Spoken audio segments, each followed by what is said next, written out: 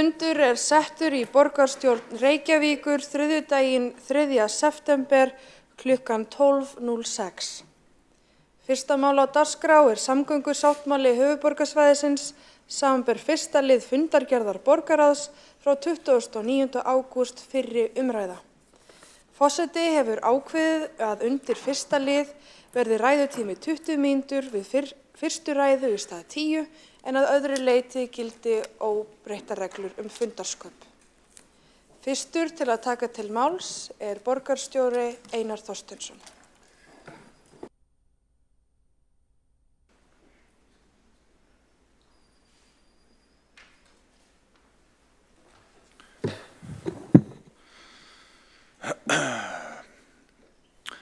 Forseti, ágæta borgarstjórn, það afar ánægjulegt að fá að ræða loksins uppfærslu á samgöngusáttmála sem markar sameiginlega stefnu og uppbyggingu á höfuðborgarsvæðinu til 2040 og sem var undirrituð 21. ágúst af ríki og sveitarfélögum á höfuðborgarsvæðinu með fyrirvara lagaheimildir Alþingis og samþykki sveitarstjórna. Að ræða eina mestu innviða uppbyggingu Íslandssögunnar sem hefur í för með sér mikla lífskjarabót fyrir íbúa höfuðborgarinnar og reyndar höfuðborgarsvæðisins og landsmenn alla. Forsenda þess að hægt sé að ráðast í þetta stóra verkefni svo sögulega sátt sem ríkir verkefnið milli ríkis og sveitarfélaga þvert yfir hinn pólitíska ás. Ég vil nota tækifærið og þakka viðræðuhópum ríkisins og okkar sveitarfélagana fyrir afar öflugt starf við að uppfæra sáttmálan og framkvæmda áætlunina og öllum öðrum sem hafa haft drjúga aðkomu að þessu verkefni á síðustu árum. Megin markmið með uppfærðum samgöngusáttmála að bæta lífsgæði og móta skipulag til framtíðar sem tekur mið af vexti höfuðborgarsvæðisins. Markmið að stytta ferðatíma, hvort sem við förum með fjölskyldubílnum, almenningssamgöngum, gangandi eða hjólandi. Koma fólki hraðar á milli borgarhluta, tryggja valfrelsi og leið gefa íbúum tækifæri til þess að lækka samgöngukostnað sinn, auka lýðheilsu og draga úr losun gróðurhúsalofttegunda. Uppfærður samgöngusáttmáli hefur verið kynntur nokkuð ítarlega á vettvangi borgarinnar, bæði reyndar stuttu fyrir undirritun á fundi fyrir kjörna fulltrúa allra sveitarfélagana, en einnig tvisvar í borgarráði þar sem mættu fyrir ráðið fulltrúar frá viðræðuhópi sveitarfélagana, frá Betri samgöngum og Strætó. Og í borgarráði hefur öllum borgarfulltrúum staðið til boða að hlýða á kynningar og umræðu. Og það eru talsverð tíðindi í þessari uppfærslu og ég vona að hér í borgarstjórn í dag getum við átt málefnalegar umræður það samkomulag sem tillagan felur í sér að samþykkja. Og hér í þessari ræðu ætla ég að fara svona lauslega yfir helstu atriði samkomulagsins og það svona helsta sem snýr að Reykjavík. Og þá kannski helst tvennt sem ég vil nefna í upphafi, en það að nú gert ráð fyrir að Miklabraut fari ekki í stokk, heldur verði gerð jarðgöng, og svo hitt að ríkið kemur myndarlega inn í rekstur almenningssamgangna, hvort tveggja eru mikil tíðindi fyrir borgina. Og ábatinn gríðarlegur af þessum sáttmála, en við skulum hefja yfirferðina. Þið þekki forsöguna frá 2019 þegar sömu aðilar skrifuðu undir samgöngusáttmálan og átti þá að vera lokið 2033, þá hefur mikið breyst í okkar samfélagi.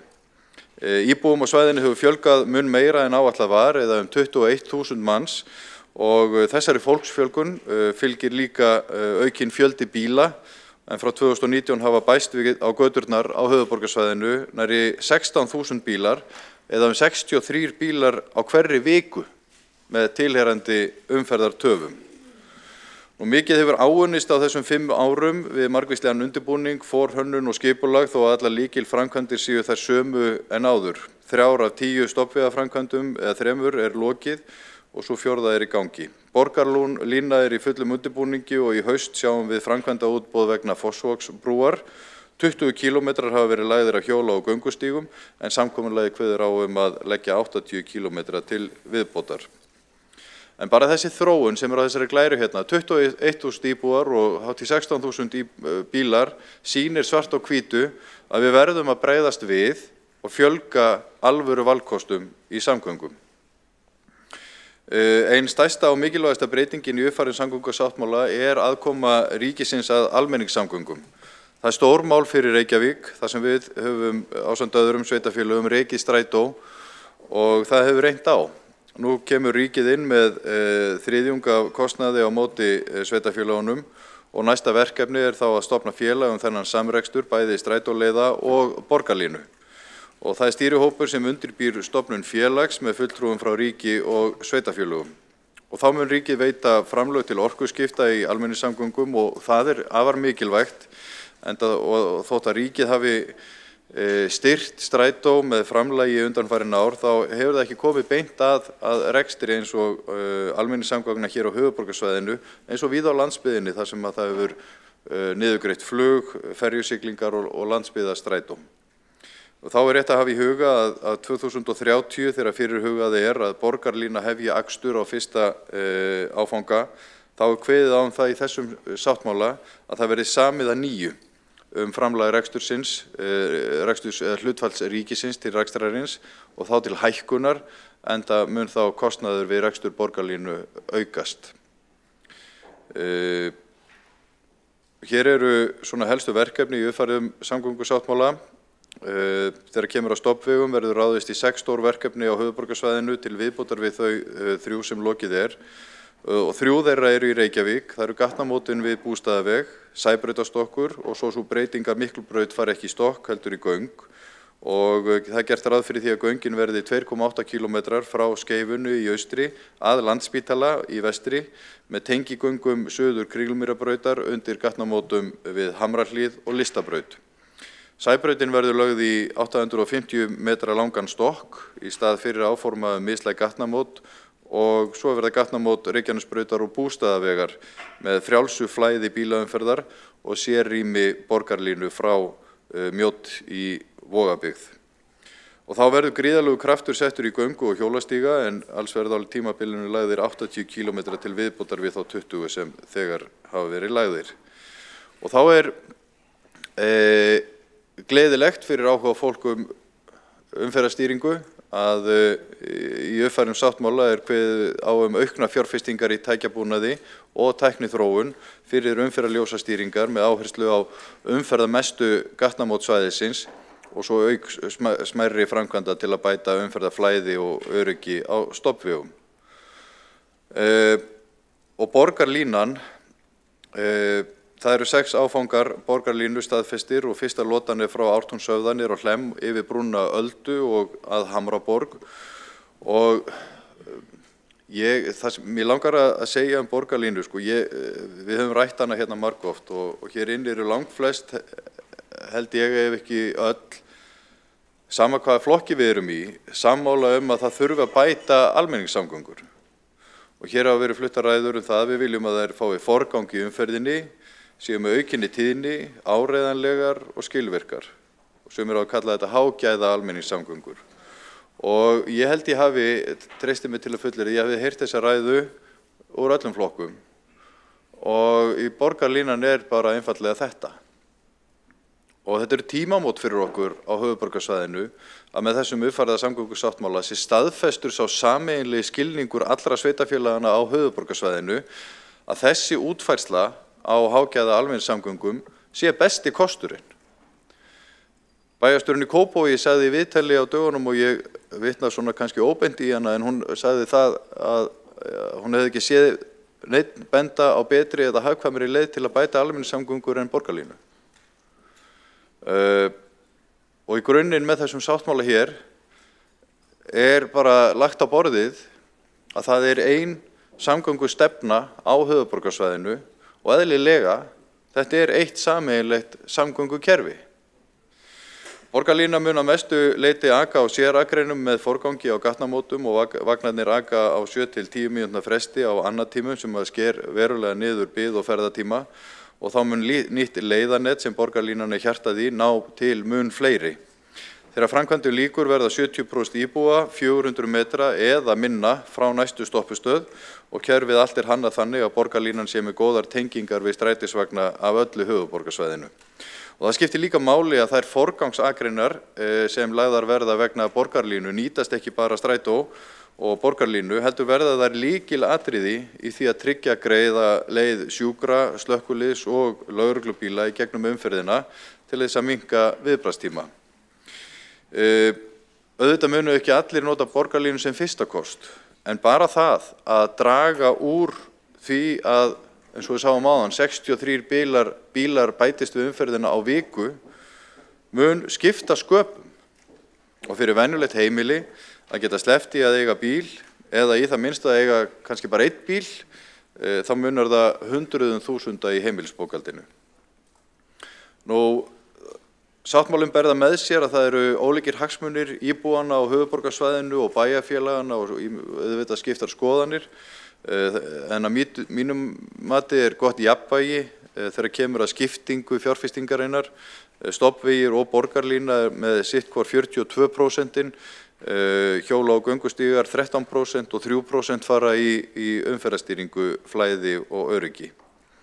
Og þetta mikil fjárfesting, en við mögum ekki gleyma því að þetta fjárfesting í innviðum sem að hefði alltaf þurft að fara í, hvort sem við setjum það undir einn hatt eða í einstök verkefni. Hér þetta allt saman undir einum hatti, forgangsraðað eftir mikilvægi og eftir því hversu mikill ábati fæst með hverju verkefni þegar kemur á flæði umferðar og fyrir samfélagið allt. Heildarfjárfesting samgöngusáttmálans nemur 311 milljörðum og þá hrekka eflaust margir við og segja voðskaplega þetta dýrt, enda var upphafleg kostnaðaráætlun frá 2019 upp á 120 milljarða, en með verðlagsuppfærslu til dagsins í dag væri það 170 milljarðar. En núna erum við komin nær framkvæmdahluta verkefnanna, hönnun lengra komin og verkefnin eru áhættugreind núna í þessari uppfærslu með sérstakri alþjóðlegri viðurkenndri aðferð og þá það matið að þetta sé kostnaðurinn.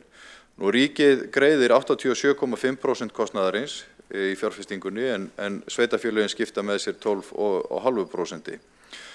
Og ef við setjum þetta í samhengi við hvað ríkið setur í samgöngur á þessu ári í heildina, þá þetta þriðjungur af þeirri upphæð, eða 14 milljarðar. En þetta viðbót og dregst ekki frá öðrum framkvæmdum á landsbyggðinni. Og ég held að það sé bara tilefni fyrir okkur hér á höfuðborgarsvæðinu að gleðjast yfir því að það sé núna loksins komið að okkur, en það býr hér stærstur hluti þjóðarinnar. En grunnurinn að þessari ákvörðun sá að þetta ábatasamt fyrir samfélagið í heild.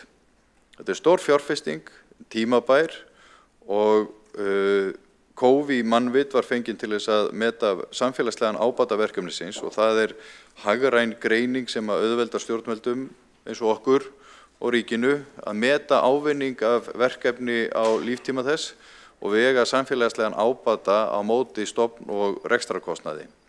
Og það kemur í ljós að þrátt fyrir að kostnaðurinn hafi aukist svona mikið á blaði, þá þetta í öllum samanburði, og ég fæ að vitna í textan með leyfi forseta, samfélagslega hagkvæm fjárfesting og mikilvægi framkvæmda fyrir framþróun og velsæld samfélagsins mikið. Ábatinn metinn á 1140 milljarða til næstu 50 ára, sem þýðir að fyrir hverja krónu sem lögð í verkefnið skilar hún sér rúmlega 3 sinnum tilbaka inn í samfélagið, sem telst í öllum samanburði afar góð ávöxtun.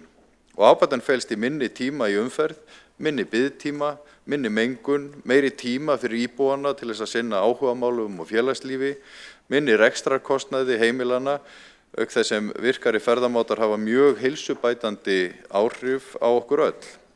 Bara heilsufarsábatinn vegna göngu til og frá biðstöðva og meiri notkun almenningssamgangna metinn á 24 milljarða. Og heilsufarsábati vegna aukinna hjólreiða metinn á 40 milljarða. Þannig að við megum ekki gleyma því að við erum í grunninn að fjárfesta í fólki. Og þótt þetta heiti samgöngusáttmáli, þá snýst þetta fólk. Og það skiptir einfaldlega máli hvernig umgjörð við búum fólki í þessu samfélagi hér. Næmnigreining, við fórum aðeins dýpra ofan í ábatagreiningarna, þá gerð næmnigreining á breytingum í lykilstærðum samgöngusáttmálans og hún styður ennfremur niðurstöðuna sem þýðir að sáttmálinn sé samfélagslega hagkvæmt verkefni, jafnvel þótt að forsendur þróist til verri vegar og öll vitum við nú að svona áætlanir geta breyst, verkefni geta orðið dýrari en næmnigreiningin hún styður það að þetta sé áfram samfélagslega hagkvæmt verkefni. Nú, hvað gerist næst? Ég nefndi áðan Fossvogsbrú sem fer á framkvæmdastig á næstu vikum, áframhaldandi umbætur í umferðarljósastýringu og göngu- og hjólastígum og þá verður leiðanett strætó eflt til muna á næsta ári með tilkomu rekstrarframlags ríkisins og svo verður að sjálfsögðu haldið áfram að undirbúa borgarlínu. Og sjáum þetta aðeins myndrænt. Hérna eru fjárfestingar í stofnvegunum, sýnist mér, og hér koma svo borgarlínu ásatnir þegar þeir eru allir tilbúnir. Göngu- og hjólustíganetið bætt umtalsvert, 80 km til viðbótar og hér kemur þetta allt saman. Nú, forseti, ágæta borgarstjórn, í sagnfræði bókinni sem ég las í menntaskóla sagði velgengni Rómaveldis að það hefði að miklu leyti byggst á góðum vegasamgöngum. Þeir byggðu vegi sem sumir standa ennþá og fluttu fólk hratt og örugglega á milli svæða, byggðu undir skilvirka verslun og þjónustu og jú, vissulega fluttu líka hersveitir þar á milli sem við vonum til þess að sjá ekki hér en það bara gömul saga á ný að samgöngur skipta öllu máli. Á höfuðborgarsvæðinu eru þessir fjölbreyttu samgönguinnviðir grundvöllur að svo mörgu. Grundvöllur að húsnæðisuppbyggingu og uppbyggingu atvinnulífs og liður í því að tryggja samkeppnishæfni höfuðborgarsvæðisins til lengri tíma. Ef allt gengur eftir munu yfir 200.000 íbúar hafa fullt aðgengi að hágæða almenningssamgöngum sem munu létta á allri annarri umferð. Bara fyrsta lota borgarlínu mun hafa jákvæð áhrif á allar aðrar almenningssamgöngur og bílasamgöngur því að sérrými liggur þá borgarhluta þar sem að bílaumferðin einna mest og mestar umferðartafir. Þannig að kæra borgarstjórn, þetta gleðidagur fyrir okkur í Reykjavík, höfuðborgarsvæðið allt og landsmenn alla myndi ég halda. Þetta mál að þeirri stærðargráðu að lög kveða á að það þurfa að ræða það tvisvar hér í borgarstjórn áður en að gengið frá fullnaðar samþykkt og ég gerir ráð fyrir því að ég sé þá að vísa þessari tillögu til annarar umræðu. Takk fyrir. Borgarstjóri hefur lokið við mál sitt. Tveir hafa óskað eftir því að veita andsvar. Fyrst til þess að veita andsvar borgarfulltrúin Marta Guðjónsdóttir. Forseti, ágætu borgarfulltrúar, mig langar til að spyrja borgarstjóran að því hvað vakti fyrir honum við gerð sáttmálans að gæti ekki hagsmuna Reykvíkinga, hvað var það misla gatnamót Bústaðavegar og Reykjanesbrautar sem voru í forgangi í sáttmálanum 2019 en búið að seinka til 2030. En þetta einn arðbærasta framkvæmd sáttmálans.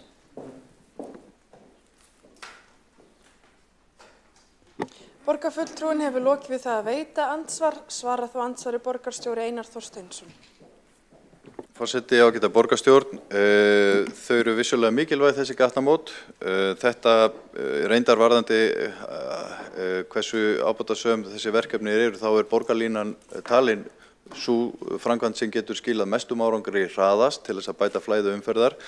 En niðurstaðan varðandi gatnamótinu við Bústaðaveg sem ég hefði sjálfsögðu og við lögðum mikla áherslu á að yrði hraðað eins mikið og hægt niðurstaðan samtal bæjarstjóranna allra á höfuðborgarsvæðinu og viðræðunefndar ríkisins og það var talsverður þrýstingur á að færa þau jafnvel enn aftar en þetta niðurstaðan og öll sveitarfélögin hafa þurft að gefa eitthvað eftir gegn því að fá eitthvað annað í staðinn og ýmislegt annað. Þetta verið svona bræðingur og flókið verkefni, tekið langan tíma en ég hefði sannarlega viljað fá þau fyrir þessi gatnamót en þetta niðurstaðan.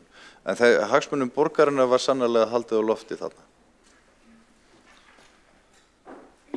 Borgarstjóri hefur lokið við að svara andsvari, veitir þá andsvar öðru sinni borgarfulltrúin Marta Guðjónsdóttir. Forseti, ágætu borgarfulltrúar, hagsmunir Reykvíkinga hefur augljóslega ekki verið haldið á lofti í þessari samningagerð hvað varðar uppfærslu sáttmálans, vegna þess að það liggur alveg fyrir að þetta eru þyngstu gatnamótin á höfuðborgarsvæðinu og þessi framkvæmd hún myndi gagnast öllum höfuðborgarbúum. Hafi aðrir bæjarstjórar eða aðrir sveitarstjórar hér á höfuðborgarsvæðinu hafnað því að fá þessi gatnamót og vilja færa þau enn aftar, þá situr eftir svo spurning, beitti borgarstjóri sér fyrir því að þessi gatnamót og framkvæmdi við þessi gatnamót yrðu færð framar en ekki aftast og yrðu þá í forgangi eins og í sáttmálunum 2019. Borgarfulltrúin hefur lokið við að veita andsvar öðru sinni, svarar þá andsvar öðru sinni borgarstjóri Einar Þorsteinsson. Forseti, ágæta borgarstjórn, ég ætla ekki að halda því fram að bæjarstjórar hinna sveitarfélagana hafa beðið það að þetta yrði fært aftar. Þeir höfðu mikla hagsmuna því að þessi framkvæmd yrði færð framar, eins og Reykjavíkurborg, þannig að þetta verði ekki sérstakt bitbein á milli sveitarfélagana á höfuðborgarsvæðinu, en staðan er eins og að þessi við sveitarfélögum skipuðum í samninganefnd gagnvart ríkinu og niðurstaðan í þessari vinnu er afsprengi af þeirri vinnu aðalega. Við bæjarstjórarnir eru ekki beinlínis við borðið inn í samninganefndunum en komum að sjálfsögðu okkar sjónarmiðum á framfæri við okkar samninganefnd og mótuðum með einhverjum hætti afstöðu hennar. En þetta er flókið að forgangsraða svona framkvæmdum. Allir vilja fá sitt strax. Ég held að það sé mikið sem borgin fekk út úr þessum samningum. Ég held að við getum verið ánægð með það. Það er gríðarleg breyting að fá Miklubraut í göng. Það var mjög jákvæð þróun og margt má telja. Borgarstjóri hefur lokið við að svara andsvari öðru sinni. Varðar athugasemdin fundarsköp? Nei, forseti heimilar ekki stutt andsvar í formi athugasemda. Borgarfulltrúin getur skráð sig aftur á mælendaskrá. Næst sem veit andsvar er borgarfulltrúin Kolbrún Baldursdóttir. Varst þú ekki? Nei. Allt í góðu, forseti afsakar þetta, þá er... Já, það er fært vitlaust í bókar, við lögum það. Næsta mælendaskrá er borgarfulltrúin Hildur Björnsdóttir.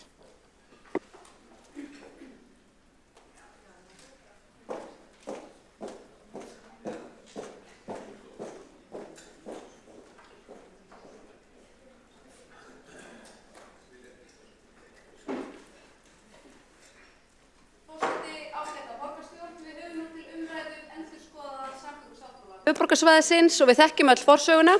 Sáttmálinn var undirritaður í september 2019 og átti að tryggja stóraukin framlög til nauðsynlegra samgönguframkvæmda á svæðinu og breiða fjárfestingu í fjölbreyttum samgöngum. Það var sjálfsagt tilefni til að fagna þessari stórauknu fjárfestingu loksins hér á höfuðborgarsvæðinu en við sjálfstæðismenn gerðum frá upphafi ákveðna fyrirvara. Við lögðum alltaf áherslu á að gætt yrði að tíma áætlunum framkvæmda og að ráðdeildar yrði gætt hvað varðar framkvæmdakostnað. Allir okkar fyrirvarar við sáttmálann byggðu á nákvæmlega þeim forsendum, enda löngu tímabært að ráðast í umfangsmiklar samgöngubætur á svæðinu með áherslu á fjölbreyttar samgöngur og einmitt þess vegna væri svo nauðsynlegt að vanda vel til verka. Tæpum 4 árum eftir undirritun sáttmálans var engri þeirra framkvæmda sem aðilar gerðust ásáttur að flýta í sáttmálanum lokið. Sem dæmi mætti nefna gatnamót Bústaðavegar og Reykjanesbrautar og stafræna umferðarljósastýringu. Jafnframt hafði framkvæmda og fjárstreymisáætlun ekki staðist og til dæmis farið langt umfram verðbættar áætlanir hvað varðaði Sæbrautarstokk. Og einmitt af þeirri ástæðu þá lögðu fulltrúar Sjálfstæðisflokks til við borgarstjórn í febrúar árið 2023 að óskað yrði eftir viðræðum að ákvæði samgöngusáttmála höfuðborgarsvæðisins yrðu endurskoðuð, ekki síst hvað varðar framkvæmda og fjárstreymisáætlun með það fyrir augum að tryggja farsæla framvindu og framkvæmd nauðsynlegra samgöngubóta í Reykjavík. Nú, hvað gerðist í umræðu þessa tillögu? Hver borgarfulltrúi meirihlutans á fætur öðrum kom upp í ræðustól borgarstjórnar og jós fúkyrðum yfir tillöguna. Engin ástæða væri til að endurskoða nokkurn skapaðan hlut, allt væri í góðum farvegi og svokölluðu himnalagi. Það er skemmst frá því að segja að tillögu okkar var hafnað. En svo kom þetta annað á daginn, örfáum vikum síðar, þá tók þáverandi fjármálaráðherra, formaður Sjálfstæðisflokksins í handbremsuna og ákveðið var að vísa sáttmálanum til endurskoðunar. Hann gerði alvarlega fyrirvara við allar áætlanir og sýndi raunar kristalskýrt munin á hægrimönnum og vinstrimönnum við meðferð opinbera fjármuna. Vinstrimenn í borgarstjórn vildu vaða áfram í blindni, óábyrgir í fjármálum að venju, en hægrimenn vildu bíða betra skyggnis og vanda til verka, því það væri miklu vænlegra til árangurs. Nú endurskoðunin tók heila 17 mánuði og er afurð þeirrar vinnu sem er til umræðu hér í dag. Ég vil byrja á að fagna stóraukinni fjárfestingu í samgöngur á höfuðborgarsvæðinu. Tölurnar sem við höfum til umræðu eru auðvitað gigantískar. Við erum að tala 311 milljarða og maður skilur auðvitað fólki svelgist á morgunkaffinu. En þá vil ég minna á að yfir sambærilegt tímabil og samgöngusáttmálinn á að koma til framkvæmda, þá gerir samgönguáætlun ráð fyrir tæplega 400 milljörðum í fjárfestingu í þjóðvegum á landsbyggðinni. Og auðvitað er mikilvægt að tryggja stórbættar samgöngur land allt. Við styðjum auðvitað félag okkar á landsbyggðinni í þeirra samgöngubótum en teljum auðvitað rétt og mjög eðlilegt að þessi mikla fjárfesting komi hingað á þetta svæði þar sem flestir búa. Nú, samgöngusáttmáli höfuðborgarsvæðisins í upprunalegri og svo uppfærðri mynd tryggir stóraukin framlög til þessara nauðsynlegu samgönguframkvæmda og breiða fjárfestingu í fjölbreyttum samgöngum. Í endurskoðaðri mynd, ég ætla að byrja aðeins að fjalla það hvað er að koma nýtt hérna inn á borð til okkar í dag. Við erum að sjá stórsókn í uppbyggingu göngu og hjólastíga og ég vil segja að mér finnst það stórkostlegt og það erum við auðvitað öll sammála og vonandi öll hér inni. Hann er fyrsta skrefið í jarðgangagerð á höfuðborgarsvæðinu en Miklabraut fer nú ekki í stokk heldur í göng. Og svo kemur ríkið með nokkuð myndarlegan stuðning inn í rekstur almenningssamgangna og það er líka sjálfsagt að fagna því. Sáttmálanum er ætlað að tryggja rífilega fjárfestingu í öflugra almenningssamgöngukerfi á höfuðborgarsvæðinu. Og þetta hefur sennilega verið umdeildasti þáttur þessa samgöngusáttmála. Mér finnst sjálfsagt að fagna því að við ætlum að fjárfesta hér í myndarlegum, nútímalegum almenningssamgöngum og það hefur verið sýn okkar sjálfstæðismanna að öflugar almenningssamgöngur eru og verða ein af lykilbreytunum við lausn samgönguvandans. Við höfum lagt áherslu á aukna tíðni á helstu stoppleiðum, fleiri forgangsakreinar og betri þjónustu við notendur, ekki síst með öflugra leiðarneti og betra greiðslukerfi. Þetta allt þarf þó að útfæra á forsendum íbúa og atvinnurekenda með það fyrir augum að eitt fararmáti vegi ekki að öðrum. Útfærslur þurfa að vera sveigjanlegar og þær þarf að aðlaga að staðarháttum hverju sinni. Með það að markmiði að gera almenningssamgöngur að raunhæfum valkosti fyrir fleiri. Og í þessu samhengi þá skiptir nákvæmlega engu máli hvort verkefnið heiti borgarlína eins og Samfylkingin vill kalla það eða borgarlínu strætó eins og borgarstjóri Framsóknar vill kalla það eða gullvagnin eins og ég myndi helst vilja kalla það. Það eina sem skiptir máli er að kerfið skili árangri og að það virki fyrir notendur. Nú byrjaði ég á að fjalla þetta allt saman á jákvæðu nótunum með svona glasið hálffullt. Það eru þetta fjölmargt sem betur mætti fara og ég ætla að vinda mig núna yfir í hálftóma glasið og benda á þá staðreynd að við gerð sáttmálans og við endurskoðun hans þá var það meirihlutinn í Reykjavík, eingöngu, sem fekk sætið við borðið til þess að tryggja hagsmuni Reykvíkinga. Og ég ætla bara að segja það að hagsmunir Reykvíkinga, þeir voru ekki nægilega vel tryggðir. Ekki í þessum endurskoðaða sáttmála. Það eru auðvitað sönn ánægja að hrósa félögum mínum í Hafnarfirði, Garðabæ og Kópavogi sem náðu góðum samningum fyrir sína íbúa en öðru gildir fyrir Reykvíkinga. Fyrir það fyrsta er ljóst að endurskoðaður sáttmáli leysir engan bráðavanda í borginni. Samgönguvandinn er viðvarandi og umferðartafir fara vaxandi ár frá ári og það er lífsgæðamál að leysa. Með þessum sáttmála þá er auðvitað algjörlega nauðsynlegt að við horfum til framtíðar og við skipuleggjum samgöngukerfi sem þjóna framtíðarkynslóðum með hliðsjón af áherslum og lifnaðarháttum yngra fólks. En við þurfum samhliða að ráðast á þennan bráðavanda. Og það hryggir mig að segja að þetta plagg sem hér er til umræðu gerir það bara alls ekki. Enn ríkir gríðarleg óvissa fjármögnun samgöngusáttmálans. Ein af tilgreindum forsendum fjármögnunar sú að ríkið lögfesti heimildir til álagningar flýtigjalda í umferðinni eða að tryggð verði einhver önnur fjármögnun í tengslum við breytingar á opinberri álagningu á ökutæki og umferð. Engin slík löggjöf hefur litið dagsins ljós frá innleiðingu þessa sáttmála og virðist samþykkt slíkrar löggjafar ekki vera í augsýn. Og hér boltanum kastað á næstu ríkisstjórnir sem við vitum auðvitað ekkert hvernig munu líta út. Og þetta auðvitað bara stærðarinnar fyrirvari og stærðarinnar óvissa sem að nauðsynlegt að nefna í þessari umræðu hér í dag. Og svo ætla ég að nefna Sundabraut sem að við sjálfstæðismenn leggjum mikla áherslu á og ein sú arðbærasta samgöngubót sem nokkur sinni hefur komið til umræðu í Reykjavík og hefði að mínum mati verið æskilegt að setja undir hatt þessa samgöngusáttmála til að ýta enn frekar við framgangi þeirra framkvæmdar. En svo má ekki líta svo á að þessi samgöngusáttmáli hann taki yfir allar þær hugsanlega mögulegu lausnir sem við getum haft á samgönguvandanum hér í borginni. Þetta ýmislegt annað sem við gætum lagt áherslu á. Og þá ætla ég að nefna nokkur atriði og eitt sem hefur verið rætt oft í þessum sal í gegnum árin sem heitir því óþjála nafni fleytitíð. Ég ætla ekki að nota það. Við þurfum auðvitað að opna samtali við atvinnulíf og menntastofnanir breytilegt upphaf vinnudags og kennsludags til þess að reyna að dreifa umferðinni betur yfir morguninn og daginn og svo það möguleikarnir í fjarvinnu og fjarnámi sem að við fengum auðvitað góða reynslu af í COVID. Við fundum öll hvað umferðin léttist duglega þegar að fleiri voru heima. Við getum líka náð auknu jafnvægi á umferðarstrauma með því að fjölga vinnustöðum í Austurborginni. Þarna ákveðin skipulagshalli í borginni, við erum að vísa fólki vestur eftir að morgni og mikil tækifæri eru til að fjölga vinnustöðum í austri. Afsakið. Eins eru mikil tækifæri sem geta falist í hóflegri jarðgangagerð á höfuðborgarsvæðinu. En þannig getum við greitt fyrir umferð neðanjarðar og tryggt mannvænna umhverfi ofanjarðar. Fyrsta skrefið á þeirri vegferð auðvitað Miklabraut í göngum, hugsanlega næsta skref verði Sundabraut í göngum og spennandi að skoða hvaða tækifæri fylgja í kjölfarið. Og svo þarf auðvitað að nefna gervigreindina og tækniframfarirnar en við verðum að gæta þess að grípa öll tækifæri sem gefast til þess að nýta tæknina í þágu betri umferðar. Við sjálfstæðismenn getum valið að líta á þennan sáttmála með ýmist hálffullt glasið eða hálftómt glasið en þegar allt kemur til alls glasið bara hálft. Það ýmislegt sem vantar og ýmislegt sem hefði mátt gera betur.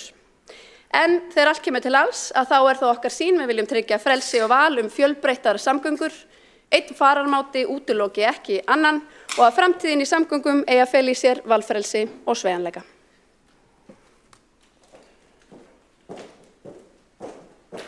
Borgarfulltrúinn hefur lokið við mál sitt. Næstur á mælendaskrá borgarfulltrúinn Kjartan Magnússon.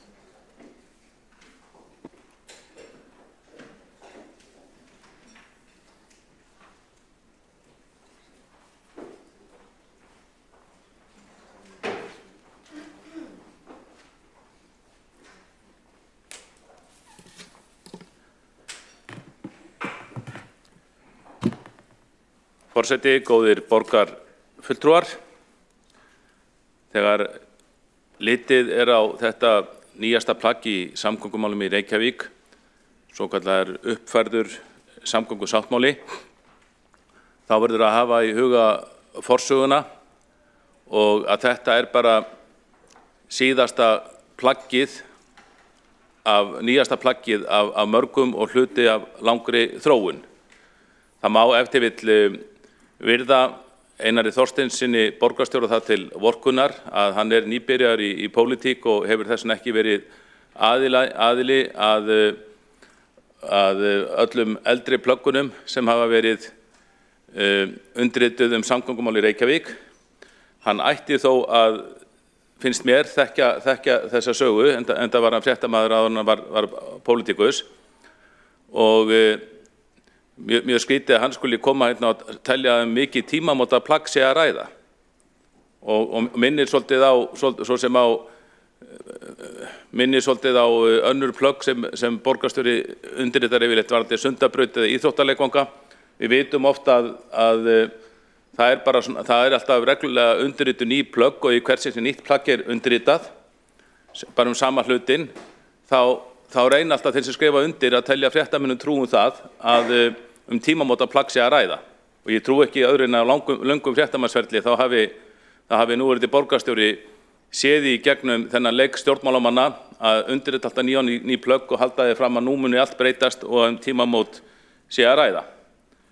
En það er ekki deilt að Reykjavík hefur verið fjársvelt í samgöngumálum og mikil vanræksla í uppbyggingu samgöngumannvirkja í borginni undanfarna áratugi hefur leitt til óviðunandi ástands í umferðarmálum.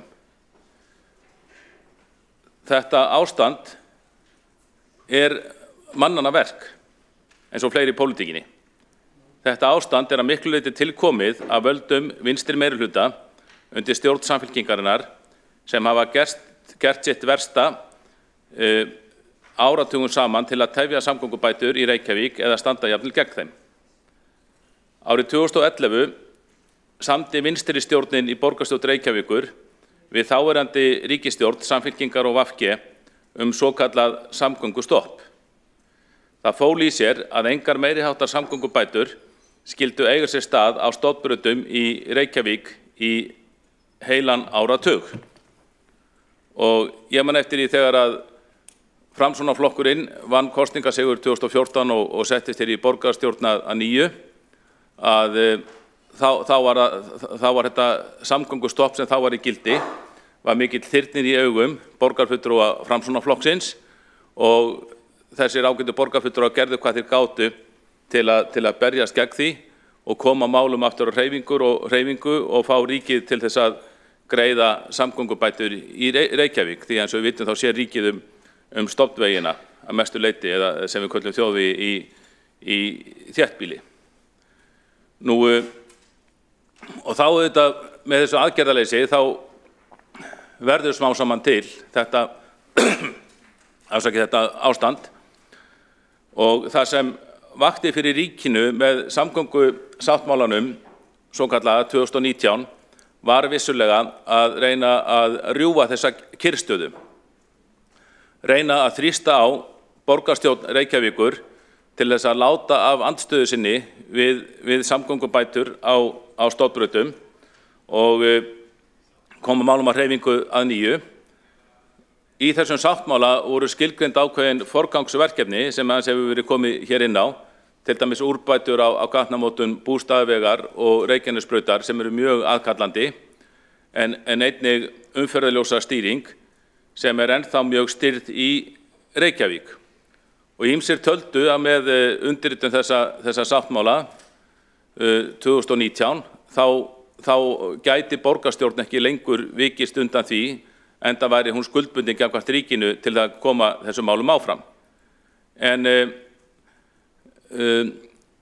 Samfylkingin, þá ráðandi afl í borgarstjórn, virðist hafa litið á þann samgöngusáttmála sem einhvers konar hlaðborð, þar sem að geti bara samkomulags hlaðborð, þar sem að geti bara tekið það hlaðborðinu sem að langaði í það skiptið, en sleppti að taka annað. Og ég veit að það voru vonbrigði fyrir ríkið og ýmsa alþingismenn sem töldu að í plaggi með sáttmálunum þá töldu að borgin hefði skuldbundið sig til þess að hraða úrbótum á gatnamótum Reykjanesbrautar og Bústaðavegar og einnig umferðarljósastýringunni. Svo er bara ekkert staðið við þetta.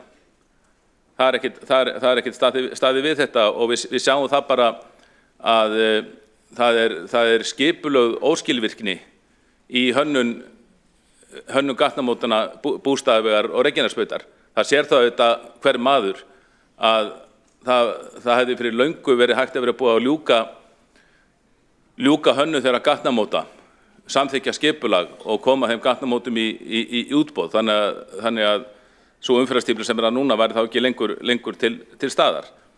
En þetta hefur verið tafið og því miður þá virðist þessi uppfærsla á þessum samgöngusáttmála, hún virðist hafa það hlutverk að seinka málum áfram. Ég held að réttnefni þessa sáttmála er seinkunarsáttmáli en ekki samgöngusáttmáli. Þeir sem skrifa undir hann þeir eru í rauninni að bara viðurkenna eða taka þátt í því að seinka samgönguframkvæmdum áfram. Auðvitað hefur verið miklu betra í þessari uppfærslu að kveða á skýr og þröng tímamörk varðandi úrbætur á Bústaðavegi og Reykjanesbraut, brautagatnamótunum, sem á í umferðarljósastýringunni. En þarna einn helsti tilgangur þessi sáttmála virðist vera að tefja málið áfram og Framsóknarflokkurinn, hann með þessu, hann axlar fulla ábyrgð á þessum töfum og að seinka samgöngumálum í Reykjavík enn frekar. Við vitum það, við höfum góðum sérfræðingum, verkfræðingum á að skipa.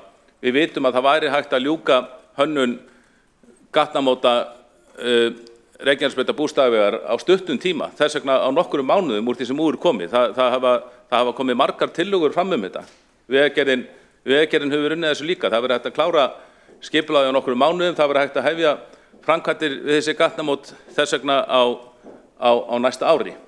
En það sterkt afl hér í borgarstjórn sem eru vinstri flokkarnir, sem vilja ekki þessar samgöngubætur eða vilja minnstakosti seinka þeim eins mikið og hægt Framkvæmdin sem átti að koma 2021, töldu menn samkvæmt samkomulaginu 2019, nú eru menn að tala 2030. Og Framsóknarflokkurinn gengur, að því virðist bara mjög glaður til þess leiks að seinka þessari mikilvægu samgönguframkvæmd, vísa henni inn í framtíðina. Einnig með umferðarljósastýringuna, þar með þess að eru græjurnar fyrir hendi. Reykjavík með nokkuð góðar græjur varðandi umferðarljósastýringu. Þar eru bara ekki nýttar, nýttar nægilega vel. Auðvitað þyrfti að kaupa þar frekari tæki og þau eru sjálfur sér ekki dýr. Það var hægt að gerbreyta ástandinu fyrir milljarð króna. En það virðist bara ekki vera áhugi á því hér hjá meirihluta borgarstjórnar eða í kerfinu til þess að laga þessi mál svo nokkru nemi. Að mestu leyti ennþá stuðst við svokallar sekundu klukkur sem stýra umferð auðvitað ekki vel. Nú, ég tek alveg undir það að það er jákvæða hluti sem hægt að finna í þessu sáttmála, til dæmis göngu og hjólastígar. Það hefur verið mjög ánægjuleg þróun sem allir flokkar hafa tekið þátt í. Það voru stór skref stigin að því leyti í meirihlutatíð Sjálfstæðisflokksins og Framsóknarflokksins 2006 til 2010. Það hefur verið haldið vel áfram á þeirri braut og sjálfsagt að hrósa undanförnum meirihlutum fyrir það, enda hefur það verið gert með fullum stuðningi Sjálfstæðisflokksins. En það verður að benda það að það virðist að nota þennan uppfærða sáttmála sem skálkaskjól í því skyni að seinka enn frekar nauðsynlegum úrbótum á stofnbrautum í Reykjavík. Nú, það verið farið yfir það hvernig endurskoðun átti sér stað. Fyrir ári eða rúmu ári mátti ekki heyra minnst á endurskoðun sáttmálans þegar Sjálfstæðisflokkurinn lagði hana til, en hann var nú endurskoðaður samt. Og við sjáum að þetta eru auðvitað rosalegar tölur. Við sjáum að þetta nánast tvöföldun að ræða. Nú við talaðum að þetta kosti 311 milljarða, heildarkostnaður við samgöngusáttmálann. Nú, en þetta voru 160 milljarðar þegar samningur var á verðlagi í fyrra, þegar samningur var undirritað 2019. Mörg verkefni sáttmálans eru enn á frumstigi og því má gera ráð fyrir að kostnaðurinn verði enn hærri en nýjustu kostnaðaráætlanir sína. Reynslan sýnir okkur að svona verkefni hafa tilhneigingu til að fara langt fram úr upphaflegum áætlunum á síðari stigum hönnunar sem og á framkvæmda tíma. Til dæmis var fyrst talað að Sæbrautarstokkur myndi kosta 2 til 3 milljarða króna, en sú kostnaðaráætlun hefur nífaldast og frumdrög hljóða upp á 27 milljarða króna. Og þegar maður skoðar sambærileg verkefni í erlendis, við borgarfulltrúar nokkrir fengu til þess tækifæri að skoða ekki ósvipað verkefni í Seattle fyrir ári, þegar við lítum á þannig verkefni, þá sjáum við að þau eru miklu dýrari og í samanburði við þau er kostnaðaráætlun upp á 27 milljarða fyrir Sæbrautarstokk mjög bjartsýn. Og það verður að hugsa skattgreiðendur í þessu tilviki. Það er óviðunandi að velta gífurlegum viðbótarkostnaði vegna samgöngusáttmálans sjálfkrafa yfir á herðar skattgreiðenda. Þess vegna hefði þurft að endurskoða verkefni sáttmáls með það í huga hvort að öll verkefni hans séu í rauninni nauðsynleg og hvort þeir séu arðsöm. Og það bendir nefnilega margt til þess að mörgum markmiðum sáttmálans sé hægt að ná miklu einfaldari og hagkvæmari og ódýrari hætti heldur en nú er stefnt að. Ég nefni Fossvogsbrú sem ég efast að verði undir kostnaði við hana undir 10 milljörðum króna. Það hefur hægt að ná markmiðum Fossvogsbrúar með miklu ódýrari hætti heldur en með því hönnuna mannvirki og hálfgerðu mjög dýru minnismerki. Þá er alveg ljóst að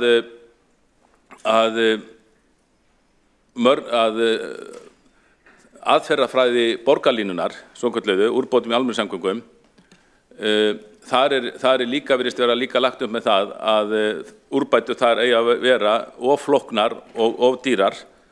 Þá er til dæmis að tala þessa þráhyggju varðandi miðjusettar akreinar sem verða miklu dýrari heldur en hliðarsettar akreinar. Ég vil taka fram að ég mjög hlynntur forgangsakreinum strætó og ýmsir vakstjórar hafa sagt við mig að þetta hafi í rauninni verið að besta sem hefur verið gert fyrir strætó og undanförnum áratugum að fara í forgangsakreinar, en þær eru allar hliðarsettar, þjónar sínu hlutverki vel. Þegar þær voru lagðar þá var ákveðið að fara í ódýrasta kostinn, en hann virkar alveg jafnvel og hinn-kosturinn að hafa þær miðjusettar. En á ákveðnum tímapunkti 2015 sennilega, 2015-16, þá var hægt að leggja forgangsakreina fyrir strætó í Reykjavík vegna þess að þá var strax byrjað að byggjast upp þrýstingur vegna borgarlínunnar og það mátti ekki fara, síðan hefur öllum úrbótum fyrir strætó verið frestað vegna þess að borgarlínan á að redda öllu.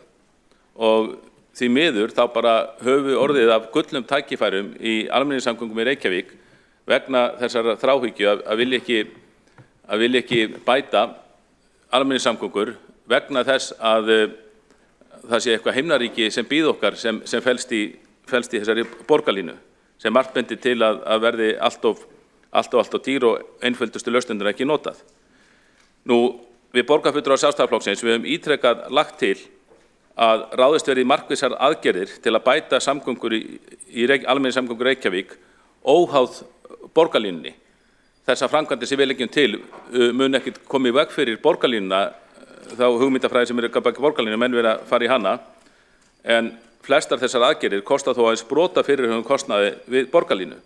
Kannski eru þessar aðgerðir, en þessar aðgerðir okkar sem við höfum lagt til hafa ekki hlotið náð fyrir augum meirihlutans, kannski þær á einfaldar og ódýrar til þess, en það samt ekki það deilt að þær myndu allar bæta þjónustu strætó án tafar og auka þjónustu við strætisvagna farþega. Nú, aðgerðirnar felast í því að það verði án tafar hafin lagning forgangsakreina fyrir strætisvagna að nýju.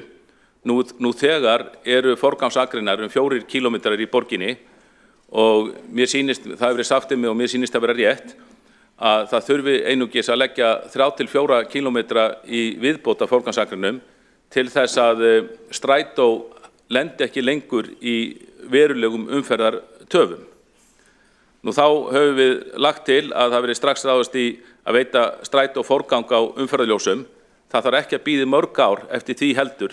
Það eru slíkar tæknilausnir eru orðnar hilluvara í flestum stórborgum Evrópu. Það eru ýmis fyrirtæki sem eru í samkeppni umferðarljósastýringar í borgum Evrópu þar sem þetta hefur gefist mjög vel og það þarf ekki að bíða mörg ár eftir að þetta gerist í gegnum borgarlínu. Þetta getum við bara gert strax. Við höfum líka lagt til umbætur á biðstöðum og skiptistöðum. Það ástand víða til skammar. Við höfum nú í þessum sal rætt ástandið á skiptistöðunni í Mjódd. Nú strætisvagnafarþegum var hálfpartinn útýst úr skiptistöðunni við Hlemm sem var þó byggð fyrir þá. Nú eru breytingar þar. Við höfum einnig lagt til úrbætur á greiðslukerfi. Klapp greiðslukerfið er þriðjaflokks greiðslukerfi sem virkar mjög illa.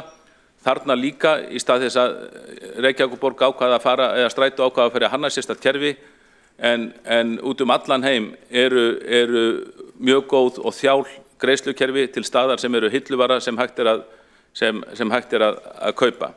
Og það hefur verið sagt að Oyster-kerfið í London sé kannski í fremstu röð hvað þetta varðar og auðvitað hefðu átt auðvitað hefði Strætó átt að kaupa bara eitthvað slíkt kerfi sem hafði þegar reynst vel í staðinn fyrir að reyna að finna upp hjólið að nýju. Það þarf einnig að endurnýja vagnaflóttann og svo þarf auðvitað að endurbæta leiðakerfið. Ég veit að vinna við endurskoðun leiðakerfisins er í gangi og hefur átt sér stað í mörg ár, búin að standa í rauninni allt of lengi án þess að maður sjái einhverjar sjáanlegar úrbætur. Þessu þyrfti líka að hraða. Og öllu þessu verkefni, bæði umbótum í almenningssamgöngum og umbótum á stofnbrautum, ætti bara að fara í strax. Hefði aðgerðir á næsta ári í staðan fyrir að vísa þessu til 2030 eins og bara vera að gera, það er bara viljandi að vera að senka þessu og kemur mjög mikið óvart með við málflutning Framsóknarflokksins hér í borgarstjórn 2014 til 2018 að Framsókn skuli nú bara glöð hoppa á tafavagnin að taka þátt í að reyna að senka þessum samgöngubótum eins og hægt er. Nú það verður að auðvitað horfast í augu við þann veruleika við stjórnmálamenn að svona stórt opinbert verkefni verður ekki fjármagnað öðruvísi en með því að senda almenningi reikningin með einhverjum hætti. Eins og að vikja þér á þeim þá ríkir mikil óvissa fjármögnun samgöngusáttmálans en það er þó ljóst að það stendur til að hækka skatta á Reykvíkinga til þess að fjármagna. Og það er ekki búið að útfæra það mjög vel en það á að leggja einhvers konar tafagjald, flýtigjald, ég veit ekki, borgarlínu skatt eða bara vegskatt á Reykvíkinga til þess að fjármagna þetta og það er auðvitað ekki gott. Og það þarf auðvitað að upplýsa almenningum með skýrum hætti hvernig það fjármagnum verið staðið en ég sé ekki betur þessum sáttmála en að það er að vísa því líka einhvern veginn inn í framtíðina. Það eru þeir flokkar sem standa samgöngusáttmálunum margir eða þeir vilja auðvitað fá sem mest pólitískt út úr þessu en það verður þá líka að svara því með ábyrgum hætti með hvaða hætti eigi að velta þessu yfir á skattgreiðendur hvort að það verði með frekari lántökum hins opinbera sem eru ærnar fyrir eða með hvaða hætti eigi að leggja þennan umtalaða skatt á. Það er hugmyndir sem maður hefur heyrt núna að hann muni leggjast með töluvert þyngri hætti á íbúa í eystri hverfum borgarinnar heldur en í vestari hverfum borgarinnar, talað úthverfa skatt. Slíkt er auðvitað óviðunandi og hlýtur að vera hlutverk okkar borgarstjórnara ef þessi nýji skattur verður annar ból lagður á. Þá sé það algjört lágmark held ég að mínu mati að það verið séð til þess að hann leggist ekki með þyngri hætti á íbúa í ákveðnum hverfum borgarinnar frekar en aðra. Þetta er svona mín sýn á þennan sáttmála og ég ítreka það, hann felur í sér í staðis að fara í aðgerðir strax sem virkilega þörf á og þó fyrr hefði verið, þá felur hann í sér áframhaldandi taf margra mikilvægra verkefna sem er að sjálfsögðu ekki þar sem borgarbúar eiga skilið. Þeir eiga skilið betri þjónustu frá stjórnmálamönnum heldur en kemur fram í þessum sáttmála. Þá hefur borgarfulltrúinn lokið við mál sitt. Tveir hafa óskað eftir því að veita andsvar. Fyrstur til að veita andsvar er borgarstjóri Einar Þorsteinsson. Forseti, ágæta borgarstjórn, ég er bara alltaf einhvern veginn undrandi á ræðu sjálfstæðismanna samgöngusáttmálana því þeir tala fyrir þeim lausnum sem að verið að bera á borð en geta einhvern veginn bara pólitískt ekki stuttan. Ég talaði tafa sáttmála, gullvagnin, tafavagnin. Af hverju er ekki hægt bara að horfa á þetta málefnalega og segja við erum bara ansi góðum árangri með það hvernig við ætlum að byggja upp samgöngur hérna á höfuðborgarsvæðinu. Félagar ykkur í sjálfstæðisflokknum hérna hinum megin við lækinn bara styðja þetta, skilja þetta og hafa unnið að þessu með okkur. Á síðasta borgarstjórnarfundi þegar þessi mál voru rædd var talað það verði algjörlega önnur samgöngustefna í Reykjavík en í hinum sveitarfélögunum. Það er bara rangt og það kom í ljós. Það er undirritun á þessu plaggi. Það er alveg hárrétt að Framsóknarflokkurinn var drifkrafturinn á bak við það verkefni að koma þessu á 2019.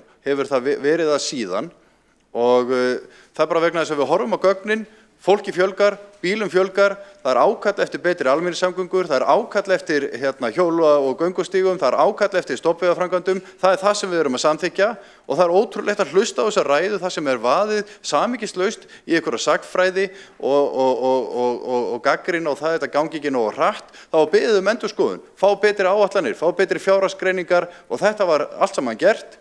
Jú, það er talið raunhæfara að ná þessu fram að árinu 2040, það er planið.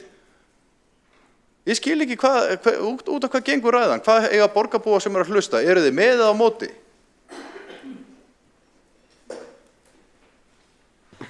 Borgarstjóri hefur lokið við það að veita andsvar. Borgarfulltrúinn Kjartan Magnússon svarar þá andsvari. Forseti, góðir borgarfulltrúar. Borgarfulltrúar Sjálfstæðisflokksins er að sjálfsögðu hlynntir samgöngubótum í Reykjavík og vilja fá þar sem fyrst. Því miður þá hafa þessi svokölluðu sáttmálar sem gerðir hafa verið 2011, 2019 og svo núna þessi uppfærsla fela í sér allt og miklar tafir. Við viljum ráðast í þessa hluti strax. Sjálfstæðisflokkurinn flutti fyrra tillögu aðgerðaáætlun í almenningssamgöngum. Meirihlutinn vísaði henni bara út í hafsauga. Vísar alltaf þessa sáttmála sem á að koma til framkvæmda eftir mörg ár, 2030, það má vel vera við verðum hætt í pólitík þegar þetta loksins kemst til framkvæmda. Þannig að þessi sáttmáli felur í sér seinkanir á mjög þörfum og aðkallandi úrbótum sem hefur löngu átt að vera komnar. En borgarstjóri kýs ásamt öðrum félögum sínum í Samfylkingunni að vísa þessu áfram inn í framtíðina. Borgarfulltrúinn hefur lokið við það að svara andsvari, veitir þá andsvar öðru sinni borgarstjórinn Einar Þorsteinsson. Forseti, auðvitað viljum við láta þetta gerast eins hratt og hægt er. Það sjálfsögðu. Það var beðið um betri greiningar á því hvað er raunhæft að gera. Það er ekki borgarstjóri eða formaður borgarráðs eða einhverjir aðrir sem eru með þau líkun og greiningarnar á því. Það er bara unnið af sérfræðingu sem við fáum til þess að rekna þetta út. Og svo er forgangsröðun fjármuna unnin í samvinnu við ríkið og sveitarfélögin öll, byggt á greiningum á því hvað er líklegast til þess að skila okkur mestum ábata og draga úr umferðartöfum, greiða fyrir flæði umferðar, auka öryggi, þannig er þessu plani stillt upp. Það sem ég bara að spyrja hérna út í salinn, styðjið þið að það verið farin þessi leið sem að bæjarfulltrúar Sjálfstæðisflokksins styðja allt höfuðborgarsvæðið, eða ætlið þið að vera hrópandi í eyðimörkinni áfram á móti með glasið annarkvort hálffullt, hálftómt eða galtómt? Borgarstjóri hefur lokið við að veita andsvar öðru sinni, svarar þá andsvari öðru sinni borgarfulltrúinn Kjartan Magnússon. Forseti, góðir borgarfulltrúar, að sjálfsögðu eru mörg sveitarfélög hér á höfuðborgarsvæðinu og þau hafa ólíka hagsmuni og það má vel vera að sum sveitarfélög sjái sínum hagsmunum þjónaði þessum sáttmála, alveg svo þessi sveitarfélög sáu sínum hagsmunum þjónað með samgöngustoppinu 2011 því þá fengu þau allt sem þau vildu á meðan að Reykjavík var fjársvelt í mörg ár. Nú, ef borgarstjóri væri alvara með því að hann vildi hraða þessum umbótum, þá hefði hann samþykkt tillögur okkar sjálfstæðismanna úrbætur sem við höfum flutt á kjörtímabilinu. Þá hefði hann samþykkt tillögur okkar úrbætur í almenningssamgöngum, forgangsakreinar, umferðarljósum, biðstöðvar, greiðslukerfi og annað í fyrra og þá var þessar umbætur sennilega komin til framkvæmda núna ef hann væri ekki svona verkvíðin að vilja vísöllin í sáttmálan. Eins má segja með úrbætur á gatnamótum, bústaðavegar og Reykjanesbrautar. Ef hann hefði fallist á tillögur okkar sjálfstæðismanna í þeim efnum, þá væri sennilega búið að bjóða út þau gatnamót og framkvæmdi staðið þar yfir. En í stað þess kýs borgarstjóri og aðrir í þessu meirihluta að vísa inn í framtíðina og seinka þessu eins og kostur er. Borgarfulltrúinn hefur lokið við að svara andsvari öðru sinni, veitir þá andsvar næst borgarfulltrúinn Dagur B. Eggertsson. Forseti, ágæta borgarstjórn, bara örstutt. Hér var kallað eftir afdrifun tillagna Sjálfstæðisflokksins annars vegar lagningu fleiri hjólastíga en þeirra sem eru nákvæmlega í samgöngusáttmálunum og hins vegar tillöguna fleiri forgangsreinar og forgang á gatnamótum í umferðarljósum sem að Sjálfstæðisflokkurinn lagði fram. Ég vildi bara upplýsa það að að fyrri tillagan hjólarina var vísað til umhverfis- og skipulagsráðs, samþykkt þar 21. september 2022 og við höfum rætt það að það komi plan meðal annars á grundvelli hennar ráðstöfun hjólreiðaáætlunar til viðbótar við samgöngusáttmálann. Þannig að ég held að við séum alveg samstöðu því og varðandi hina tillöguna þá var hún samþykkt með breytingum meirihlutans í nóvember í fyrra þar sem var hnykkt á að við kölluðum eftir uppfærslu samgöngusáttmálans en jafnframt settum þessi forgangsrýna og forgang á gatnamótum í vinnslu og ég á von á því að það verði gert. Borgarfulltrúinn hefur lokið við það að veita andsvar. Svara þá andsvari borgarfulltrúinn Kjartan Magnússon. Forseti, góðir borgarfulltrúar, ég þakka Degi B. Eggertssyni borgarfulltrúa fyrir svarið og vonandi það svo eins og mér fannst borgarfulltrúinn vera í að við séum sammála þar aðgerðir sem fara skal í. Ég viðurkenni það hins vegar að ég orðinn svolítið óþolinmóður að því mér finnst að hraðar hefði mátt standa að verki. Ég þarf að skoða þessa tillögu varðandi hjólastígana og minnst veit ég að það önnur tillöga varðandi hjólastíga sem var samþykkt í borgarstjórn að vísa til ráðsins og hefur genn verið tekið fyrir það þrátt fyrir ég hafi margoft beðið það. Nú þessi tillaga aðgerðaáætlunar sem var flutt hér fyrir ári í almenningssamgöngum fólu í sér margar góðar aðgerðir. Gott að borgarfulltrúinn tali bara eins og sem sammála þessu en sú tillaga var ekki samþykkt, það heldur samþykkti meirihlutinn breytingartillögu sem fólu í sér allt aðrar aðgerðir. Þannig að ég lít svo á að það bara meirihluti sé einbeittur í að auðvitað vil ekki samþykkja tillögur okkar sjálfstæðismanna í málinu og svo þessu bara alltaf senkað. Borgarfulltrúinn hefur lokið við það að svara andsvari. Veitir þá andsvar öðru sinni borgarfulltrúinn Dagur B. Eggertsson. Forseti, ágæta borgarstjórn. Ég hef þetta síðan staðfest frá skrifstofu borgarstjórnar hver málsmeðferðin var og hjólreiðatillagan var sannarlega samþykkt í skipulagsráði 21. september 2022 og síðan falin útfærslan og hinn með þeim breytingum og ástæðan fyrir því að ég kallaði eftir þessu dögunum var að ég vil af heilum hug að við sameinumst að vinna þessu samhliða eftirfylgni með samgöngusáttmálanum. Að endingu vildi ég síðan grípa aðeins til varna fyrir forsætisráðherra og fyrrverandi fjármálaráðherra Bjarna Benediktsson. Það eiginlega enginn að gera það þessa dagana en mér finnst að einhverja svona vangaveltur að í tillögum fjármálaráðuneytisins útfærslu umferðar og flýtigjalda beinist útfærslan gegn úthverfum í Reykjavík vera algjörlega lausu lofti gripið og ég vil óska eftir upplýsingum hvaðan borgarfulltrúinn hefur þetta vegna þess að mér að vitandi hefur fjármálaráðuneytið ekkert sýnt á spilin varðandi þessa útfærslu og mér finnst mjög ólíklegt að Sjálfstæðisflokkurinn væri að útfæra eitthvað sem beindist gegn úthverfunum í borginni. Borgarfulltrúinn hefur lokið við það að veita andsvar öðru sinni. Svarar þá andsvar öðru sinni borgarfulltrúinn Kjartan Magnússon. Forseti, góðir borgarfulltrúar, ég hef séð hugmyndir þetta nýja veggjald, hvernig það verið innheimt. Það hefur verið fjallað á opinberu vettvangi og þá að fulltrúum betri samgangna og þegar þetta var fyrst kynnt þá var talað ákveðnar stofnbrautir og það var eins og til þess talað Ártúnsbrekkuna í þessu sambandi að þar yrðu rafaugu sem fylgdust með ferðum okkar og rukku þá sem þar færi kæmi þá auðvitað mestnir á þeim sem þurfa nauðsynlega að fara stofnbrautir nokkrum sinnum á dag til og frá vinnu til dæmis. Síður gangast þeim sem kannski komast ferðar sinna á þess að fara út á stofnbrautir. Þetta getur líka leitt til þess að það verði meiri að aukist umferð í íbúðahverfum til þess að menn komi sér fram hjá þessari gjaldtöku. En ég eins og borgarfulltrúinn að ég sammála því að mér finnst ólíklegt að við endanlega útfærslu þá beinist þetta gegn ákveðnum hverfum. Það þess vegna nauðsynlegt að ræða þetta í borgarstjórn vekja athygli á þessu einmitt til þess að verði komið í veg fyrir að þetta bitni á íbúum einstakra hverfa og auðvitað ber ég ákveðið traust til ríkisins að af því verði ekki. Borgarfulltrúinn hefur lokið við að svara andsvari og telst á andsvörum undir þessari ræðu lokið. Forseti minnir borgarfulltrúa á að virða andsvaratímann sem 1 mínúta. Næst á mælendaskrá borgarfulltrúinn Marta Guðjónsdóttir.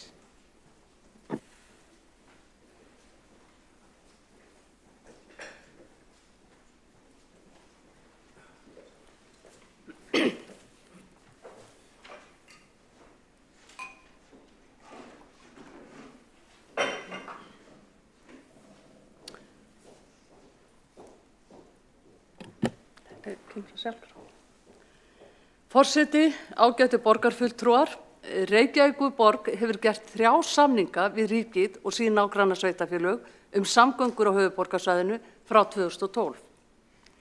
Ef þessir samningar eru skoðaðir í samhengi við samgöngustefnu meirihlutans í Reykjavík og í samhengi við vanefndir þess meirihluta á sáttmálanum frá 2019, kemur greinilega í ljós að meirihlutin í borginni hefur allan tíman ætlað þessum samningum að þjóna tafastefnu sinni.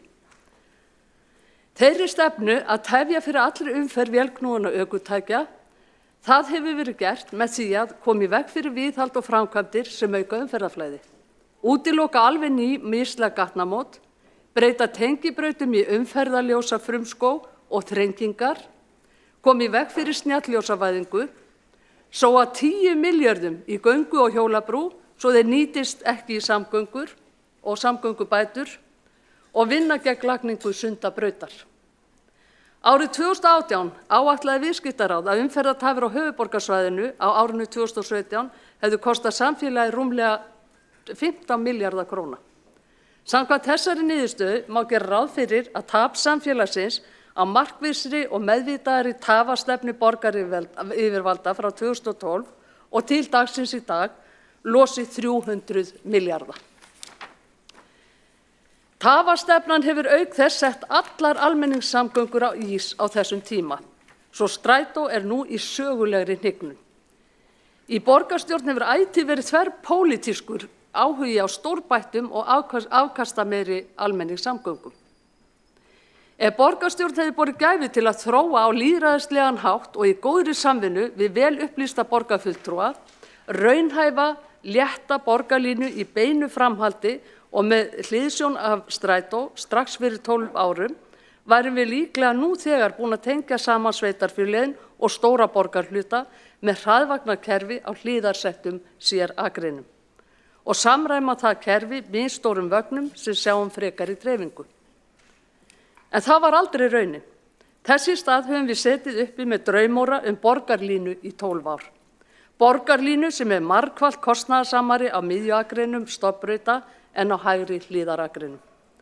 Borgarlínu sem ekki má nefna án þess að hlaða á hana auglýsingafrösum hágæði, lúxus og glæsileika.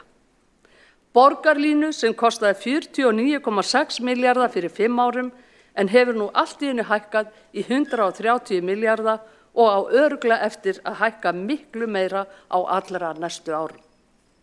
Og síðast en ekki síst, borgarlínu sem bara alls ekki til nema á tímalausum teikniborðum. Síðast en ekki síst dregur svo tafastefnan í sívaxandi mæli úr öryggi þeirra sem þurfa á viðbragðsaðilum að halda, svo sem alvarlega slasaðra, aldraðra og hjartasjúklinga. Hér því að ræða raunveruleg lífsskilyrði og gríðarlega hagsmuni fyrir Reykvíkinga og íbúa höfuðborgarsvæðisins alls. Fyrsti samningurinn sem gerður var árið 2012, tilraunaverkefni eflingu almenningssamgangna á höfuðborgarsvæðinu, snerist augljóslega það eitt að stöðva alla uppbyggingu samgöngumannvirkja í heilan áratug. Því var haldið fram að tilraunin ætti að tvöfalda farþegastrætó, lækka samgöngukostnað og draga úr losun gróðurhúsalofttegunda. Þessu fylgdi hástemmd loforð að leyfa borgarbúum að fylgjast með hvernig gengi að ná þessum markmiðum. Það var eins og fyrri daginn lofað upp í ermina. Tilrauninni var hvort sem aldrei ætlað að ná neinum þessara markmiða enda hafði hún þveröfug áhrif. Hún fjölgaði strætófarþegum nákvæmlega ekkert, hækkaði samgöngukostnað gífurlega og jók mjög svifryksmengun og losun gróðurhúsalofttegunda. Auðvitað var það allan tíma fyrir séð að farþegum strætó myndi ekki fjölga í fleiri vögnum sem allir sátu fastir í vanræktu stofnbrautakerfi. Með sáttmálanum 2019 reyndi ríkisvaldið að hnika til tafastefnu meirihlutans í Reykjavík með því að setja snjalljósavæðingu í algjöran forgang sem og gatnamót Bústaðavegar og Reykjanesbrautar. Snjallljósunum var ætlað að bylta umferðarljósastýringu með tölvuljósum sem nýta infrarauða geisla til að telja og flokka alla umferð. Þau eru því dýrmæt umferðargreining. Stöðug upplýsingaöflun slíkra snjallljósa eykur því mjög umferðarflæði og umferðaröryggi, veitir almenningsvögnum og neyðarakstri forgang og dregur úr mengun. Þessa snjallljósavæðingu segir í umfjöllun stjórnarráðsins sáttmálann frá 2019 með leyfi forseta. Þegar í stað verður ráðist í að innleiða stafræna umferðarstýringu á höfuðborgarsvæðinu. Í sáttmálanum frá 2019 stendur einnig orðrétt með leyfi forseta. Ráðist verði strax í markvissar aðgerðir til að nýta nýjar tæknilausnir og bæta umferðarljósakerfi á höfuðborgarsvæðinu í takt við markmið samkomulagsins. Engu að síður kom meirihlutinn í Reykjavík í veg fyrir slíka snjallljósavæðingu. Í uppfærslunni nú árið 2024 hefur meirihlutanum í Reykjavík greinilega tekist að koma í veg fyrir þessar áætlanir sem vinna gegn tafastefnu þeirra. Það eru ár og dagar síðan Vegagerðin hóf hönnun á gatnamótum Bústaðavegar og Reykjanesbrautar. En meirihluti borgarstjórnar hefur ætíð komið í veg fyrir þær framkvæmdir þrátt fyrir að hafa skrifað undir sáttmála þar að lútandi. Þau seinkuðu einnig framkvæmdum við gatnamót Arnarnesvegar og Breiðholtsbrautar og tvöfölduðu kostnaðinn við þær. Í sáttmálanum frá 2019 áttu gatnamót Bústaðavegar og Reykjanesbrautar að komast í gagnið árið 2021. Í uppfærðu sáttmálanum núna hafa þær framkvæmdir verið færðar til ársins 2030. Þó eru þetta arðbærustu framkvæmdir sáttmálans. Þarna eru mestu umferðartafir á Íslandi og framkvæmdakostnaður í lágmarki eða aðeins tæplega 1% af uppfærðum sáttmálanum. Maður hlýtur því að spyrja sig hvernig óskopunum hægt var við snjallljósavæðingu í uppfærðu sáttmála nú eftir að ríkisvaldið hafði lagt ofur áherslu á forgang slíkra framkvæmda árið 2019 og hvers vegna verklok við Bústaðavegar Reykjanesbraut nú færð til ársins 2030. Sem þó voru í forgangi árið 2019 og átti að vera lokið við árið 2021. Eina nærtæka skýringin sú að hér sé það tafastefna borgaryfirvalda sem hefur orðið ofan á og enn í fullu gildi. Ekki beitt hefðbundnu arðsemismati til að minnka sem fyrst þann gríðarlega þjóðhagslega kostnað og tímaskatt á einstaklinga sem tafastefnan hefur haft í för með sér síðastliðin 12 ár. Þá þess vandlega gætt að ekki séu sýndir arðsemisútreikningar á borgarlínuverkþáttum einum sér, né stofnbrautaframkvæmdum einum sér. Samanburður á þessu tvennu má augljóslega ekki koma fyrir sjónir almennings. Það vantar hins vegar ekki viðleitnina til að hækka áætluð gjöld á borgarbúa til að koma til móts við síhækkandi kostnað við borgarlínu og krúnudjásn hennar, göngu- og hjólabrúna, sem enginn minntist á fyrir 5 árum en hefur nú allt í einu fjórfaldast í verði. Eins og hendi sé veifað hefur kostnaður sáttmálans nú hækkað úr 120 milljörðum í 311 milljarða. Það hvorki meira né minna en 160% hækkun á 5 árum. Það ekki að sjá né heyra að höfundar þessarar uppfærslu kippir sér upp við slíka smámuni. Enda ætla þau ekki að borga brúsann. Nei, hér þarf auðvitað almenningur að blæða, eins og alltaf þegar stórhuga stjórnmálamenn vilja fá krúnudjásn. Almennir vegtollar munu því hækka úr 60 milljörðum í 143 milljarða leið og vegfarendur þurfa að bíða 7 árum lengur eftir bráðnauðsynlegum samgöngubótum. Hér að ræða hækkun sem nemur 140% á 5 árum. Í dag sáttmálinn frá 2019 orðinn skammarlegur minnisvarði svikin loforð. Uppfærsla þess sáttmála þó mun verri. Hún staðfesting á því að tafastefna borgaryfirvalda hefur náð undirtökunum á sáttmálanum með öllu sínu virðingarleysi gagnvart fjármunum, hagsmunum og velferð hins almenna borgara. Ég segi því enn og aftur, ég stend með skattgreiðendum og vegfarendum í Reykjavík, málsvarar þessa uppfærða samgöngusáttmála gera það ekki.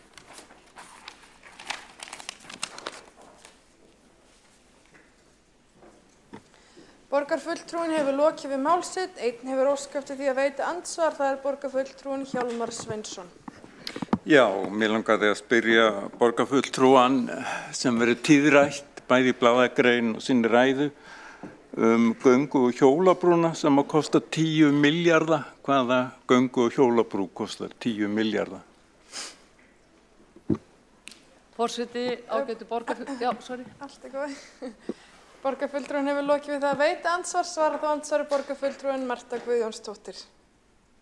Forseti, ágætu borgarfulltrúar, ég held að borgarfulltrúinn Hjálmar Jónssoni sé fullkunnugt hvaða brú ég að ræða sem að kostar 10 milljarða. Það kemur bara ein brú til greina, það Fossvogsbrúin. Já, þetta göngu- og hjólabrú og fyrir strætó en ekki fyrir almenna umferð. Borgarfulltrúinn hefur lokið við það að svara andsvari, veitir þá andsvar öðru sinni, borgarfulltrúinn Hjálmar Sveinsson. Takk fyrir og ég tek undir það, ég heiti Hjálmar Sveinsson, ekki Hjálmar Jónsson, en mér finnst það bara dæmigert fyrir þennan málflutning að almenningsvagnar, hraðvagnar, borgarlínunar, það bara sleppt að nefna þá og það einhvern veginn bara að tala hjóla- og göngubrú. Ég á tilfinningunni það sé til að gera lítið úr þessu merkilega mannvirki og vildi bara vekja athygli á því. Borgarfulltrúinn hefur lokið við það að veita andsvar öðru sinni, svarar þá andsvar öðru sinni borgarfulltrúinn Marta Guðjónsdóttir. Forseti, ágætu borgarfulltrúar, hér klárlega útúrsnúning að ræða og kannski bara til marks minn málflutning að það ekki annað út á hann að setja en hvort að það minnst á einhvern strætó, hjóla- og göngubrú eða bara göngu- og hjólabrú. Borgarfulltrúinn hefur lokið við að svara andsvar öðru sinni og telst þá andsvörum undir þessari ræðu lokið. Næsta mælendaskrá borgarfulltrúinn Líf Magnúðardóttir og forseti mun loka mælendaskrá að hennar ræðu lokinni.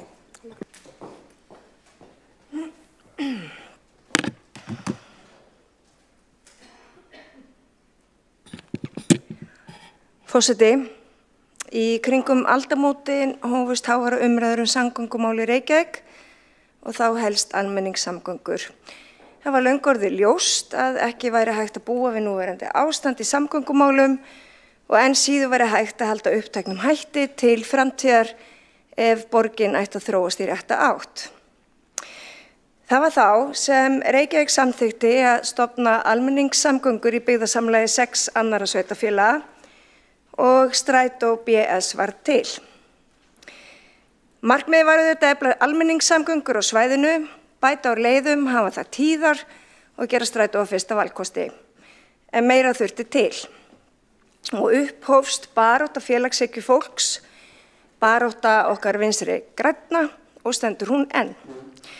Og til að halda því til haga og öðrum ólöstum þá voru Árni Þór Sigurðsson, fyrrverandi borgarfulltrúi og þingmaður og Svandís Svavarsdóttir, fyrrverandi borgarfulltrúi og núverandi innviðaráðherra sem voru með fyrstu kyndilberum umræðunar í þá daga að draga úr vaxandi og óheftri bílaumferð og auka almenningssamgöngur. Ég man að VG var uppnefnt strætóflokkurinn og átti það að vera niðrandi og festist það enn í sessi þegar við létum strætó ganga út á land og ríkið kom með innspýtingu í strætó. Rétt eins og núna í uppfærðum samgöngusáttmála.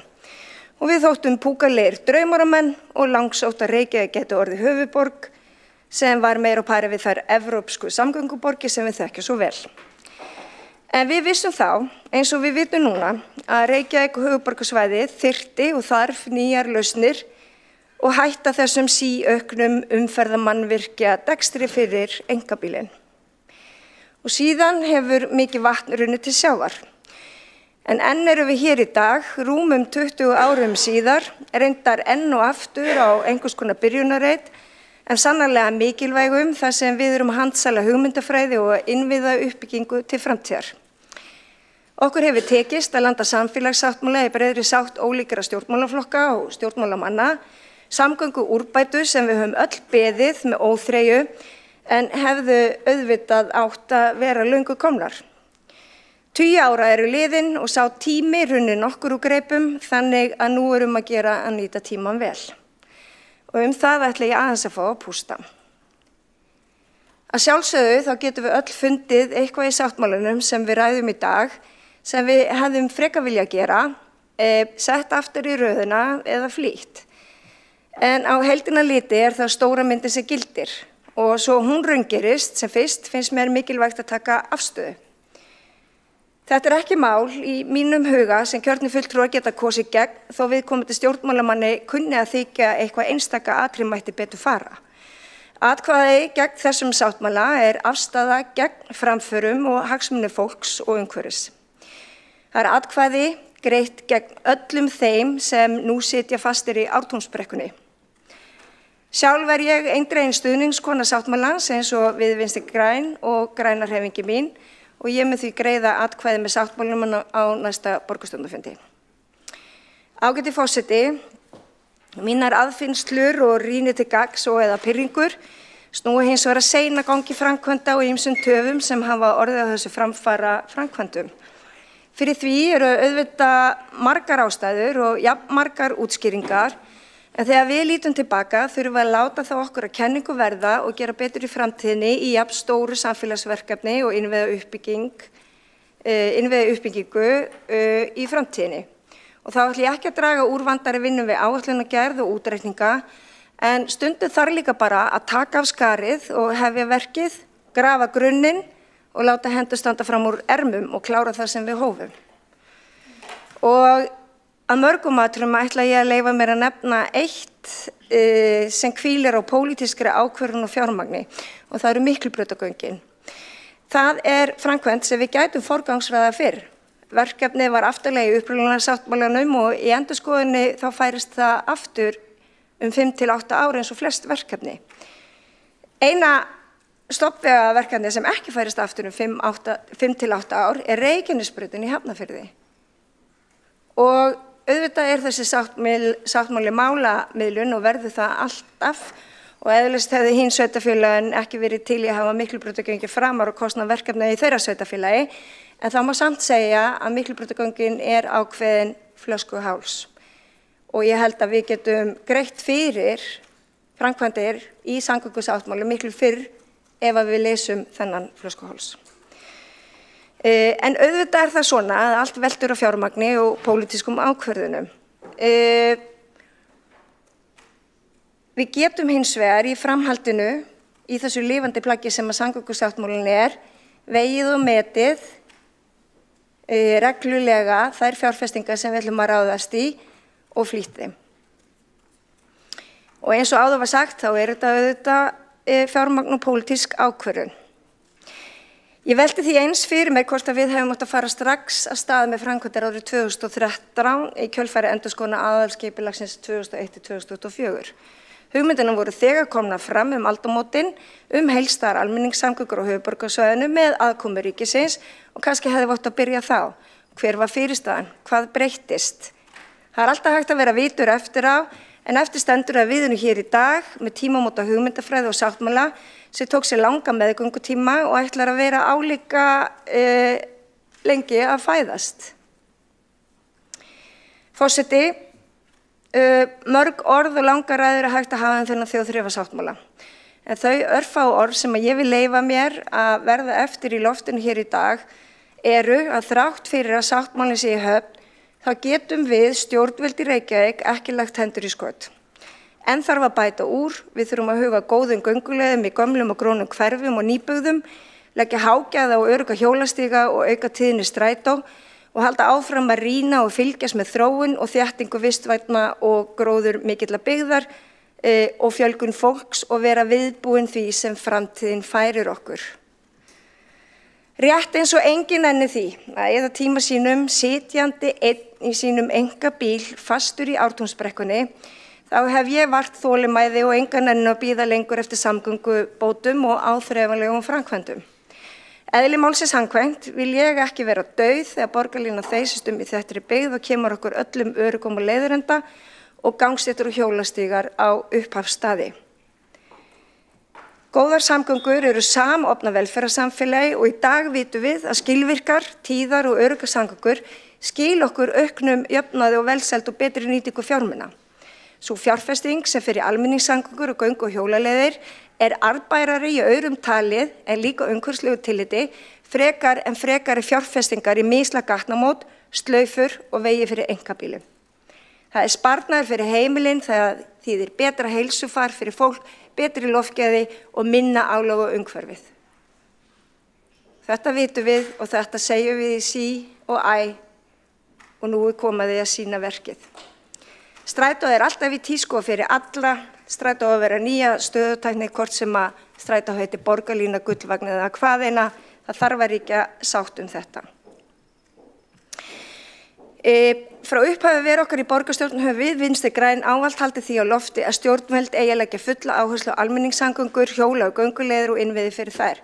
Við höfum unnið að því með beinum hætti þegar við ráðum ferðinni á stjórnarfleyinu og við höfum stutt alla aðra þá sem hafa viljað taka þátt í að raungera hugmyndafræði sem við höfum haldið á lofti í samgöngumálum og úrbótu þeirra með áherslu á vistvænar og heilsusamlega leiðir til að ferðast í umhverfinu sem kosti ekki hvítun úr augunni fyrir daglegan rekstur heimilina.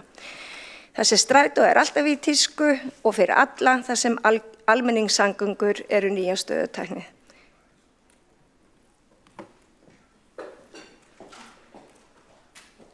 Borgarfulltrúinn hefur lokið við mál sitt. Næstur á mælendaskrá borgarfulltrúinn Aðalsteinn Haukur Sverrisson.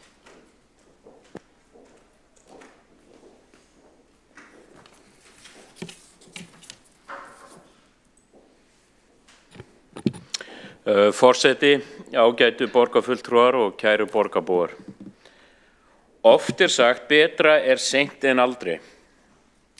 Við segjum þetta til að réttlæta seinagang við hin ýmsu tækifæri.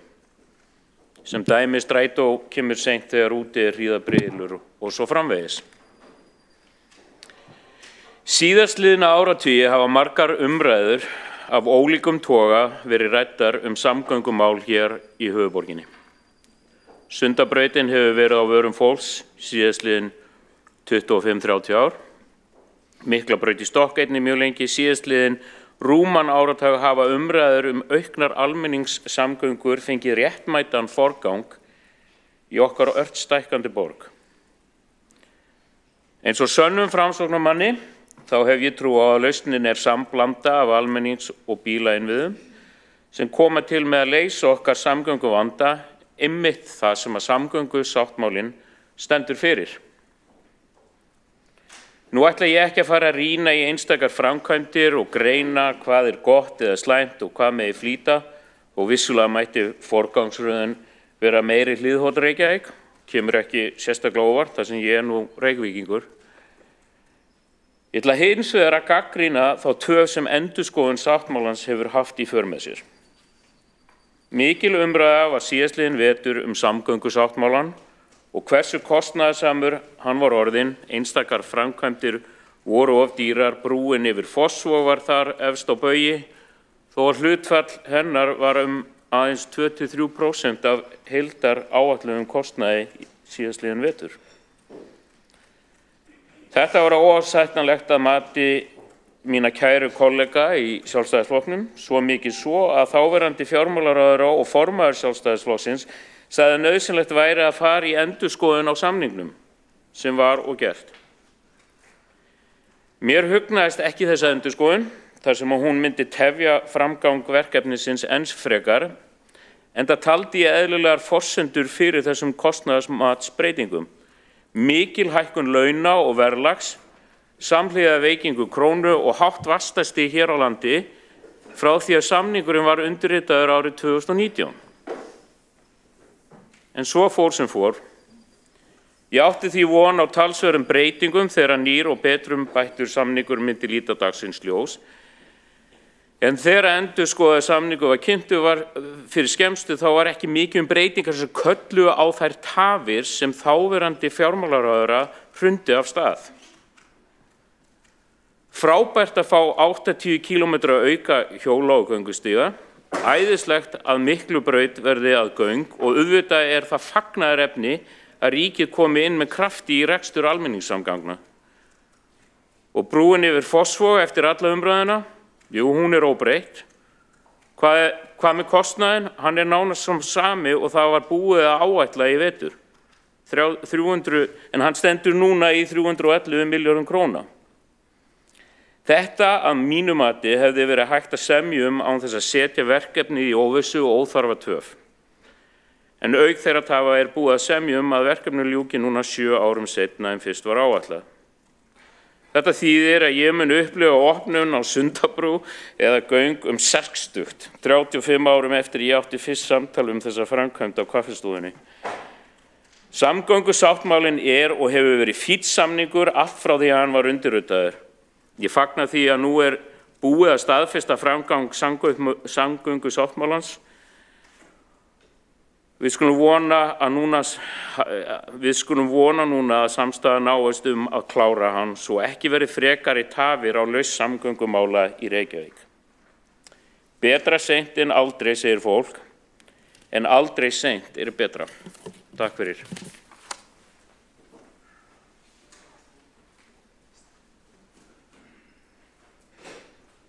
Borgarfulltrúinn hefur lokið við mál sitt. Næstur á mælendaskrá borgarfulltrúinn Björn Gíslason.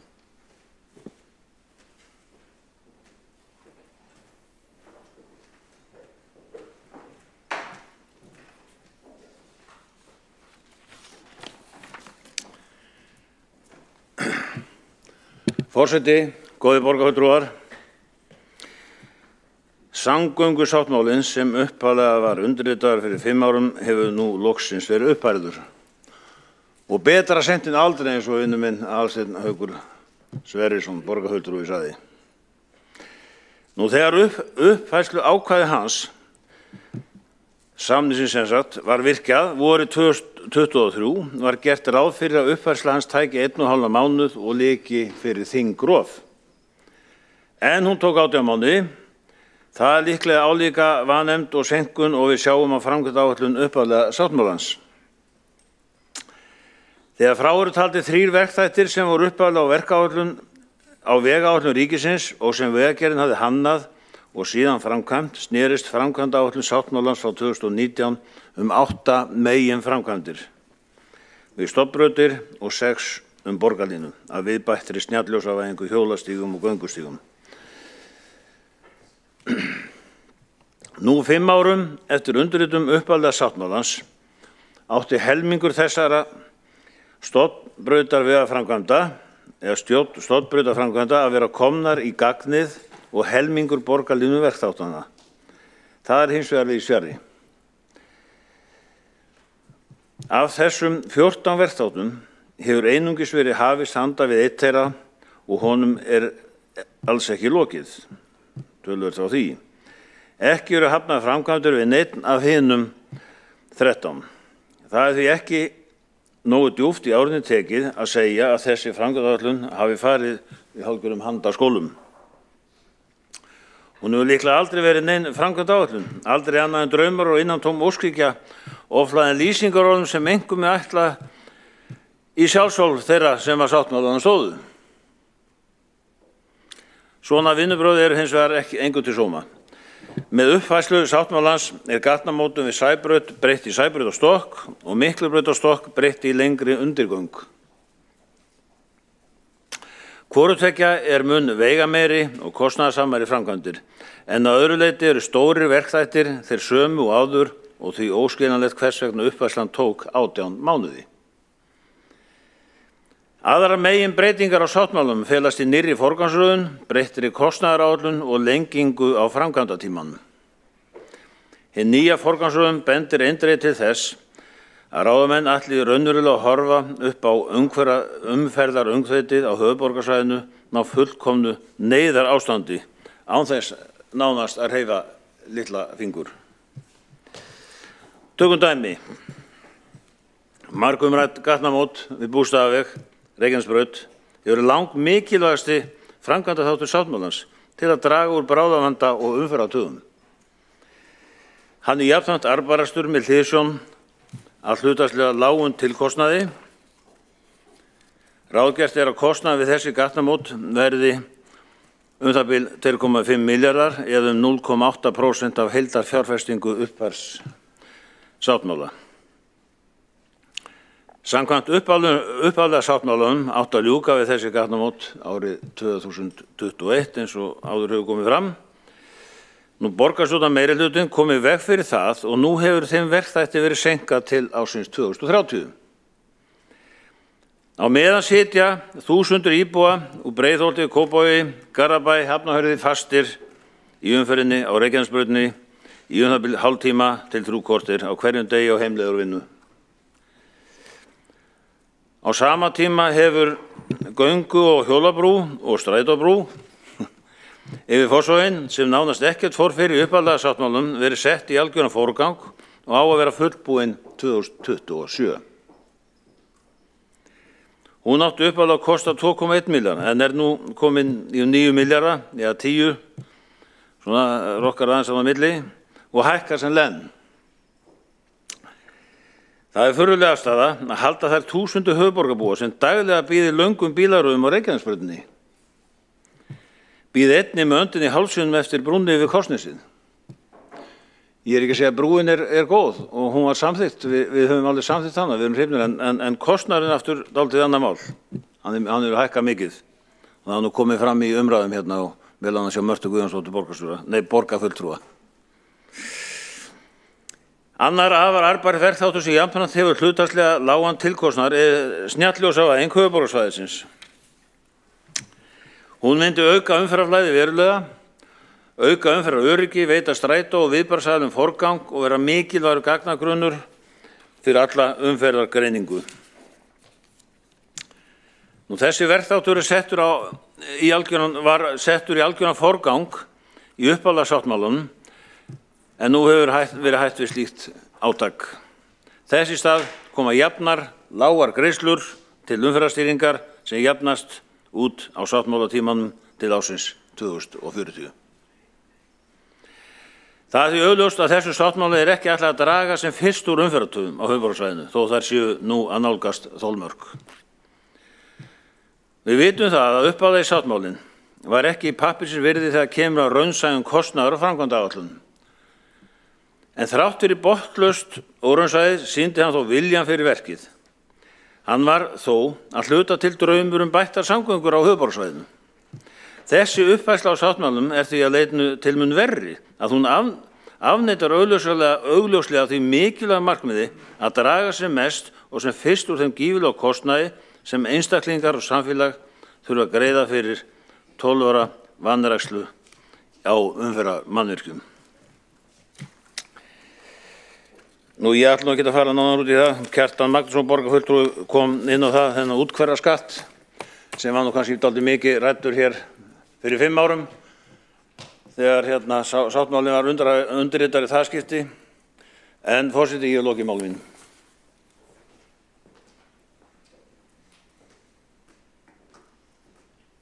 Borgarfulltrúin hefur lokið við mál sitt. Næstur á mælendaskrá er borgarfulltrúin Hjálmar Sveinsson.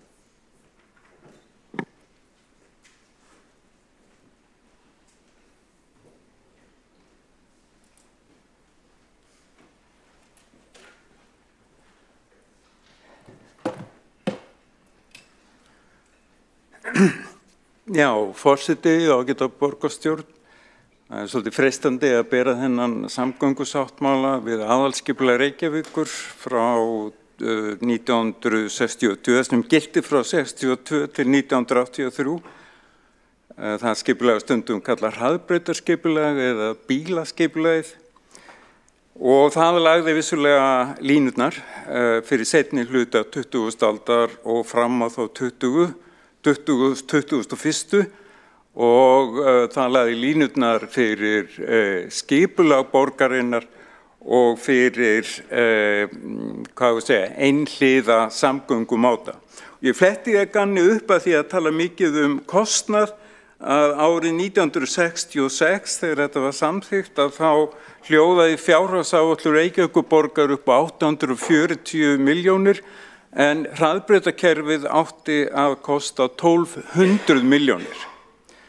Og það var innleitt að mestu leyti. Allir voru víst, eða öll voru víst sammála það að láta þennan mikla kostnað ekki stöðva þessar stórhugaframkvæmdir. Reyndar var sleppt, að rífa Grjótaþorpið til að rýma fyrir hraðbraut og það var heldur aldrei farið í það að leggja Fossvogsdalinn undir hraðbraut eins og til stóð í skipulaginu. Jafnvel þótt borgarstjórinn á 9. áratugnum og núverandi ritstjóri Morgunblaðsins hafi lagt á sínum tíma mjög mikla áherslu á að Fossvogs hraðbrautin yrði lögð.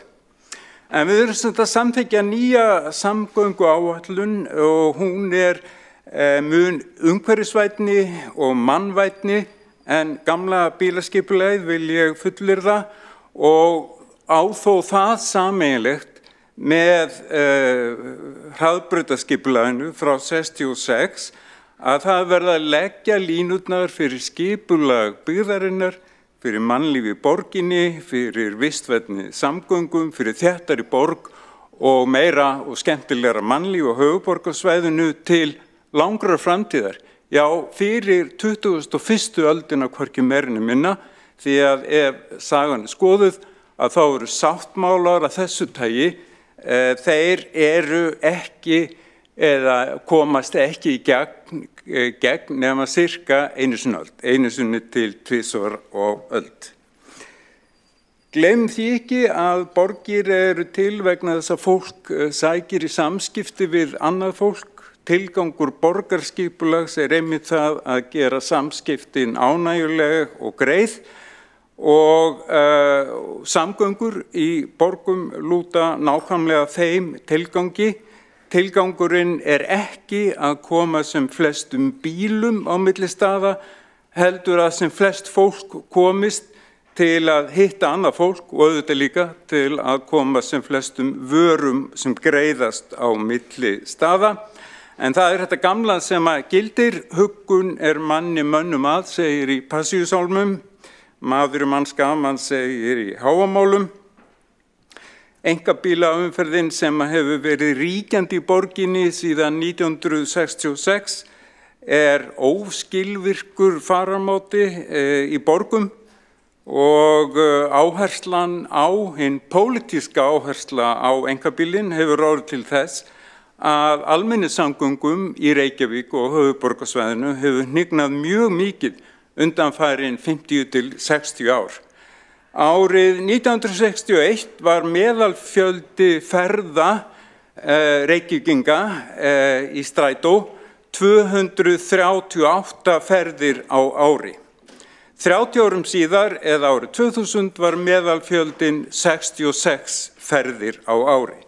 Strætóferðunum fækkaði sem sagt þrefalt og ekki nóg með það, heldur lengdust ferðirnar verulega eða úr 3,5 milljónum kílómetra í tæpa 6 milljónir kílómetra. Og þar með var þetta almenningssamgöngukerfi með því að dreifa byggðin út allt, með því að leggja alla áherslu, allt fjármagn í stofnbreytir og mislæg gatnamót, þá var þetta almenningssamgöngukerfi árið 2000 svolítið búið að vera. Og þetta var pólitísk ákvörðun, menn hefði ekki trú á almenningssamgöngum og þetta skipulag sem ég myndist hér á áðan, það breytti þetta Reykjavík frá því að vera lítil og frekar þétt borg í það að verða mjög dreifð bílaborg. Og þessi mikla áhersla á hraðbrautakerfi segir eiginlega allt það og ætla ég ekki að fara frekar út í það en þessi stefna hefur sem sagt gert Reykjavík að einni mestu bílaborg í heimi og ef við miðum við bílafjölda og íbúa og líka ef við tökum það land sem að fer undir umferðarmannvirki í Reykjavík, það eru 48% borgarlandsins fara undir umferðarmannvirki og þá drögum við frá útivistarsvæði og annað eins svæði sem að fer undir þessi umferðarmannvirki þekkist varla í nokkru borg, nema kannski í Houston og Phoenix og einhverjum borgum í Bandaríkjunum sem að ég veit svo sem ekkert um. En það var orðið óhjákvæmilegt að stöðva þessa útþenslu, stöðva þennan vítahring sem var upp kominn og það einmitt leiðarstefið í aðalskipulagi Reykjavíkur 2010 til 2040 og svæðiskipulagi höfuðborgarsvæðisins 2015 til 2040 og þar í fararbroddi auðvitað þessari nýju stefnu, það öflugt og skilvirkt hraðvagna samgöngukerfi sem við köllum borgarlínu. Og samgöngusáttmáli höfuðborgarsvæðisins sem við erum í þann veginn, vona ég að fara að samþykkja, einmitt ávöxtur þessara stefnu. Hann hefur skapast breið þverpólitísk sátt. Það út af fyrir sig afrek. Allir sem hafa komið að málinu eiga þakkir skildar, ekki síst fyrrum borgarstjóri Dagur B. Eggertsson og fyrrum innviðaráðherra Sigurður Ingi Jónsson. Þeir eiga báðir heiðurskilin fyrir sitt mikilvæga framlag. Átökum fjármögnun þetta eðlileg en stundum finnst mér það aðeins grátbroslegt þegar að fólk sér offsjónum til að mynda yfir Fossvogsbrú en ekki offsjónum yfir þeim 8 milljörðum sem eiga að fara í þennan stuttastubb við Arnarnesveg. Þar væri gert ráð fyrir 2 milljörðum en kostnaður nú áætlaður 8 milljarðar. Og einhverju hluta vegna fær enginn sig til þess að hneykslast á þeirri gríðarlegu miklu hækkun sem engu minni en hækkun við endurútreikning á Fossvogsbrú. Og svona að lokum að þegar ég vil aðalega bara fagna, þetta mjög merkilegu dagur sem við erum að upplifa hérna og við langar að geta þess vegna þessarar orðræðu sem að borgarfulltrúar Sjálfstæðisflokksins hafa sammælst að tala tafapólitík og tafastefnu og ég veit ekki hvað og hvað. Og oft nefnt þessi merkilegi samningur sem var gerður milli Vegagerðar, Strætó og sambandi íslenskra sveitarfélaga á höfuðborgarsvæðinu 2011 var það víst og þá má geta þess og það hægt að finna sér upplýsingar á heimasíðu Strætó að fjöldi strætófarþega á höfuðborgarsvæðinu jókst 35% frá 35% sem var af íbúum höfuðborgarsvæðinu frá 2011 til 2019 og jókst 35% fyrirgefiði en bílaumferð 26%. Þannig að hlutfallsleg fjölgun strætóferða var mun meiri heldur en hlutfall bílaferða. Og það má líka geta þess að skipti talsverðu máli. Árið 2009 fór hver íbúi á höfuðborgarsvæðinu að meðaltali 37 sinnum með strætó en það voru farnar 54 ferðir árið 2019 sem sagt 17 fleiri ferðir á hvern íbúa árið 2019 en hafði verið 2009. Það þýðir 4,2 milljónir ferða á ári og það munar svo sannarlega minna og það eiginlega erfitt að ímynda sér ef allar þessar 4 milljónir ferða hefðu verið farnar á einkabíl. Þannig að það mjög ankannalegt að kalla þennan samning tafasamning og það má líka geta þess að fyrirtæki Landráð sem hefur oft tekið að sér allskyns kannanir hefur skoðað hlutdeild almenningsvagna eða almenningssamgangna á árunum 2012 til 2018 og í þeirra útreikningum að þá eru það 7–8% íbúa höfuðborgarsvæðisins sem að fara með strætó. Þannig að ef það telur réttar að þá erum við ansi nálægt því að hafa náð því marki að tvöfalda farþegafjölda strætó Og þetta nefni ég bara vegna þess að það búið að vera að tala, finnst mér svo mikið niðurmerkasamninga sem að gengu út á það að efla almenningssamgöngur og þeir samningar gerðu það meðal annars Strætó kleift að taka upp miklu tíðari ferðir, 10 mínútna ferðir á Ásnum sem fer frá Hafnarfirði og í miðborg Reykjavíkur og sömuleiðis og það sama gildur 6-una sem fer úr Grafarvogi og í miðborg Reykjavíkur. En ég ætla ekki að orðlengja þetta frekar, við erum búin að tala svo oft þetta en það mjög gaman, en allavega það voru allavega full ástæða til að óska Reykvíkingum og höfuðborgar búum og íbúum höfuðborgarsvæðisins til hamingju með þennan sáttmála. Hann leggur línurnar fyrir 21. öld í skipulagðri byggðar og samgangna á höfuðborgarsvæðinu. Borgarfulltrúinn hefur lokið við mál sitt. Næstur á mælendaskrá borgarfulltrúinn Pavel Bartosek.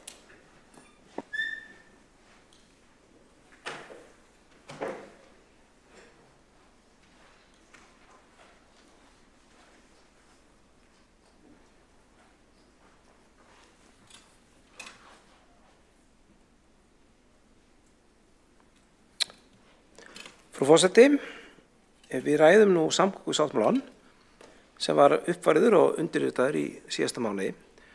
Mér finnst alveg ástæða til að hrósa samningahópnum, hrósa okkur í Reykjavík, hrósa okkar nágranna sveitarfélögum og hrósa líka okkar ríkisstjórn. Þó ég hafi nú ekki alltaf skráð mig sem stuðningsmann hennar þegar að maskína hefur spurt, þá má alveg hrósa þetta á réttan stað ef unnið hefur fyrir því. Samningurinn uppfærsla á kostnaði og uppfærsla á verkáætlun, en skýrir líka reksturinn í framtíðinni og það vel. Einn þeirra lausna sem sáttmáli boðar að stofna verði nýtt félag utan rekstur almenningssamgangna á höfuðborgarsvæðinu sem nægi þá utan Strætó og borgarlínu. Ríkið myndi setja fjármagn í reksturinn en líka taka þátt í félaginu sjálfu. Mér finnst sóknarfæri í þessu og mér finnst líka sóknarfæri að hugsa stjórnskipuna og félagformið aðeins upp á nýtt og ætla ég aðeins að fjalla þann þátt málsins. Til uppröfunar þá fyrirkomið Strætó nú þannig að þetta samt bæjarsamlag sem sveitarfélögin taka þátt í ákveðnu hlutfalli við íbúafjölda og stjórnskipanin, skipastjórn hefur verið þannig að hvert af sveitarfélögum á höfuðborgarsvæðinu tilnefni sinn mann í stjórn Strætó og formennskan hún svona á til að rótarast 2 ára fresti. Og þetta svolítið fyrirkomulagi eins og þekkist í svona laustendum sambandsríkjum þar sem kannski passa upp á það að stjarna einskis skíni of skært. Þetta sem sagt fyrirkomulag valdtemprunar en ekki endilega fyrirkomulag sem réttast uppsetningin þegar að stýra á og reka skilvirkt framsakið þjónustufyrirtæki. Þannig að mér finnst tækifæri að hugsa þetta eins og á nýtt. Helstu ókostir við núverandi fyrirkomulag eru þeir að stjórnarmenn stoppa þá ofta stutt, ekki lengur enn í 4 ár og fagkunnáttu í stjórn tapast hratt. Stjórnarformenn til að stoppa ennþá styttra oftast bara í 2 ár og ekkert að þessu endilega til bóta ef við erum að hugsa stjórn sem á að veita stjórnendum í félaginu nægilegt aðhald. Í þriðja lagi þá eru stjórnarmenn verða að vera bæjarfulltrúar sem takmarka mjög að sé hægt að skipa fólk með sérþekkingum á sambærilegri því að það nú ekki þannig að allir borgarar bæjarfulltrúar hafi tekið þátt í að reka rútufyrirtæki þó að þau finnust vissulega. Og enginn í stjórn þannig skipaður óháður í eigendum fyrirtækisins, sem sagt, enginn í stjórn skipaður óháð sveitarfélögunum. Stjórnarmenn eru beinlínis fulltrúar eigenda. Þetta gerir líka verkum að það erfitt að bjóða fleiri sveitarfélögum að ganga inn í samstarfið, öðruvísi en bara kaupa það þjónustu sem félagið veitir. Til dæmis ef við myndum vilja stækka þjónustusvæðið, þannig að það er til Akranes, Suðurlands og Suðurnesjum með beinni þátttöku þessara sveitarfélaga. Þá það erfitt að þess að fjölga ennþá meira í stjórn og gera stjórnarfyrirkomulagið við þá enn óskilvirkara. Og mér finnst þetta alveg vera eitthvað sem mætti skoða. Ég sé þetta fyrir mér að innan einhver ára þá gæti verið að samstarf sveitarfélaga hér á stór suðvesturhorninu væri með þeim hætti að það væri eðlilegt að almenn samgöngu félagið okkar myndi ná utan stærra þjónustusvæði og þá með beinni aðkomu allra viðkomandi sveitarfélaga. Þannig að ég bara lýsi yfir þeirri skoðun hér í borgarstjórn að mér finnst að við stofnun þessa nýja félags þá ætti að huga því að við myndum fá félag þar sem væri með skilvirka 5 til 7 manna stjórn.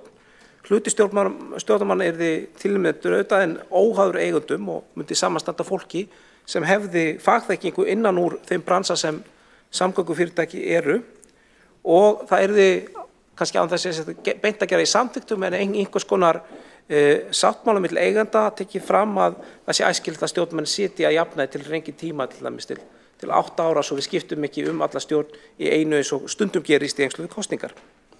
Þannig að þetta eru þau skilaboð sem ég vil senda til þeirra sem semja þetta fyrir okkar hönd, notum ferðina, búum til vandaða stjórn, mögulega þá blöndu af annars vegar kjörnum fulltrúum og svo fólki sem kann sérstaklega á prísstrategíur og rekstur bílaflota. Frú forseti, mér langaði aðeins að ræða eitt sem hefur komið til tals í tengslum við samgöngusáttmálann og það hvort við ættum ekki bara að byggja neðanjarðarlest. Ég nú sjálfur flengt þannig pælingu fram og endi meðal á neðanlesta í Brescia sem kostaði 150 milljarða. Þeir 14 km sem hún er. Ég orðaði þetta á sínum tíma að benda á verðmiðin á lestum almennt væri ekki lengur eitthvað sem við þekktum til að réðum ekki við með nokkrum hætti. Þetta er ekki eins og að tala að byggja flugmóðskip, þetta eru tölur sem við þekkjum alveg til og gætum mögulega ráðið við. Þannig að skilaboð þau að þegar við skoðum leiðir til að bæta samgöngur, hvort sem á höfuðborgarsvæðinu, innan Reykjavíkur eða millilandshluta, þá eiga þessar lausnir að vera á borðinu. En svo það sé sagt, þá voru það þær raunar. Á fyrstu stigum borgarlínuverkefnisins var ekki búið að ákveða hvernig kerfi við myndum notast við. Þau kerfi sem voru upp á borðinu var annars vegar BRT-kerfi og hins vegar léttlest. Og niðurstaða greiningar KÍ sem stuðstóði við þessa ákvörðunartöku var svo að farþegagrunnurinn í dag væri ekki nægilega stór, ekki nægilega mikill, þéttleiki byggðanna væri ekki nægilega mikill til þess að það myndi rétta þetta léttlest. Og þess vegna völdum við þá að fara í BRT-kerfi en með meiri þéttleika og meiri farþegagrunni væri hægt að réttlæta léttlest í framtíðinni. Bara mikilvægt að halda þessu til haga. Neðanlest mjög fallegur draumur og það alveg draumur sem ég deili. En það hefur svolítið verið sagt að draumur áætlunar sé bara fantasía. Og það auðvitað það sem ræðir nú. Besta leiðin þess að þessu fantasía geti orðið á veruleika er ekki að henda burt öllum hugmyndum sem við höfum hérna sett, öllum plönum, heldur að vinna að því að þær gangi upp.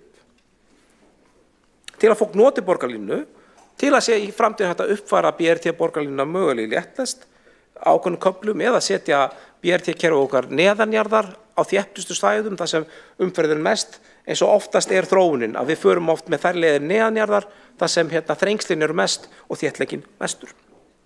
En þá þurfum við að setja mjög sterkan pólitískan fókus á það að setja meira í grænu innviðina og minna í vegi og alls ekki gefa það út að þétting byggðar sé bara eitthvað gæluverkefni sem megi að henda út úr gluggann og að hver sem megi dæla út lóðum í jaðri byggðarinnar. Því þannig stöndum við ekki vörð hugmyndina sem við erum þá vonandi að vinna að.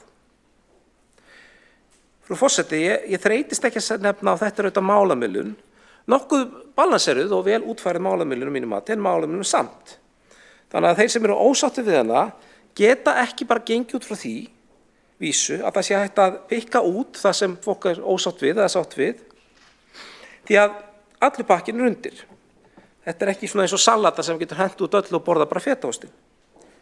Allur pakkinn er undir. Ekki bara það sem maður fílar og fílar ekki.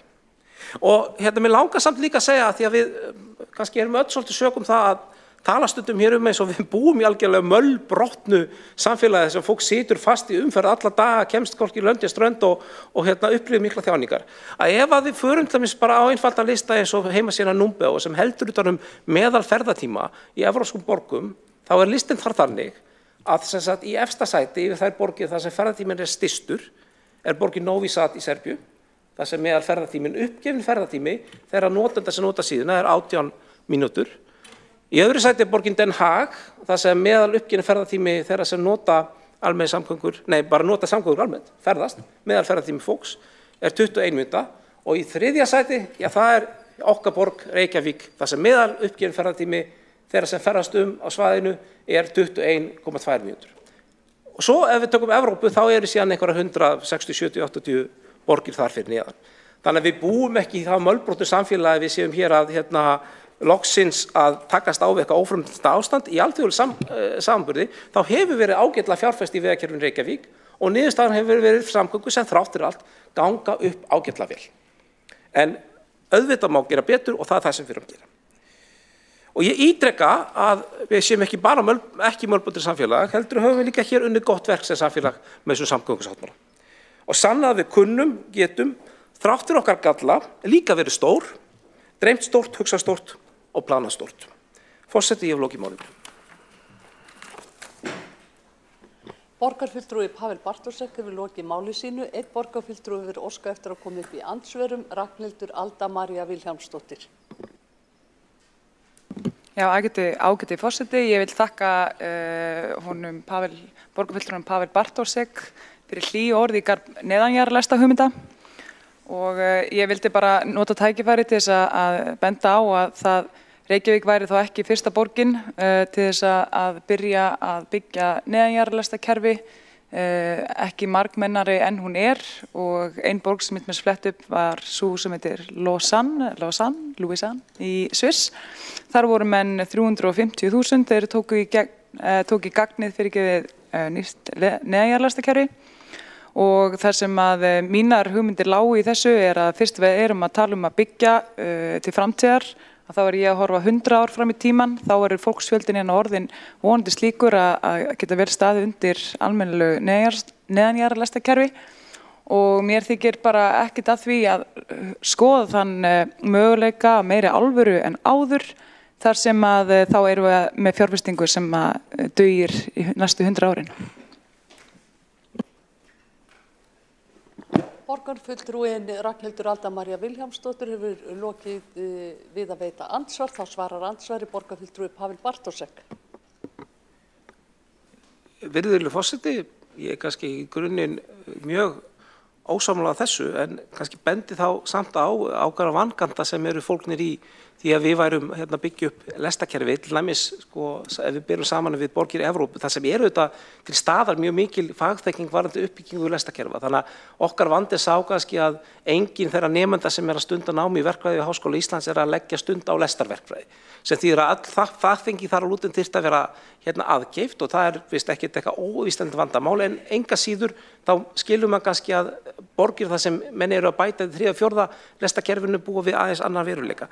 En mér langar samt að segja og kannski spyrja þá borgarfulltrúan, hún þá ósammála, telur hún að besta leiðin til þess að vinna þessum hugmyndum framgangs sé að slaufa þeim tillögum sem að lagðar hefur verið á borðið? Að því að það sem ég hef ágjörð að við bara setjum umræðin einhvern veginn á sporinu, að við hættum við borgarlínuna og býðum svo í 10-20 ár eftir neðanlest sem aldrei kemur. Borgarfulltrúin Pavel Bartošek hefur lokið við að svara andsvari. Þá veitir andsvar öðru sinni borgarfulltrúi Ragnhildur Alda María Vilhjálmsdóttir. Já, ágæti forseti, ég þakka borgarfulltrúnum spurninguna. Ég bara einfaldlega ekkert með að við hvað það líti í hendi varðandi fjármögnun borgarlínu. Að þá held ég að það sé ekki mitt ákall eftir valkostagreiningu neðanjarðarlest sem muni koma til með að borgarlínan verði ekki að veruleika. Þá myndi ég halda að nú sé tíminn ef einhver að skoða aðra valkosti vegna þess að ég segi, og eins og ég sagt áður, að ef við ætlum að gera eitthvað sem, ef við erum alltaf sáttum að gera eitthvað sem kostar alveg ógeðislega mikið pening, að þá vil ég frekar vera að veita íbúum eitthvað sem að þeir bara eru spenntir fyrir að nota og vilja nota og þurfa ekki að bíða úti til þess að í öllum veðrum til þess að taka vagninn. Borgarfulltrúin Ragnhildur Alda María Vilhjálmsdóttir hefur lokið við að veita andsvar. Þá svarar andsvari borgarfulltrúin Pavel Bartošek. Virðulegur forseti, ég er sammála því að beiðni valkostagreiningu eða beiðni einhverja rannsókn mun ekki tefja en ef að niðurstaðan síðan með rauninni umræðinni svo að slá öll á dreif þá getur það orðið, þannig að það svolítið fer eftir hvort að borgarfulltrúinn sé að segja já en eða já og eða jafnvel nei en eða já og, það svolítið munur þar á. En svo kannski langar mig þetta líka nefna það að því að það gott að hugsa stórt en ég veit satt að segja ekki mjög marga borgir sem hafa bara þá stigmögnun á almenningssamgöngukerfinu að vera annars vegar með lággæða strætókerfi og svo strax neðanjarðarlínu. Oftast það þannig að borgir sem eru með einhvers konar ódýrt strætisvagnakerfi eru síðan með sporvagnakerfi, léttlastakerfi og síðan neðanjarðarlest. Þetta svona oftast eitthvað sem fylgist að frekar en að vera annarkvort eða. Borgarfulltrúi Páll Bartósek hefur lokið við að svara andsvari, þá telst andsvörum lokið. Næst tekur til máls borgarfulltrúi Ragnhildur Alda María Vilhjálmsdóttir.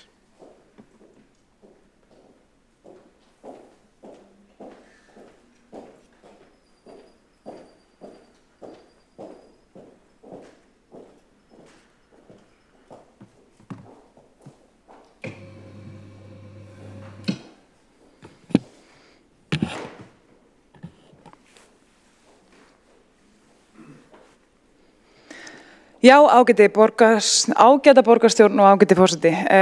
Við erum hérna samankomin til þess að ræða þennan uppfærða samgöngusáttmála sem tekur þá við af þeim síðasta eftir 4 ár af vanefndum.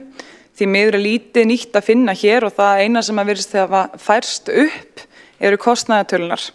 Lítið af því sem borgarfulltrúar meirihlutans lofuðu orðið að veruleika, hvorki umferðarbætunar né borgarlínan, en það svo sem gömul saga og ný. Og þannig hafa kannski flesti dagar verið hér í borginni síðan að Samfylkingin og stóðflokkar hennar tóku við stjórn fyrir rúmum 20 árum.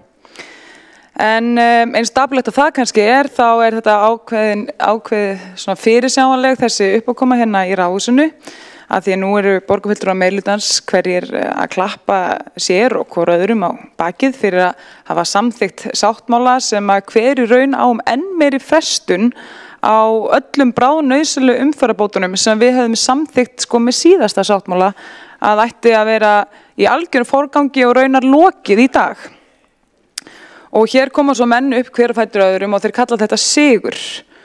Sigur að samþykkja í raun og veru áframhaldandi aðgerðaleysi næstu árin, eitthvað sem að heldur þá fólki í föstu umferðinni alltaf 2 klukkustundir á dag. Og kannski það alveg eins konar hálfsigur fyrir Samfylkinguna og Pírata því að þessi flokkar lofuðu Reykvíkingum að með því að auka umferðarteppur með þrengingum og að gera það eins erfitt og það getur orðið fyrir fólk að ferðast að bíl, að þá mætti pína nægjanlega marga til þess að ferðast með öðrum hætti. Og þá myndu kannski þessar umferðarteppur eflaust bara leysast af sjálfum sér. En það hefur augljóslega ekki gengið eftir hér frekar en annars staðar og Reykvíkingar geta þá hugsað hlýlega til meirihlutans seinna og með þeir sitja fastir í umferðinni. En margir hérna undan hafa náttúrulega tíunda þá fjölmörgu ágalla samgöngusáttmálan sem hér fyrir hendi, þannig að ég ætla kannski bara að súmera mína gagnrýni í eitt orð og það orð metnaðarleysi. Því mér þykir það vera metnaðarleysi að ætla sér ekki að leysa umferðarvandann næstu ár. Og mér þykir að vera metnaðarleysi að ætla sér ekki að koma upp heildstæðu snjalljósastýringu hér á öllu höfuðborgarsvæðinu, heldur bara á velvöldum gatnamótum. Og mér þykir það líka metnaðarleysi að ætla ofan á aðra skatta að rukka fólk og fjölskyldur og fyrirtæki sem nota bíl allt að mörg 100.000 krónur á ári í nýgjöld sem að mun þá enn frekar hækka verðið á öllu, matvöru og þjónustu og hvaða fólk svo að fá fyrir þessa auka gjaldtöku og verðhækkanir? Strætó og miðrisettri sérakrein, þar sem að fólk þarf hvort sem að ganga fyrir bíla til þess að fara upp í vagnin og hann kemur í besta falli á 7 mínútna fresti á álagstímum. Og það þetta hágæða innan gæsalappa almenningssamgöngukerfi. Og þá segi ég, eins og ég hef sagt hérna áður, frekar þá vil ég bara við sem að skoða neðanjarðarlest af einhverju alvöru. Því þá erum við að byggja til 100 ára og hún ekki háð því að borgin trassi við snjómokstur eða viðhald og vagnarnir koma nokkrum mínúta fresti og maður þarf ekki að bíða út í öllum veðrum og vindum og maður langt fljótari á áfangastæðin með borgarlínu. Auk þess sem neðanjarðarlest þá minnstakosti viðbótu vegakerfið neðanjarðar og hún veldur að það að byggja neðanjarðarlestina veldur engum truflunum á umferðinni ofanjarðar en á framkvæmdatíma þá mun borgarlínan bæði þrengjað og loka alfæri helstu umferðaræðum höfuðborgarsvæðisins. Fyrir utan að það náttúrulega svona forsenda ásettanlegra notkunar borgarlínu að hún muni tefja fyrir umferð akandi uppferð og þá segi ég bara freka vil ég byggja eitthvað sem fólk vill nota heldur en eitthvað sem þarf að pína fólk til þess að nota. Og að ætla sér að eyða einhvern gigatískum uppæðum og besta sem er boðið borgarlína, það þykir mér bara að vera metnaðarleysi. En ég skil að meirihluti kalli þetta sigur. Af því að allar framkvæmda áætlanir þessa samgöngusáttmála taka mið af því að það megi ekki greiða mikið fyrir akandi umferð því að öðrum kosti muni fólk ekki nota borgarlínu eða strætó. Og það er alveg klárlega sigur fyrir þá fjölmörgu borgarfulltrúa Samfylkingarinnar og Pírata sem hafa undanfarin ár haft mjög hátt þá skoðun sína. Og við þekkjum öll þessa orðræðu, þetta þú mátt ekki nota bílinn því bílinn tekur pláss og þú mátt ekki taka pláss, þú mátt ekki nota bíl því þá þarf borgin að nota þína skattpeninga til þess að þjónusta þig, halda við götunum og skaffa þér bílastæði, þú mátt ekki nota bíl því þá ertu vondmanniska sem bætir við ríkið í borginni, en þó allir sérfræðingar séu sammála að regluleg götuþrif sé langöflugasta leiðin til að bæta loftgæði. Það má alls ekki kaupa meira lágmarksþrif á götunum hér fyrir þína skattpeninga og seinast en ekki síst það áttu á sjálfsögðu að skammast þín fyrir að keyra bíl því jafnvel þótt að bíllinn gangi fyrir rafmagni og útblásturinn sé engin, það mátti ekki þurfa pláss og þú mátti ekki taka pláss, manstu. Nánast öllum borgarfulltrúum hér inni sem ferðast í vinnu á bíl. Þannig ég segi bara takk, nei takk, ég er ekki áskrifandi af þessari hugmyndafræði. Vinstriflokka meirihlutans. Reykvíkingar eiga bara betur skilið en stjórnmálamenn sem ala á skautun og hvetja til þess að sér tala niður fólks sem það er smánað fyrir að ferðast á bíl og hver er líka afrakstur þessara hugmyndafræði? Ekkert, eins og sést á umferðartöfunum og ástandinu á strætó því þessi hugmyndafræði hún skilur einfallega bara ekkert eftir sig. Hún tekur bara af tíma fólks, peningu þeirra og hamingju. Og ég er hér til þess að berjast fyrir frelsi fólks, til þess að ferðast eins og því sýnist og taka þess mikið pláss og því finnst að þurfa og komast fljótt og greiðlega á milli staða og eyða eins til þess að geta eytt eins miklum tíma og það vill með fjölskyldunni og eins litlum tíma og þarf í umferðinni. Og ég er bara hér til þess að ná árangri fyrir Reykvíkinga og ekki til þess að segja hvernig þeir eiga að lifa lífinu sínu eða ferðast á milli staða.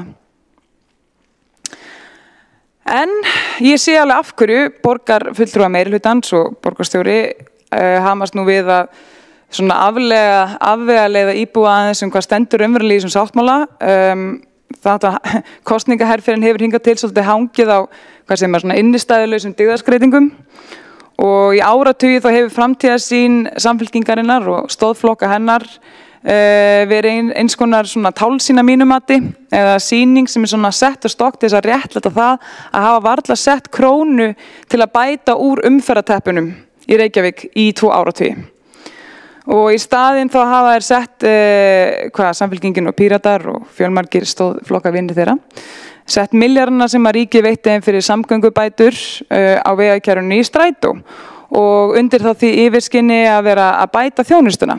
En úti standa farþegar og þeir klóra sér í hausnum því að þeir hafa lítið annað áþreifanlegt fengi fyrir peningin en handónýtt klapp-app og svona tilgangslausar auglýsingaherferðir. Þannig hver er mín framtíðarsýn?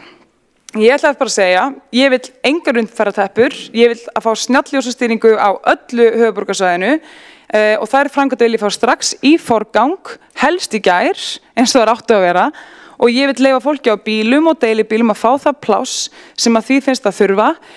Ég er ánægð að sjá hins vegar öflugt göngu- og hjólreiðastíganet líkt og við sjálfstæðismenn höfum barist fyrir, en ég vil hins vegar fá alvöru valkosti þá í almenningssamgöngum, ekki afarkosti. Og ég vil leyfa borginni að stækka og ég vil bjóða fleiri ódýrar lóðir fyrir fólk og fyrirtæki sem geta þá byggt sér ódýrara húsnæði og ég vil meiri lágreistabyggð með fallegum arkitektúr. Og ég vil fá fleiri grænsvæði en ég vil líka fleiri bílastæði og það er hægt að gera bæði. Og ég vil skipuleggja fleiri lóðir fyrir einbýli og raðhús með góðu görðum og allt þetta vil ég fá bara strax í verk. Og ég mun ekki sætta mig við neitt minna fyrir mína kjósendur. Takk fyrir. Borgarfulltrúi Ragnhildur Alda María Vilhjálmsdóttir hefur lokið máli sínu. Tveir hafa óskað eftir að koma upp í andsvörum. Fyrst er það borgarfulltrúi Alexandra Briem. Forseti, já, ég vil nú bara kannski hrósa borgarfulltrúanum Öldu Maríu Vilhjálmsdóttur fyrir þessa loftheimleika, einhvern veginn, allan að reyndum að tengja það saman að hún vill fresta þessu öllu og meðan kerfi sem miklu dýrara og tekur miklu lengri tíma verður kannski eitthvað tíman sett upp meðan hún stillir sér samt upp eins og hún sé að reyna að spara pening og stillir sér upp eins og hún vilja leysa málin hraðar og á sama tíma hún að leggja okkur þau orði í munn að við séum að reyna að leysa umferðarvandann bara með því að skamma fólk á þetta, svona svolítið skamma sín fyrir hvernig raunveruleikinn þegar við erum búin að vera að vinna hörðum höndum að því að bæta kerfið, reyna að ná einhvers konar samkomulagi það að bæta almenningssamgöngur, bæta vegakerfið með þeim skynsamlegustu leiðum miðað við íbúafjölda, miðað við það fjármagn sem í boði, miðað við það samkomulag sem hægt að ná meðal aðila. Þetta vissulega bara nokkuð virðingarverð tilraun til þess að snúa öll á haus. Borgarfulltrúi Alexandra Briem hefur lokið við að veita andsvar, þá svarar andsvari borgarfulltrúi Ragnhildur Alda María Vilhjálmsdóttir.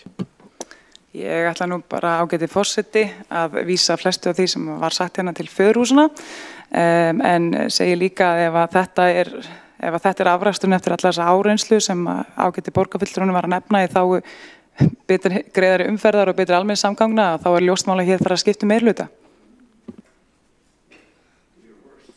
Borgarfulltrúi Ragnhildur Alda María Vilhjálmsdóttir hefur lokið við að svara andsvari. Þá veitir næst andsvar borgarfulltrúin Hjálmar Sveinsson.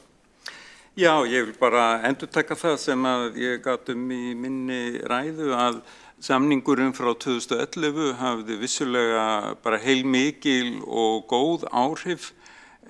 Fjöldi strætófarþega jókst verulega og ég gat þess að árið 2009 þá fór hver íbúa meðaltali 37 sinnum með strætisvagni en 54 ferðir 10 árum síðar og sem sagt 17 ferðum fleiri sem eru 4,2 milljónir ferða á ári. Reykvíkingar eða íbúar höfuðborgarsvæðisins fara 13 milljónir ferða með strætó á ári og þannig að þetta svona illa umtal strætó bara stenst ekki og mér leiðist það og mér finnst að það ætti eiginlega bara ekki að vera í gangi hérna í sal borgarstjórnar. Borgarfulltrúi Hjálmar Sveinsson hefur lokið við að veita andsvar, þá svarar andsvari borgarfulltrúi Ragnhildur Alda María Vilhjálmsdóttir. Ágæti forseti, borgarfulltrúar meirihlutans og eins og Hjálmar hérna hafa oft ásakað borgarfulltrúar minnihlutans að vera með illt umtal þegar þeir gagnrýna strætó og það sem betur má fara í strætó og svo hafa jafnvel segist svo langt að segja að sú gagnrýni sé ástæðan fyrir því af hverju strætó sé ekki meira notaður en raun ber vitni. Þetta svona til marks alveg kyngimagnaða trú borgarfulltrúa meirihlutans á okkur borgarfulltrúa minnihlutans að halda við ein og sér sem ástæða þess að strætó sé ekki meira notaður. Staðreyndin sú að miðað við allar þær tölur sem voru setta fram á sínum tíma að þá ljóst mál að þessi tilraun tókst ekki upp. En ég meina það allt í lagi að fara í tilraunir og prófa hitt og þetta til þess að reyna að auka notkun en það sem sýnir sig alltaf að líklegast til þess að fá fólk til þess að vilja nota eitthvað að veita þeim gulrót. Það ekki að og þá þarf bara að bæta strætó til muna ef hann á að vera góð gulrót fyrir fleiri íbúa. Borgarfulltrúi Ragnhildur Alda María Vilhjálmsdóttir hefur lokið máli sínu. Þá hafa ekki fleiri óskað eftir að koma upp í andsvörum og við gerum 15 mínútna hlé á fundinum.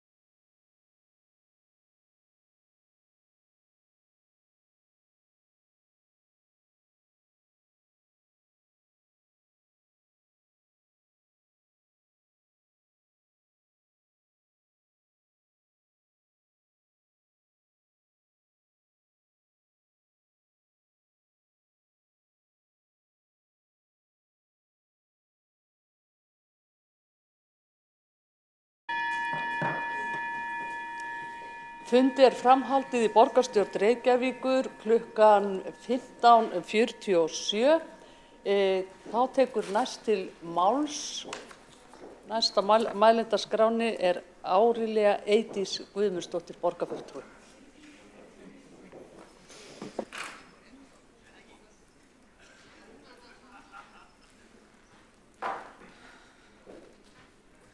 Virðulegi forseti, ágætu borgarfulltrúar, þeir sem að kunna á hlýða. Hér hefur mönnum og konum verið tíðrætt draumóra sem að mér hefur þótt svolítið skemmtilegt að hugsa Það var árið 1502 sem að súltaninn Bayezid annar sendi eftir plani það hvernig ætti að byggja brú frá Istanbúl yfir í nærliggjandi hérað. 500 árum eftir og Leonardo da Vinci sendir inn teikningu og 500 árum eftir að dauða hans þá verið að búa til þessa brú. Þannig að til þess að ná árangri þá verður maður að hafa draum, maður verður að sjá fyrir sér hvernig við ætlum að gera betri, hvernig við ætlum að gera bæði líf okkar betra og skilvirkara. Ég vil byrja á því að hrósa þeim sem að hafa haft á sýn, sem að hafa verið draumóra fólk og má það nefna kannski fremstan í flokki í dag, B. Eggertsson borgarfulltrúa, áður borgarstjóra sem að hefur á undanförnum áratugum, ef svo má segja, verið leiðandi í þeirri draumsýn, en ég vil líka nefna fyrir innviðaráð herra Sigurður Inga, sem að hafa með skýrum hætti báður tveir leitt þessa sýn sem að má segja þessi draumsýn það hvernig samfélag við ætlum að byggja og hvað það sem að samgöngusáttmálinn ætlað að gera. Nú það þannig að við höfum unnið með hugtak í borgarskipulagi sem kallað smart borgir og skilgreiningin á smart borgum fyrirgefiði, svo með leyfi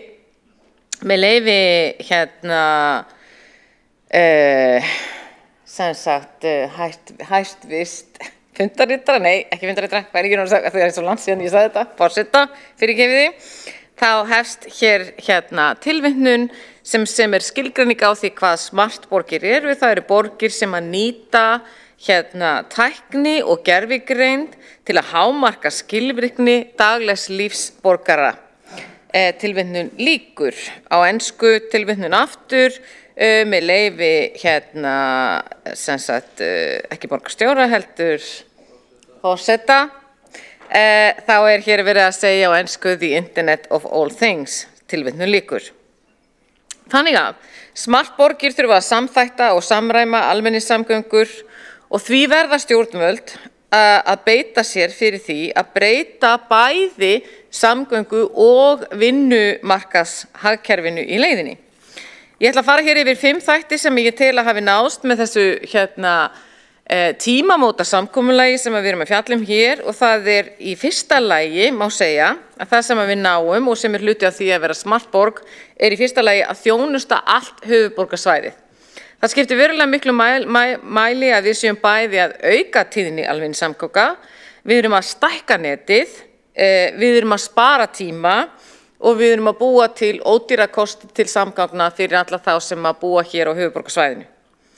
Í öðru lagi þá mjög mikilvægt að horfa á þetta sem það að við erum að gefa borgurum tækifæri til aukins hreyfanleika á sama tíma og við erum að ná öðrum markmiðum sem eru efnahagsleg og umhverfisleg. Þannig að við komumst eins hratt og skilvirka leið og við mögulega getum.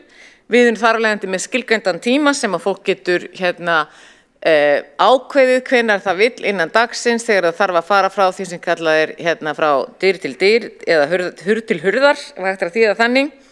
Við erum að hámarka umferðarstýringu út frá tæknilegum forsendum og við erum að búa til aukinn áreiðanleika. Í þriðja lagi þá erum við að huga að aðgengi borgara. Við erum í rauninni að grundvalla þá forsendu sem skiptir okkur mestu máli í nútímasamfélagi sem það að komast auðveldlega til og frá á þann stað sem við þurfum að fara. Við erum líka að sjá til þess að ferðin sé bæði auðveld og ekki síst ánægjuleg. Það mjög mikilvægt að gera okkur grein fyrir því að í flestum löndum sem við berum okkur saman við og jafnvel þeim löndum sem við berum okkur ekki saman við, að þá nýtir fólk sér almenningssamgöngur meðal annars til þess að undirbúa sig fyrir vinnu eða jafnvel til að slaka á, sérstaklega þegar við erum með góðar almenningssamgöngur sem að fólk getur treyst á. Nú í fjórða lagi þá erum við að horfa á viðbragðsflýti alls samfélagsins og það sem að mér hefur þótt merkilegt í því að hlusta á ræðurnar sem hér hafa farið fram, sérstaklega frá minnihlutanum, er að það er eins og tíminn standist kyrr. Það er eins og engar forsendur breytast. Það þarf ekkert annað heldur en að til dæmis að það sé opnað nýr háskóli eða við flytjum ákveðna tegundir af skólum eftir hverfum og þá breytast í rauninni forsendunar á fyrir því hvernig við stýrum umferðinni og þó svo ég nefni ekki að það komi ný hverfi og svo framvegis. Við erum alltaf, borgir eru lifandi einingar sem að þurfa stöðugt að vera að breytast og þess vegna þarf viðbragðsflýti kerfisins að vera til staðar. Við þurfum líka að horfa út frá vinnumarkaði.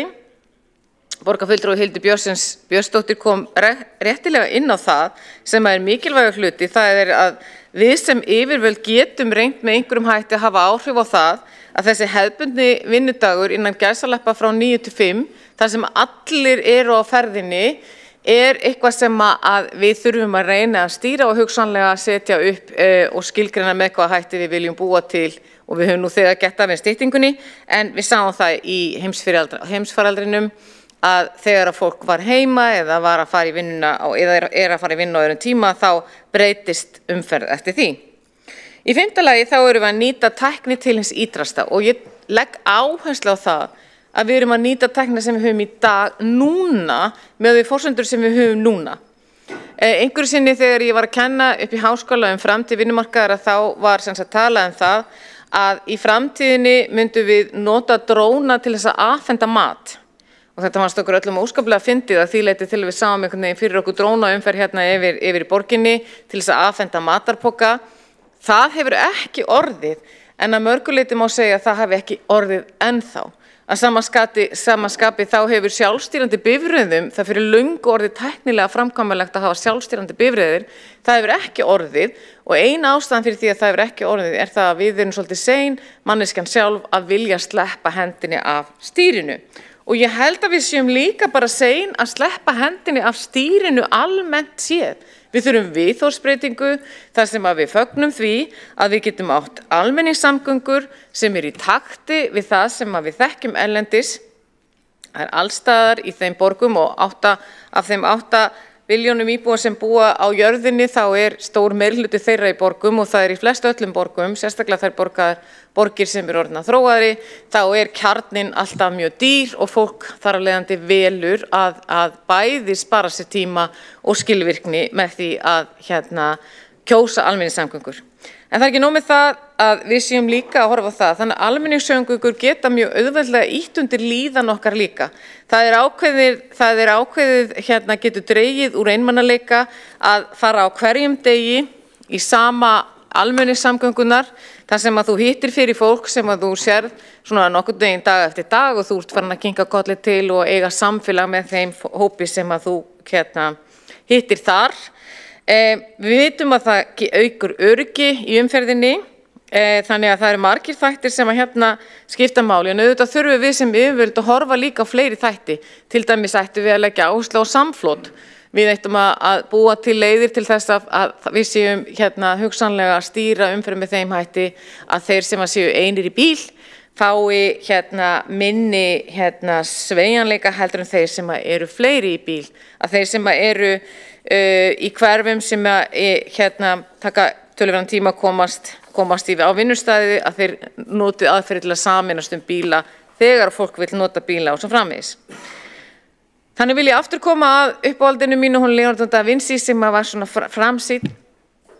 Hann þótti stór skrítinn á sínum tíma og mér hefur þótt þessi umræða samgöngusáttmálann stundum vera miðuð við fortíðina en ekki framtíðina og miðuð við það að við þekkjum þarfir sem að meira segja ekki nema 5 ár fram í tíman en við erum allavega að bregðast þannig við að við eigum og getum átt heima og svo þegar fólk segir já ég verð ekki hér þegar þetta verður.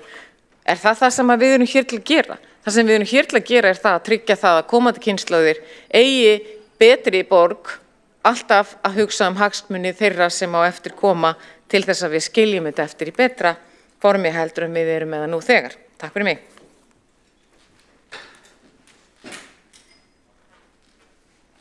Borgarfulltrúi Árelía Eydís Guðmundsdóttir hefur lokið máli sínu. Þá tekur næstur til máls borgarfulltrúi Skúli Helgason.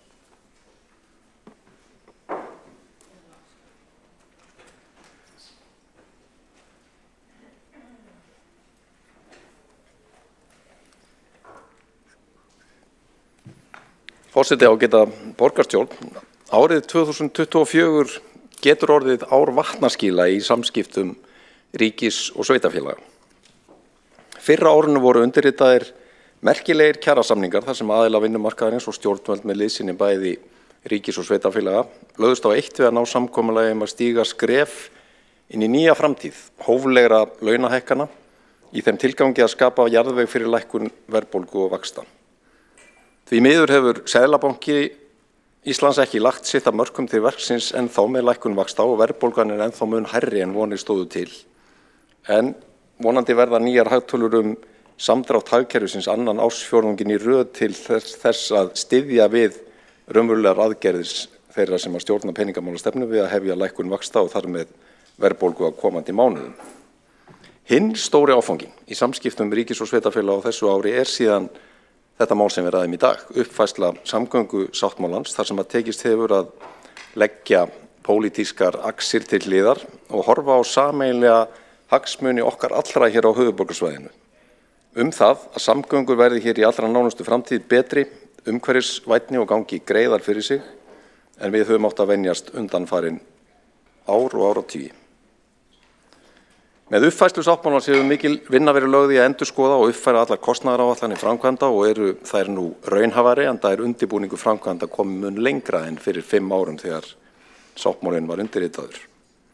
Heildarkostnaður framkvæmda nú áætlaður alls 311 milljarðar fram til ársins 2040 og mun ríkið fjármagna bróðurpartinn eða 87,5% af þeirri fjárhæð en sveitarfélögin á höfuðborgarsvæðinu skipta með sér þeim 12,5% sem eftir standa. Fyrir þá sem svitna yfir þessum tölum má benda á að samkvæmt nýlegri úttekt FIB hefur ríkið haft 750 milljarða í tekjur af umferð og ökutækjum á undanförnum 9 árum en fjármögnun hins uppfærða samgöngusáttmála deilist á næstu 16 ár héðan í frá. Umferðin á höfuðborgarsvæðinu hefur jafnt og þétt verið að þróast til verri vegar í beinu samhengi við mikla fjölgun bíla á götunum. Tölfræðin lítur skuggalega út. Frá árinu 2016 hefur íbúum á höfuðborgarsvæðinu fjölgað 34.000 og skráðum bílum 29.000. Að jafnaði hafa því á þessu tímabili 90 íbúar og 80 bílar bæst við umferðina á gatnakerfi svæðisins í viku hverri með tilheyrandi álagi á innviði. Þegar samgöngusáttmálinn var undirritaður árið 2019 stemdi í að umferðin myndi aukast 40% á næstu 15 árum og tafatími í umferðinu lengjast fjórðung. Nú 5 árum síðar hefur bílum í umferðinni á höfuðborgarsvæðinu fjölgað hvorki meira né minna en tæplega 16.000 bíla þó einungis sé liðinn þriðjungur af tímabilinu. Fá ef nokkur dæmi á byggðu bólu samfélaga sem hlutdeild einkabílsins í umferðinni jafn mikil og á Íslandi og allir sem komið hafa til stórborga Bandaríkjanna vita að fleiri mislæg gatnamót leysa ekki vandann nema síður sé og tafatíminn í umferðinni það daglegt brauð rétt eins og hér. Við erum að glíma við alvarlegan loftslagsvanda, heimsbyggðin öll, sem á upptök sín í allt of mikilli losun gróðurhúsalofttegunda, meðal annars vegna bílaumferðar, og við Íslendingar getum ekki valið okkur frá því verkefni. Það þarf að fækka bílum í umferð með því að fleiri velji vistvænni samgöngumáta og gera þá aðgengilegri fyrir íbúana. Þar vaxandi hlutur almenningssamgangna veigamesti lykillinn að bjartari framtíð. Og talandi það, ein stærstu tíðindin í þessari uppfærslu sáttmálans núna að ríkið kemur nú inn í rekstur strætó í fyrsta sinn með þriðjungshlut í rekstrarframlögum á gildistíma sáttmálans til 2040 en með endurskoðun til hækkunar 2030 þegar borgarlínan verður tekin í notkun samkvæmt gildandi áætlun. Það mikil tímamót en rennir mikilvægri stoð undir rekstur strætó sem að hefur þurft að glíma við erfiðan rekstrarvanda á undanförnum árum eins og við þekkjum. Það þó gleðiefni að farþegafjöldi í strætó fer hægt og bítandi vaxandi og eins og kemur fram í skýrslu viðræðuhópsins með uppfærslu sáttmálans þá var árið í fyrra metár í nýtingu almenningssamgangna þegar farþegafjöldi með strætisvögnum eða það sem kallað innstigi í strætisvagna nam 12,6 milljónum. Ég vek líka athygli á því að ríkið skuldbindur sig einnig til þess að leggja til orkuskiptaframlög vegna kaupa strætó og annarra rekstraraðila á rafmagnsvögnum og uppbyggingar hleðsluinnviða vegna almenningssamgangna í samræmi við markmið aðgerðaráætlunar í loftslagsmálum orkuskipti í almenningssamgöngum. Það er stefnt að því að fjárfesta í að minnsta kosti 30 rafmagnsvögnum á næstu 6 árum, auk fjárfestingar í uppbyggingu hleðsluinnviða. Miðað er við að orkuskiptaframlag ríkisins vegna þessa verði alltaf 30 milljónir króna á hvern vagn, svo það má leiða líkur á því að framlag ríkisins vegna kaupa á rafmagnsvögnum geti numið alltaf 900 milljónum í heildina. Lykillinn er sá að fleiri noti almenningssamgöngur, fleiri hjóli, fleiri fari sinna ferða fótgangandi og bílum í umferðinni fækki til hagsbóta fyrir loftslagið, lýðheilsuna og auðvitað umferðina sjálfa. Ég fagna sérstaklega ábata greiningunni sem borgarstjóri fór vel yfir í sinni ræðu. Hver króna sem lögð er í þetta verkefni skilar sér þrefalt tilbaka inn í samfélagið, samkvæmt ítalegri ábata greiningu sem unnin var í tengslu við uppfærsluna.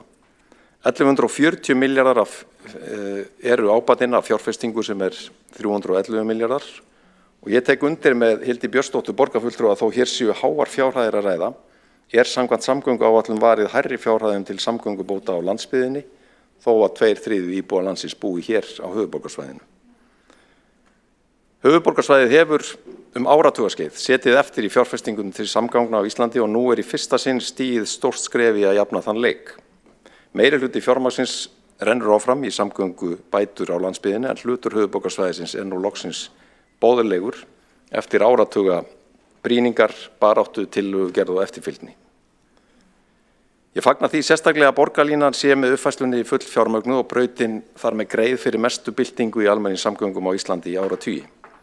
Betri þjónusta, meiri tíðni, minni biðtími og tafir í umferðinni, þetta eru lykilatriði varðandi það að fleiri velji þennan notalega samgöngumáta. Það líka sérstakt fagnaðarefni að enn meiri áhersla verði lögð á að leggja nýja göngu- og hjólreiðastíga eða alls 100 kílómetra á gildistíma sáttmálans.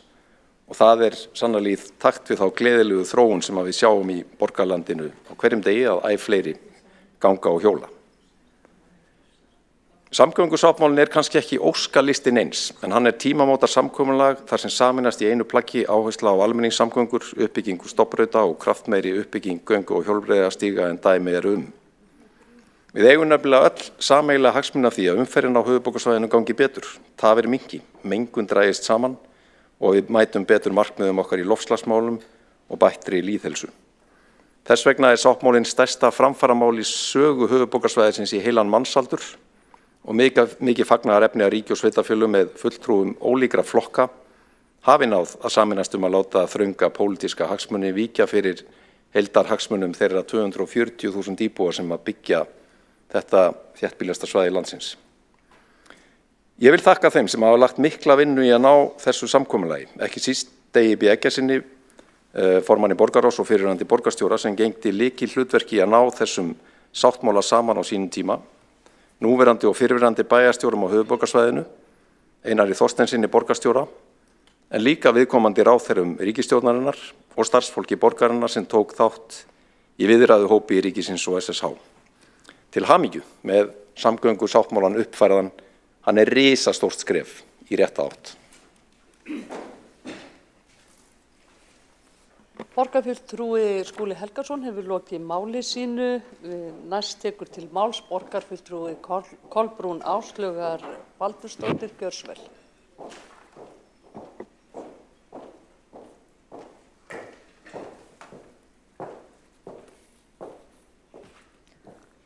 Forseti, ágæta borgarstjórn, ég ætla nú bara að hafa þetta stutt en það þetta verða komið gott hjá okkur fljótlega myndi ég halda.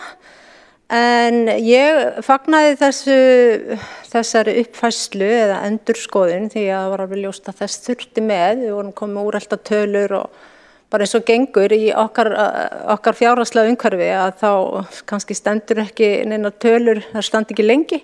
Og kannski eftir að þurfa að endurskoða þennan sáttmála enn og aftur fljótlega, ég veit það ekki. En það miklu betra að hafa þetta svona nær einhverjum raunveruleika, jafnvel þó að þessar upphæðir séu ævintýralegar og ennþá þetta óvissa hvað þetta muni kosta að lokum. Ég meina það segir sig sjálft að það ekki takt að negla það neitt endalega niður. En það sem ég langar kannski að segja þetta, það bara stutt að það sem að vonir stóðu til að finna í þessum sáttmála var kannski að horfa sér nær og horfa til bara næstu missera og jáfnvel bara strax í vetur því að það getur eiginlega ekki verið svona mikið lengur hvernig umferðarmálin í bænum. Þetta að verða svo íþyngjandi og verða að hafa svo mikil svona alvarlega og neikvæð áhrif bara andlega á fólk. Það allir að tala þetta.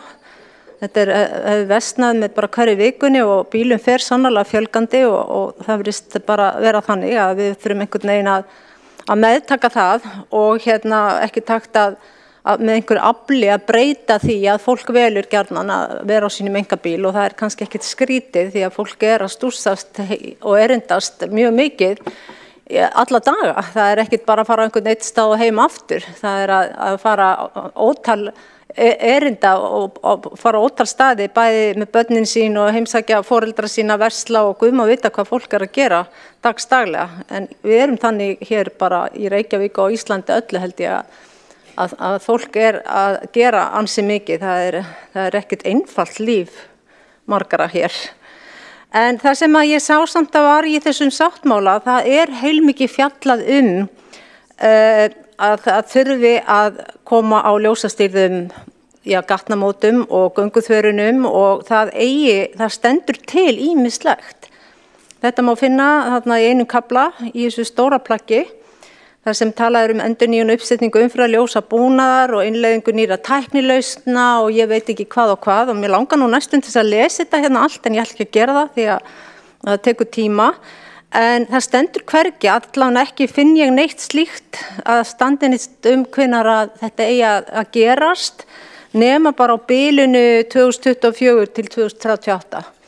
Það dálítið seint fyrir allavega fólk sem komið svona aðeins yfir miðjuna að það fólk að sá hópur mun náttúrulega einfaldlega ekkert lifa neitt af þessum stóru breytingum og það svona kannski svolítið bratt að fara að fagna samkomulagi þar sem að meiri hlutin einhverja aðgerðir sem ekki fyrr en eftir mjög mörg ár.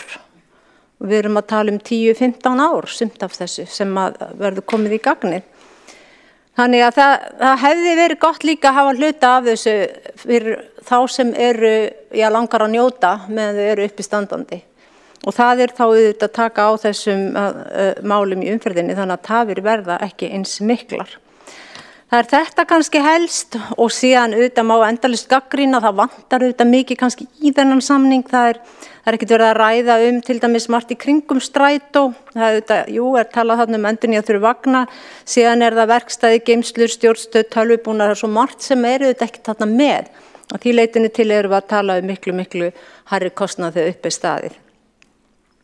En maður sá þetta líka ofsjónum yfir að kannski færi nú strætó og komast í betri umgjörð þegar að ríkið ætlar að skuldbinda sig og ætlar til að fjármagna þriðjung kostnaðar vegna reksturs, almenningssamgangna á móti sveitarfélögunum. Og ég held að mjög margir hafi hort strax á að það væri eitthvað sem væri dásamlegt að gæti mögulega gerst að strætó svona alvöru samgöngutæki og almenningssamgöngur. Hins vegar fór maður að hugsa hvernig svona skarast hafi borgarlínu, eitthvað búið að teikna það upp, hvar það borgarlínan og hvar það strætó, því að þarna kannski tvær, borgarlínan og svo strætó og sinni sér akrein við hliðina, en þetta vantarlega ekki stærsta vandamálið.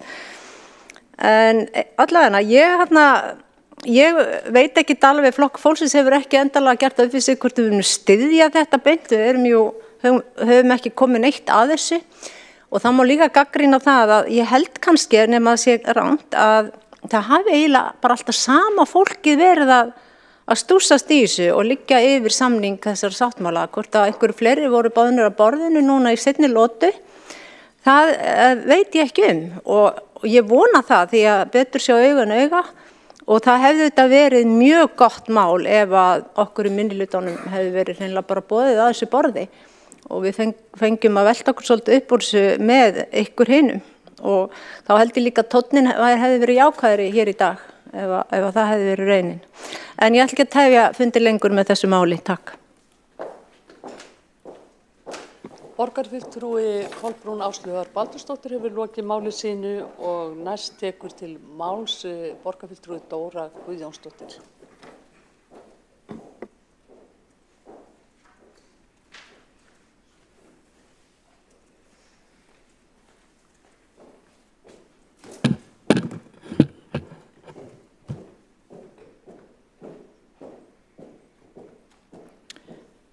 Forseti, kæra borgarstjórn, kæru íbúar. Það var stór og merkileg stund þegar upphaflegur samgöngusáttmáli var undirritaður 2019. Stór á mínum pólitíska ferli, ef ég tala svona út frá persónulegu nótunum, en líka stór í sögu borgarinnar okkar, í sögu höfuðborgarsvæðisins. Það var líka stór og merkileg stund þegar uppfærður sáttmáli var undirritaður nú nýverið, með meiri raunhæfni í áætlunum eftir enn meiri umræðu. Þetta var stór og merkileg stund fyrir þau okkar sem viljum geta treyst því að stjórnmálin skili alvöru árangri, ekki bara arga þrasi. Þetta var stór og merkileg stund fyrir þau okkar sem nenna ekki að búa hérna áfram nema almennilegar hágæða almenningssamgöngur verði settar í forgang. Fyrir þau okkar sem höfum þekkt þau lífsgæði sem í því felst. Fyrir þau okkar sem vitum að það er leiðin sem við verðum að fara í þágu loftslagsins og framtíðar kynslóða. Það er merkilegt og mikilvægt að pólitísk sátt ólíkra flokka og mismunandi sveitarfélaga og ríkisins geti náð fram mikilvægum samgönguúrbótum fyrir íbúa höfuðborgarsvæðisins. Samgöngumál á höfuðborgarsvæðinu hafa ekki fengið nægan forgang í samgönguáætlun ríkisins hingað til að mínu mati. Nú er loksins komið að okkur. Inn í þessum áætlunum eru enn 6 lotur borgarlínu, en það er líka búið að bæta örlítið við. Nú er gert ráð fyrir að 71% íbúa muni búa í nálægð við hágæða almenningssamgöngur 2040 í stað 66% sem gert var ráð fyrir í sáttmálum 2019. Það er framför að mínu mati. Inni í þessum áætlunum var bætt stjórnskipulag verkefnina, en betri samgöngur ætla að taka við borgarlínu þróuninni sem hingað til hefur verið unnin innan vegagerðarinnar. Ég held að það muni reynast farsælt. Sem nýr stjórnarformaður Strætó fagna ég því að það eigi að stórefla Strætó frá og með næsta ári. Strætó hefur þurft að lifa við útþynningu framlaga, ríkis og sveitarfélaga í gegnum árin, þar sem framlögin hafa ekki verið vísitölubætt. Meðal annars þess vegna gengur fjárhagurinn ekki upp. Vagnflotinn er allt og gamall og vegna fjárhagsstöðu hefur ekki verið svigrúm til eðlilegar endurnýjunar sem hefur aukið rekstrarkostnað þeirra. Tekjufall vegna COVID var bætt að mjög takmarkuðu leyti, þrátt fyrir óskir almannavarna yfirvalda að halda úti þessari þjónustu. Og það er mjög miður. Þetta hefur haft þjónustuskerðingar í för með sér og komið í veg fyrir þjónustu úrbætur. Notkunin líður fyrir vikið. Samt er mikill áhugi á Strætó og almenningssamgöngun og notkunin sannarlega að aukast. En tækifærin eru líka mikil og við þurfum innviðina til að beisla þau. Nú horfir loks til betri vegar. Inni í þessum áætlunum er bein aðkoma ríkisins að rekstri almenningssamgangna strax frá næsta ári. Það er ótrúlega mikilvægt. Hefði Strætó verið látið mæta afgangi í COVID ef það hefði verið rekið með aðkomu ríkisins? Ég spyr. Víðast hvar kemur ríkið að rekstri almenningssamgangna? Stefnt er að því að ríkið komi inn með 2,7 milljörðum í framlagi á næsta ári og tækifæri til að stórefla Strætó. Þá þurfum við ekki bara að bíða, heldur getum strax hafið innleiðingu á nýja leiðarnetinu sem á að vera að fullu innleitt 2030. Og þetta þýðir þjónustuaukningu upp á 63%. 13% þjónustuaukningu strax á næsta ári. Þetta þýðir að við ættum vonandi að geta loksins skipt út þessum gömlu vögnum fyrir nýja, en þörfin fyrir 24 nýja vagna brýn. Inn í þessum áætlunum orkuskipta framlag frá ríkinu eins og hefur komið fram til að rafvæða vagnflota strætó. Og það styður við þetta með því að fjárfesta og setja 30 milljónir í kaup á hverjum rafvagni.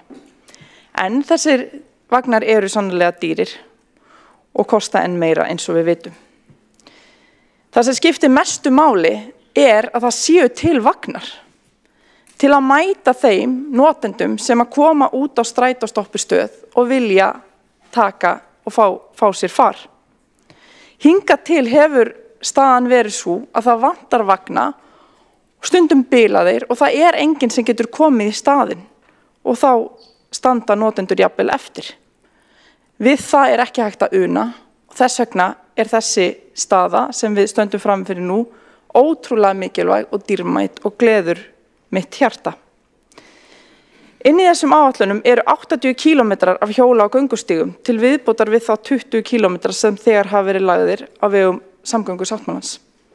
Það risastórt. Markmið Reykjavíkur hefur verið kolefnishlutleysi árið 2040 og við erum reyndar að skerpa á þessum áherslum og stefna að kolefnishlutleysi fyrir 2030 í sameiginlegum leiðangri evrópskra borga. Og þetta eru stór markmið. Ef við lítum yfir farin veg þá hefur okkur fjölgað 21.000 manns á höfuðborgarsvæðinu síðan samgöngusáttmálinn var undirritaður. 16.000 bílar hafa bæst við. Þetta gengur ekki í takt við okkar loftslagsmarkmið og það þarf alvöru fjárfestingu til að breyta af leið. Okkar framtíðarkynslóðir eiga það skilið.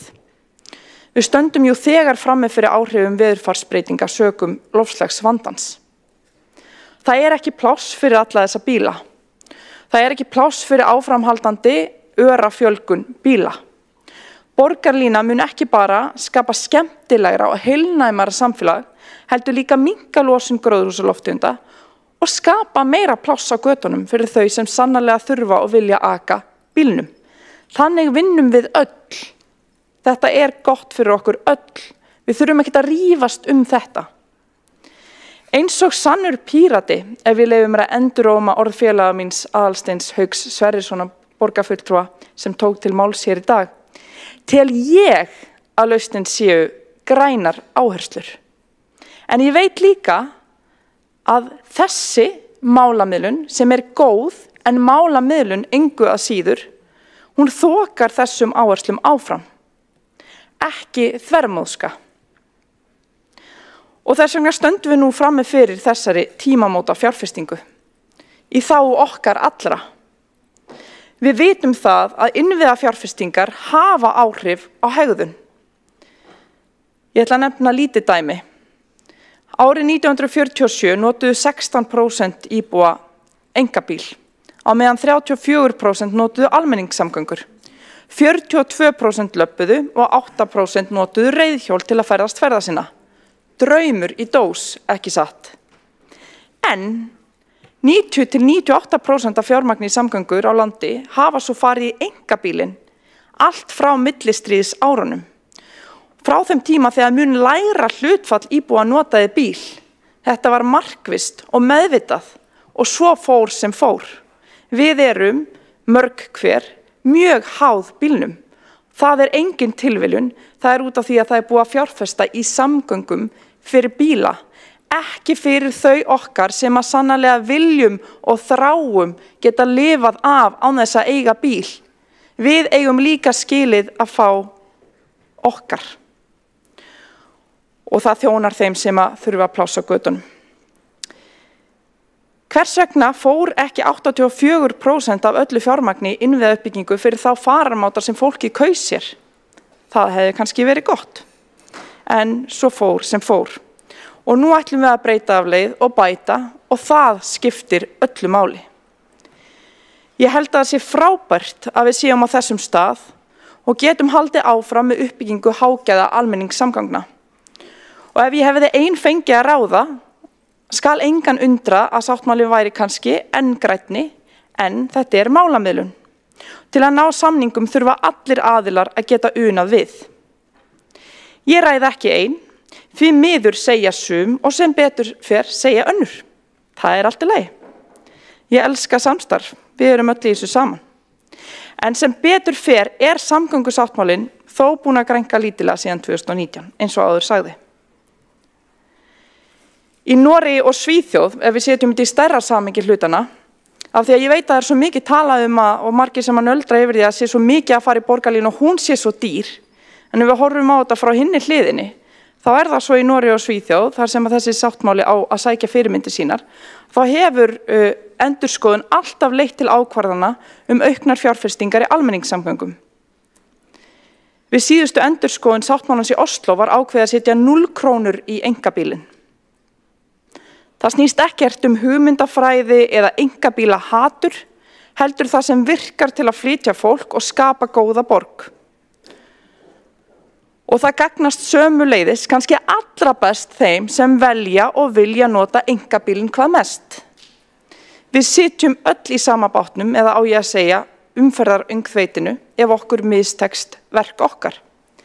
En við erum sannarlega ekki komin á þennan stað, við verðum einhver staðar að byrja. Og það tekur tíma að snúa olíuskipi og hugmyndafræði og menningu. Mér finnst eins og almenningur skilji betur hvað við erum að fara þegar við tölum betri almenningssamgöngur í dag en bara fyrir örfáum árum síðan. Fólk hefur margt búið og ferðast erlendis og skilur lífsgæðin sem felast í þessu fyrirbæri. Þetta skiptir líka öllu máli fyrir loftslagið og lýðheilsu og framtíðar kynslóðir. Þetta snýst ekki að fórna sér, þetta snýst ekki að velja eitthvað sem síðra, heldur að skapa tækifærin til að nýta aðra ferðamáta en bílinn ef að þú kýst svo. Það sé þægilegt, það sé einfalt, það sé aðgengilegt. Það á ekki að vera kvöl og pína. Þetta á að vera gott og virka vel. Vonandi erum við að þroskast í rétta átt sem samfélag og ég trúi því að fólk sé að skilja út á hvað þetta gengur allt saman. Að við getum hætt að rífast borgarlínu ekki borgarlínu og ég held að við séum hætt því hér í dag og ég fagnaði að heyra góðan tón frá félögum mínum í minnihlutanum sem að virðast líka vera upptekin af því að byggja upp góðar almenningssamgöngur. Og það gott að finna að við stöndum saman í þessu. Samgöngusáttmáli mun samkvæmt félagshagfræðilegu greiningunni breyta ferðavenjum. Þar sem færri ferðir verða farnar á einkabílum en ef ekki kæmi til framkvæmda samgöngusáttmálans. Það þýðir samt ekki færri ferðir verði farnar á einkabílum, svo það sé nú sagt. Þannig við eigum eitthvað eftir í land. En þetta skiptir verulegu máli. Í félagshagfræðilegu greiningunni gert ráð fyrir að ekin vegalengd einkabíla verði 200.000 kílómetrum styttri á dag árið 2040 og fjöldi ferða með almenningssamgöngum og hjólandi mun það bil þrefaldast á tímabilinu. Og þetta skiptir máli. Greiningin bendir til að með framkvæmdum samgöngusáttmálans muni bílaumferð aukast samt áfram, en að vöxtur bílaumferð verði minni en íbúafjölgun. Ef við gerum ekki neitt, þá versnar þetta ástand og versnar og við erum að beygja af braut. Þannig að þetta mjög gott mál. Þetta skiptir okkur máli, okkar lífsgæði, loftslagið, að sé skemmtilegt að búa hérna, að við fáum þá heilsu, að njóta þeirra heilsu, að ganga út á strætóstoppistöð og taka strætó sem kemur. Við þurfum ekki að skipuleggja okkur fyrirfram, missa strætó og bíði hálftíma. Það snýst það, þetta sé þægilegt og aðgengilegt og gott fyrir okkur öll. Ég segi bara til hamingju öll, til hamingju Reykjavík.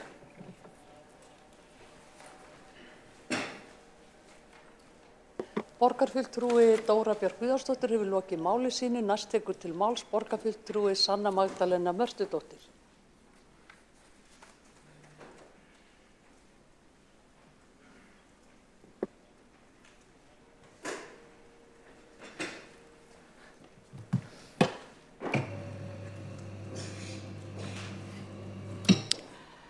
Forseti og öll sem eru að fylgjast með.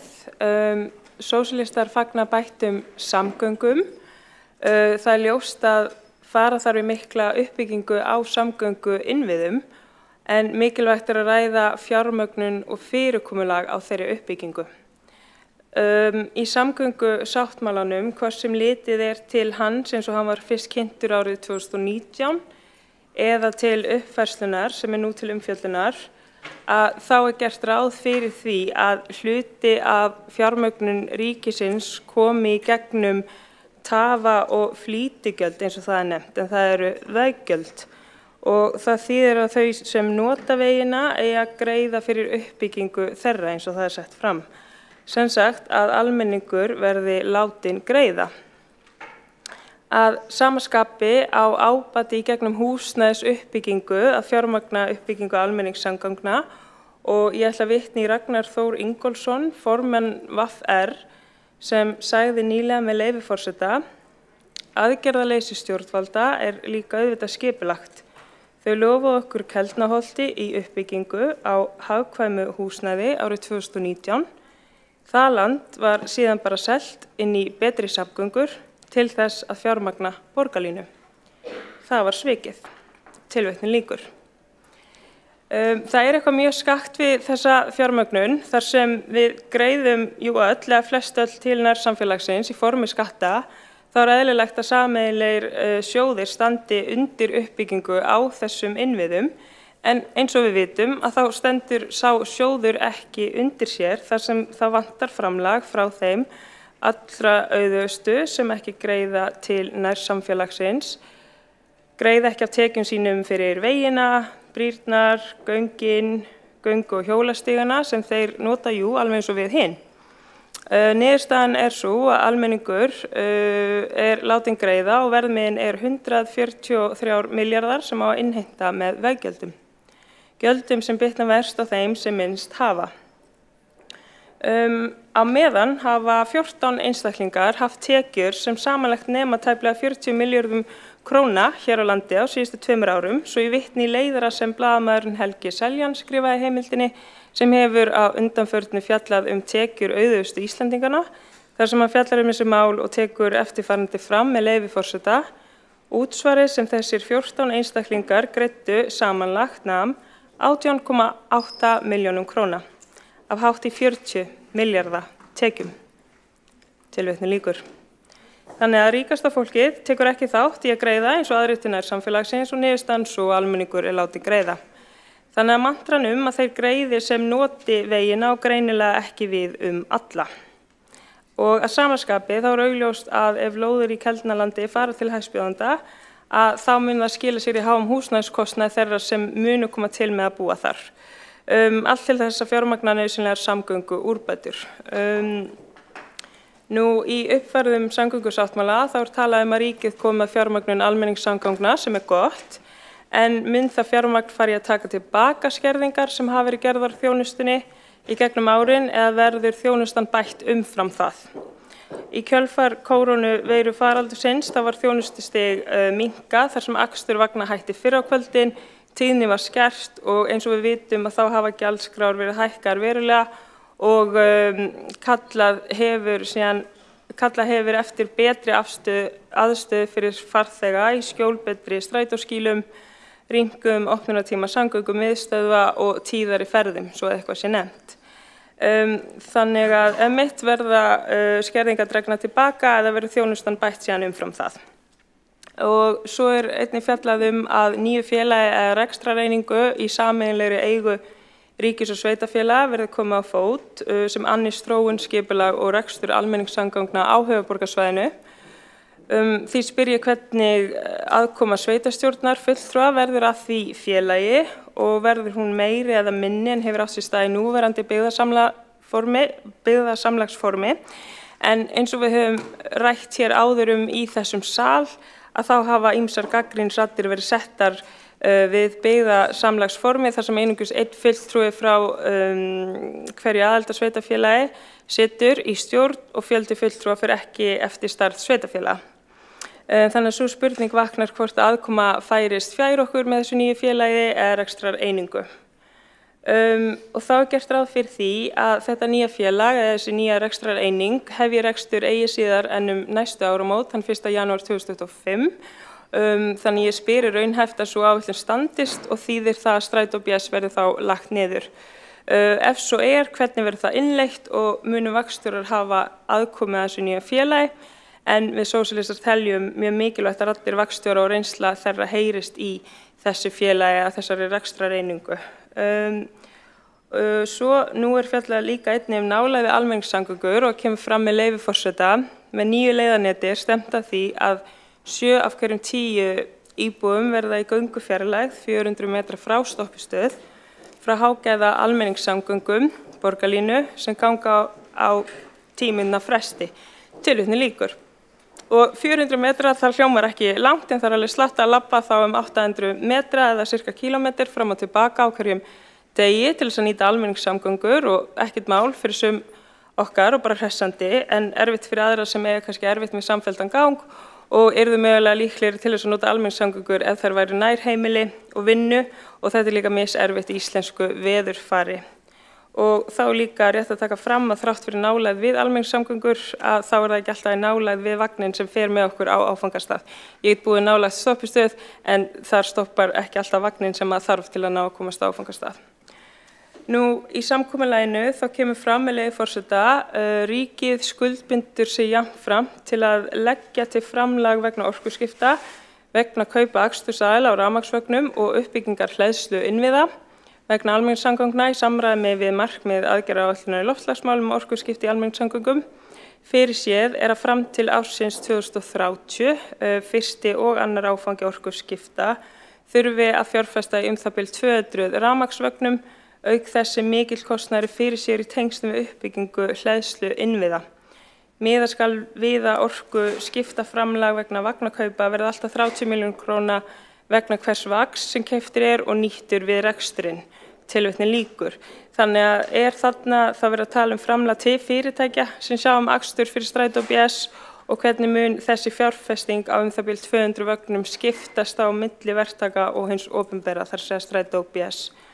Og svo að lokum þá gert ráð fyrir því að allur akstur verður boðinn út frá árinu 2030 og þetta fjallað í minnisblaði sem fylgir með frá Strætó BS sem var fjallað í borgarráði og má nálgast þar og bara nefna það ekki hægt að setja svona fram nema að undangengnu umræðu og ákvörðunartöku sem hefur ekki verið farin fram. Þannig já, það ýmsar spurningar í þessu sem vonandi munu koma skýrt fram. Takk fyrir. Borgarfulltrúi Sanna Magdalena Mörtudóttir hefur lokið máli sínu, þá tekur næstur til máls Dagur B. Eggertsson, borgarfulltrúi.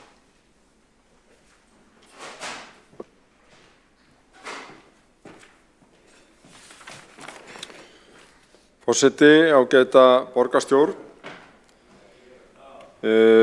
Ég fagna því gríðarlega að uppfærður samgöngusáttmáli liggi nú fyrir og svo óvissa sem segja má að hafi verið í loftinu eftir að ljóst var að endurskoða þurfti áætlanir og ég held að þurfi ekkert að rifja upp fyrir borgarstjórn þá umræðu sem hefur verið á því tímabili að þessari óvissu hefur verið eytt. Henni hefur verið eytt þannig að aðilar samgöngusáttmálans, ríki og sveitarfélögin sem að honum hafa staðið hafa komið sér saman nýja framkvæmdaáætlun, fjármögnun, utanumhald, breytt stjórnskipulag og aðra þætti sem eiga að tryggja markvissan framgang samgöngusáttmálans. Ég held að þessi umræða og þessi mikla vinna sem endurspeglast í þeim vönduðu gögnum sem liggja fyrir í málinu og borgarfulltrúar hafa í fórum sínum og raunar allur almenningur því að þetta allt opinber gögn, endurspegli styrkin í nálguninni í upphafi. Nálgunina á það að vissulega eins og hér hefur verið nefnt að nálgast þetta með ákveðna málamiðlun í huga, þó ekki málamiðlun gagnvart árangrinum í því að vera með miklu betra val samgöngumáta í Reykjavík, miklu nærði að ná þeim markmiðum sem við þurfum í loftslagsmálum og síðast en ekki síst þeim svona umbreytingarkrafti fyrir borgina og borgarþróunina sem í samgöngusáttmálanum felst.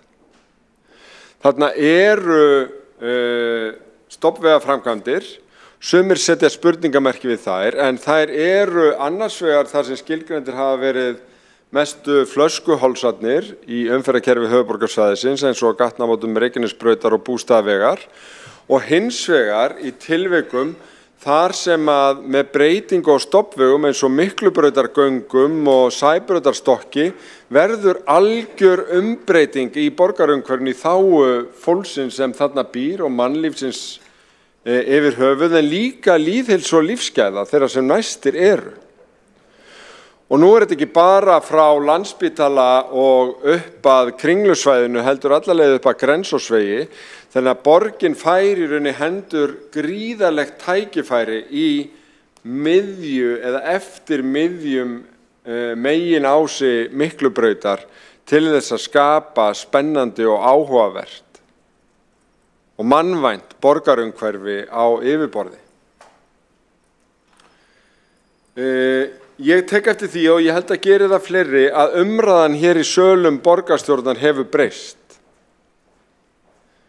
Ég held að fólk átti sig á því hvar sem það hefur, hvað það sem að nálgast máli pólitískt að þessi mikla deigla og kvörn í raun sem að áætlanirnar og sáttmálinn hefur farið í gegnum og það að þetta hafi verið niðurstaðan þverpólitískt í samvinnu ríkisstjórnar og sveitarfélagana styrkir sáttmálan, nálgunans og verkefnin sem þar eru. Þau eru ekki óbreytt. Í stað Miklubrautarstokks komin Miklubrautargöng, umfangsmeiri en betri framkvæmd. Hlutur hjólreiðastíga margfalt stærri vegna greiningar á því að heildstætt hjólreiðanet væri mikill styrkur í þessu verkefnasafni og auk borgarlínunar og viðbótanna á borgarlínu upp að Keldnalandi að þá núna komin bein aðkoma með miklu ákvæðnari og tryggari hætti ríkisins að rekstri almenningssamgangna. Strætó strax frá næsta ári og borgarlínu þegar að hún tekur að keyra.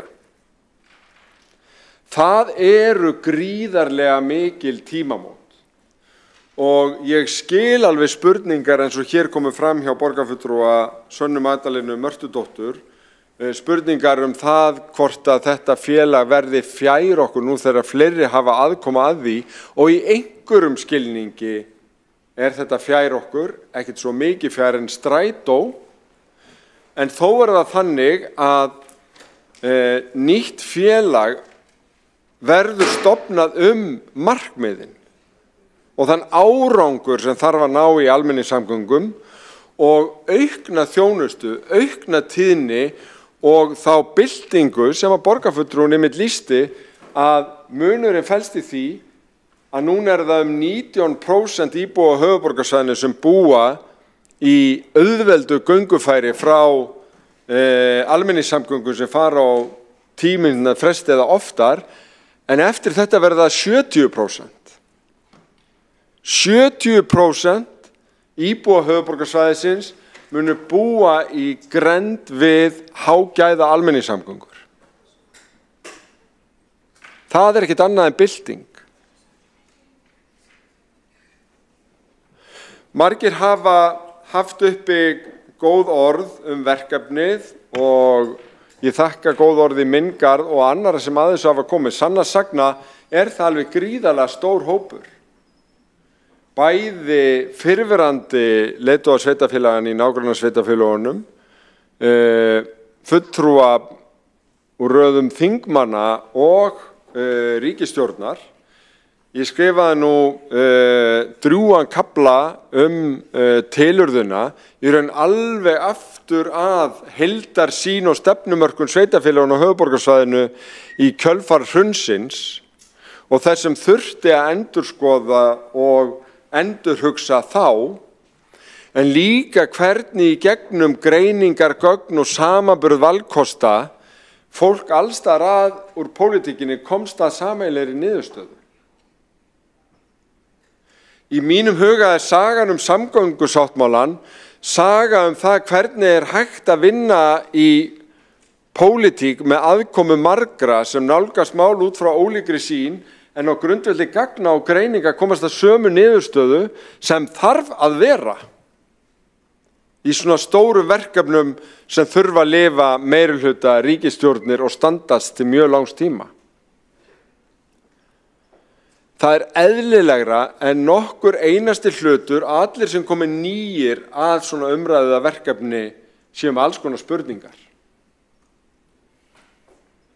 Þetta er svo stórt og þetta er svo umferðarmikið og í raun afdrifaríkt, en það sýnir styrkinn í gögnunum, greiningunum og nálguninni að eins og ýmsir hafa bent hér á,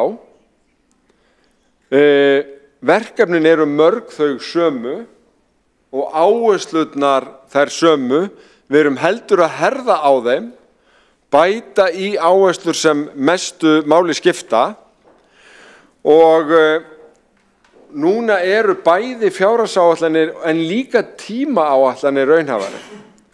Og ég heyri það að hér syrgir fólk að öll verkefnin sé ekki þannig að það sé hægt að vinda sér í þau strax. Það eru nokkur atriði sem verður að hafa í huga í því. Í fyrsta lagi, fjárhagslegt svigrúm hins opinbera. Niðurstaðan varðandi fjármálaáætlun ríkisins síðastliðið vor markar í raun ramman hvað er hægt að fara í á næstu 5 árum og það er stærri rammi en við höfum verið með undanfarin ár. 14 milljarðar. Og svo er það þegar umferðar- og flýtigjöldin koma til að þá er hægt að bæta í. Ef þau hefðu komið fyrr, þá hefði verið hægt að fara hraðar og meira í verkefni fyrr. Ég held að borgarstjórn sameinist með við umræðurnar hér í dag í þeirri skoðun að það hefði verið gott að flýta mjög mörgu af því sem er í samgöngusáttmálunum. Það er hins vegar alveg ljóst og það er hitt atriði sem við þurfum að hafa í huga, að það er ekki hægt að flýta öllu og gera allt í einu. Vegna þess að við getum ekki verið með uppgrafna Sæbraut á sama tíma og verið með miklar framkvæmdir á Miklubraut og jafnvel á Suðurlandsbraut á sama tíma. Þetta getur ekki verið allt hvað með öðru, heldur verðum að tryggja umferðarflæðið á framkvæmdatíma. Og ég held að eitt af styrkleikamerkjunum í breytingunum sem nú eru gerðar er að þá að strax að auka og bæta þjónustu strætó til þess að hann sé betri valkostur á þessu mikla framkvæmdaskeiði sem að höfuðborgarsvæðið á framundan. Það þekkjum úr sambærilegum verkefnum erlendis að öflugar almenningssamgöngur eru lykilatriði til að koma fólki á milli staða þegar að tímabundna framkvæmdir tefja för á einstökum svæðum. Mér finnst umræðan hafa verið að mörgu leyti góð. Ég tek eftir því að oddviti Sjálfstæðisflokksins fagnar fjárfestingunum, fagnar aðkomu ríkisins að rekstri almenningssamgangna, fagnar, ef ég skildi það rétt, borgarlínunni sem öflugri almenningssamgöngum og þetta finnst mér skipta máli. Það er talað að þetta sé betri samningur fyrir nágrannasveitarfélögin og ekki ætla ég að gera lítið úr því að samgöngusáttmálinn er góður fyrir nágrannasveitarfélögin, en það er kannski fyrst og fremst vegna þess að hann er góður fyrir höfuðborgarsvæðið í heild sinni.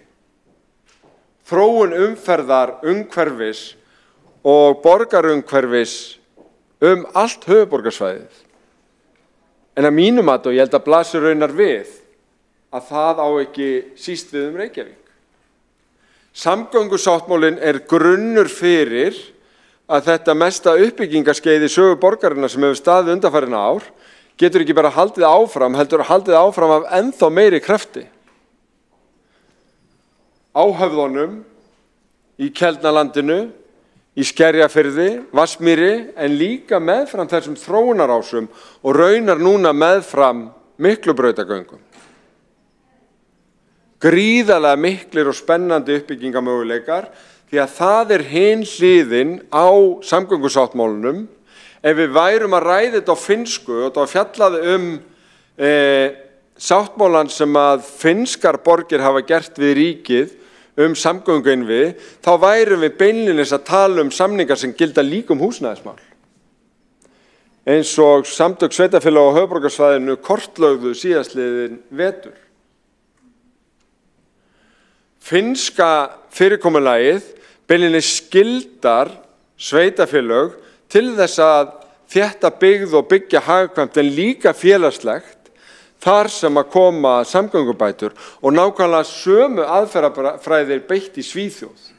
Og ég held að það sé kannski næsta svona stig í stóru myndinni og þroskanum varðandi vinnubrögðin næstu við uppfærum samgöngusáttmálan sem við hljótum að gera á það bil 5 ára fresti að húsnæðismálin verði ennþá sterkar tengd inn í þetta.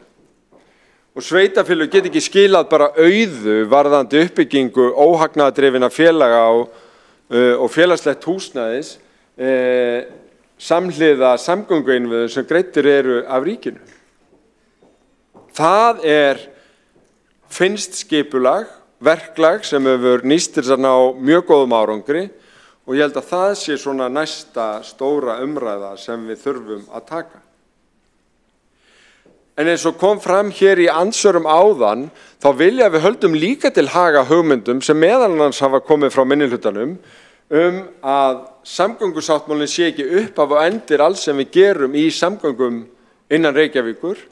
Já, við eigum að bæta við öðrum stígum, eins og borgarfulltrúi Kjartan Magnússon nefndi hér áðan. Já, við eigum að bæta við fleiri forgangsakreinum strætó og veita forgang á gatnamótum, sem var líka tillaga frá minnihlutanum. Já, við eigum að beita okkur fyrir samtali við atvinnulíf og skóla sveigjanlegt upphaf vinnu- og skóladags, eins og oddviti Sjálfstæðisflokksins Hildur Björnsdóttir talaði og það reyndar pilotverkefni svokallaða sem við fengum í gegn í tengslu við loftslagssamning Reykjavíkurborgar sem ein af kolefnishlutlausu borgunum og eitt af því sem við ætlum að leggja áherslu á í nýja loftslagssamningnum sem fer að koma til samþykkis. En já, við eigum líka að leggja áherslu á jafnvægi í aðalskipulagi að störf séu í útjaðrinum og í hverfiskjörnunum en ekki bara hér inn í miðkjarnunum og já, við erum að leggja nýja línur varðandi gangagerð með Miklubrautagöngum og ég fagna því að fólk núna farið að tala Sundabraut í göngum ekki sem eitthvað tilræði við Sundabrautaverkefnið eins og heyrðist oft og árum saman þegar ég talaði fyrir þeirri leið eins og mjög margir íbúar, heldur kannski sem sáttaleiðin í útfærslu á þeirri stóru og sumpart vandasömu framkvæmd. Hér talað arðsemismat, mér langar til að koma aðeins inn á það. Ábatinn af þessu þjóðhagslega 1100 milljarðar. Miklu stærri tölur en við höfum heyrt í nokkru öðru slíku samhengi. Það af helmingur vegna öflugri almenningssamgangna. Og að því að ég nú að bregða skildi fyrir núverandi forsætisráðherra Bjarna Benediktsson í umræðinu hér áðan, að þá held ég að margir kannski átti sig á hvers vegna ýmsir úr hans röðum sem kannski brenna ekki fyrir borgarlínunni sem konseptið eða fyrir sig og sína skulum við segja, en átta sig á mikilvægi hennar í heildarmyndinni. Forsætisráðherra hefur orðað þetta þannig að þessar miklu fjárfestingar í öflugri almenningssamgöngum séu til að verja fjárfestingarnir í stofnbrautakerfinu. Hljómar þetta skiljanlega? Það sem þarna átt við að greiningarnar sína að jafnvel þó að einhver bæting verði í flöskuhálsunum, Reykjanesbraut Bústaðavegu með breytingum á gatnamótum þar, þá endist hún kannski í 5 til 7 ár. Ef ekki verða breytingar á ferðavenjum með hjólreiðum en sérstaklega öflugri almenningssamgöngum, og þá nánast hægt að sleppa því að setja peninga í þær breytingar ef það endist bara í 5 eða 7 ár eða hvað. Þessi meginstaðreynd varðandi það að horfa þröngt á ábóta eða arðsemismat varðandi einstök stofnbrautaverkefni hefur leitt til þess að þeir jafnvel sem telja þau verkefni mikilvægust styðja mjög sterkt borgarlínu hlutan af samgöngusáttmálanum. Því annars myndu þessi verkefni falla sjálf sig. Og í raun ekki skila þeim ábata sem heildarmyndin gerir. Það heildarmyndin sem skilar 1100 milljörðum. Ekki eitt og eitt verkefni, og mig grunar reyndar að ýmsir þeirra sem tala fyrir að arðsemismeta hvert verkefni fyrir sig yrðu dálítið fölir vegna þess að þeir koma sumir úr stofnbrautaáttinni ef þeir myndu átta sig á því að stofnbrautaverkefnin ein og sér myndu ekki skora hátt. Og borgarlínan ein og sér miklu herra. Og ættum við þá að fara að rjúfa friðin samgöngusáttmálan með því að ýta stofnbrautaverkefnunum aftar og halda okkur bara við borgarlínan og græna hlutan? Ég held að það var ekki farsælt.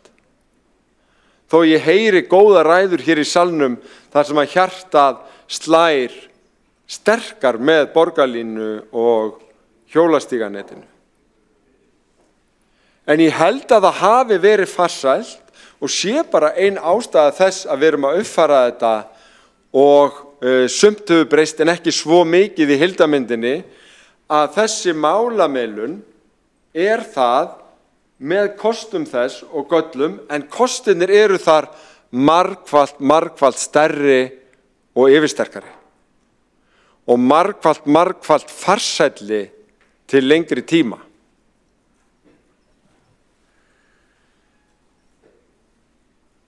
Mér finnst rauðu þráin í öllum vera sá að það væri spennandi að skoða leiðir til að flýta þessu öllu saman. Og við skulum bara gera það, bæði í umræðunni og í praktík á næstu árum og standa vörðum að þetta gangi núna fram fljótt og vel út frá þessari málamiðlun. Ég heyrði vel þar sem Sanna Magdalena Mörtudóttir borgarfulltrúi rifjaði upp og hafði eftir Ragnari Þóri Ingólfssyni, sem rétt, að það var talað áherslu á óhagnaðardrifin félög og félagslega uppbyggingu í Keldnalandi lífskjarasamningunum, en það líka talað það í húsnæðissáttmála Reykjavíkurborgar og ríkisins og vísa til lífskjarasamninganna í viljayfirlýsingunum Keldnalandi milli Reykjavíkurborgar og ríkisins og betri samgangna. Þannig að við þurfum auðvitað bara að fylgja því eftir í samvinnu við verkalýðshreyfinguna eins og við höfum gert gjarnan í öllum stærri húsnæðismálum. Þannig að verkefninu ekki lokið, en samgöngusáttmálinn, samgöngubæturnar, valkostirnir líka risastórt kjaramál í sjálfu sér að geta komist ódýrar og betur höfuðborgarsvæðið og geta rekið heimili án þess að vera með 2-3 bíla. Borgarfulltrúi Dagur B. Eggertsson hefur lokið máli sínu. Næstur tekur til máls borgarfulltrúi Friðjón R. Friðjónsson.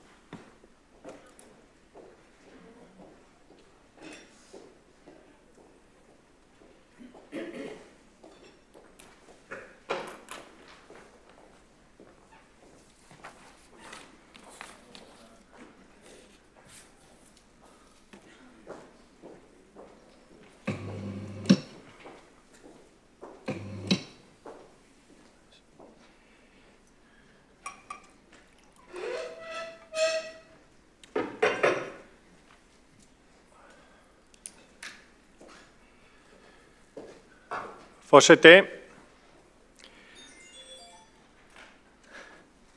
það óneitanlega gaman að vera komin hingað aftur, svona að loknu gjöfulu og góðu sumri sem hefur vonandi farið vel með okkur öll. Fólk útitekið hérna í salnum að vísu, en en það óneitanlega gaman að vera komin aftur í borgarstjórn.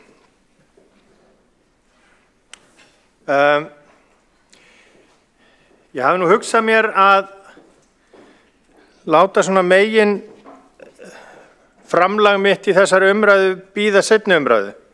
En það voru nokkur atriði sem að komu fram núna og svona sem að ég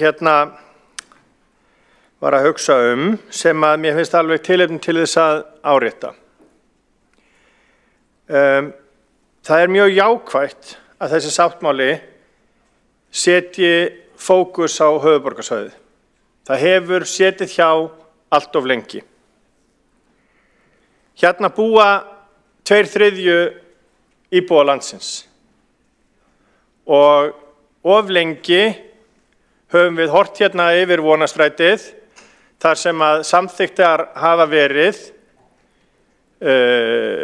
stór verkefni og mikil framlög til samgöngubóta víða land og ég sýti það ekkert, en á sama tíma höfum við setið hjá. Ég benti á það í grein nýverið að þennan ágæta sáttmála að þeir til dæmis miðflokksmenn sem að hart hafa talað gegn samgöngubótum á höfuðborgarsvæðinu og fundist þessir 311 milljarðar vera stórkostleg fjárhæð, sögðu ekki múkk þegar að samþykkja átti 45 milljarða göng undir Fjarðarheiði þar sem að 750 bílar keyra á dag. Núna erum við að tala göng, fljótagöng sem eiga að kosta 19 milljarða cirka bát, ef ég má sletta. Þar keyra 300 bílar á dag. Það yrðu auðvitað fleiri ef að göngin kæmu, væntanlega, en ég vil setja þetta aðeins í samhengi. Því að hér á höfuðborgarsvæðinu búa 240.000 manns núna. Við teljum umferð í þúsundum bíla og tugþúsundum bíla á dag. Og þá erum við ekki að ræða þá sem að fara í almenningssamgöngum. Og það þarf auðvitað samgöngubætur þegar að hætta steðjar að, eins og gerir núna á Tröllaskaga, að sjálfsögðu. En ég mun alltaf tala fyrir því að íbúar Reykjavíkur og íbúar höfuðborgarsvæðisins bíði ekki skarðan hlut frá borði þegar það kemur að samgöngubótum. Það margt í þessum sáttmála sem jákvætt og það margt sem að maður setur fyrirvara við. Og ég deili áhyggjum vina míns, Kjartans Magnússonar, borgarfulltrúa, þegar við ræðum þessa 143 milljarða sem á að innheimta í flýti og tafagjöldum. Ég hef enga trú á því að það verði samþykkt að íbúar úthverfanna eða þá að það verði skipt einhvern veginn upp eða raðað eftir einhverjum póstnúmerum á höfuðborgarsvæðinu hvernig fólk borgar þessi gjöld. Það verður aldrei sátt það. Ég reyni auðvitað að róa Kjartan með þetta og segja hann að þetta verði ekki, en eins og oftast verkefni mitt að róa hann, en ég skil ofboðslega vel að hann vari við þessum framtíðasköttum sem á eftir að útfæra. Og það mikill ljóður á þessum sáttmála að við séum ekki komin lengra með það að ákveða hvernig meginþorri útgjaldanna verður fjármagnaður.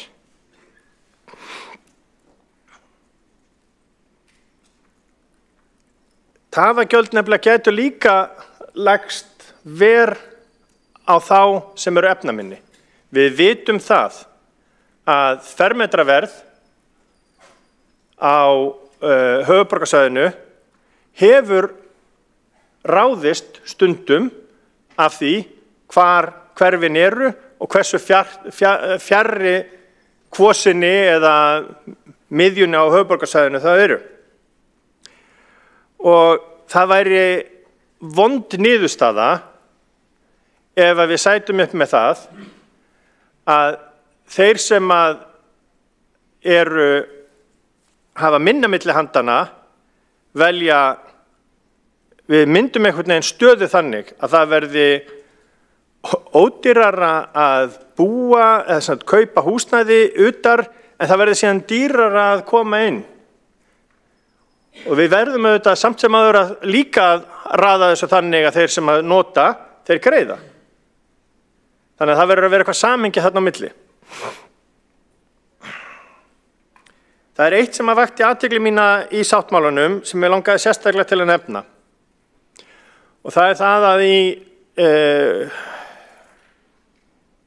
í viðbótargögnum kemur fram að það er gert ráð fyrir 1,8% vexti í mannfjölda næstu 16 árin. Sem er alveg rökrétt. Því að ef við horfum 10 ár aftur í tíman, 5 ár aftur í tíman, þá er vöxturinn frá 1,9% upp í rúm 2%. Bara vegna þess að við höfum verið að taka á okkur fleira fólk heldur en venjulega meðal annars. En vöxturinn hefur verið þó nokkuð mikill. En ef þessi 1,8% vöxtur verður eins og Kofi Mannvits gerir ráð fyrir, sem að mér finnst ekki ótrúlegt, mér finnst það bara eiginlega rökrétt, þá verða 325.000 manns hérna á höfuðborgarsvæðinu eftir 16 ár. Og það er 75.000 manns fleiri, ríflega, heldur en hérna núna. Sem að færir mig að þeim punkti sem mér finnst blasa við. Og það er það að við þurfum að koma aftur að þeirri tillögu okkar sjálfstæðismanna sem að við lögðum fram í febrúar að vaxtamark höfuðborgarsvæðisins verði endurskoðuð.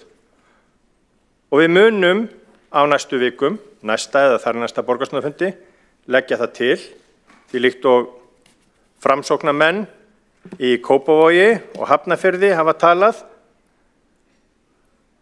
og þá geispar borgarstjóri þegar maður vísar til þeirra, að þá er löngu komin tími til þess að endurskoða þær forsendur sem að þessum vaxtamörkum lúta, vegna þess að það er stærsta í viðbót við samgöngumál, þá er það stærsta verkefnið okkar hérna inni er að huga að húsnæðismálum Reykvíkinga og í samstarfi við höfuðborgarsvæðið, fólks á höfuðborgarsvæðinu, því að það er það sem að mun vinna buga á vöxtum, auki framboð og verðbólgu, og þá verða allir kattsáttir og meira sér Framsóknarflokkurinn fær jafnvel fylgi.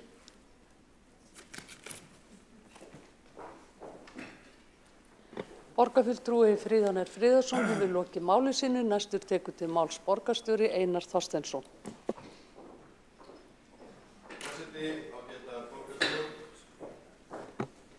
Forseti, ágæta borgarstjórn. Alltaf hressandi að heyra ræður frá borgarfulltrúi Fríðanir Friðarssoni. Mér þótti nú gaman að heyra tónin í ræðum margra hér úr minnihlutanum sem að það er augljóst að þau eru mjög ástríðufull fyrir því að laga samgöngurnar í Reykjavík og á höfuðborgarsvæðinu og í grunninn, og ég hef nú sagt það áður í taskan, þetta slapp. Við látum þetta ekki slá okkur út af laginu. Ég var að segja það að við erum öll sammála í grunninn það að það þarf að bæta samgöngunar hér á höfuðborgarsvæðinu. Einhver áferðamunur hér og þar, en sá róttækar hugmyndir neðanjarðarlestir eru ágætar til þess að halda okkur við efnið, en ég finn að það er samt ekki megin stefna Sjálfstæðisflokksins. Þvert á móti þá er megin stefnan önnur. Og það er rétt sem formaður borgarráðs kom inn á áðan að samgöngusáttmálinn varðar ekki bara leiðina fyrir borgarlínu, hjólastígana, stofnvegina, heldur varðar hann líka leiðinu það hvar skynsamlegast að byggja.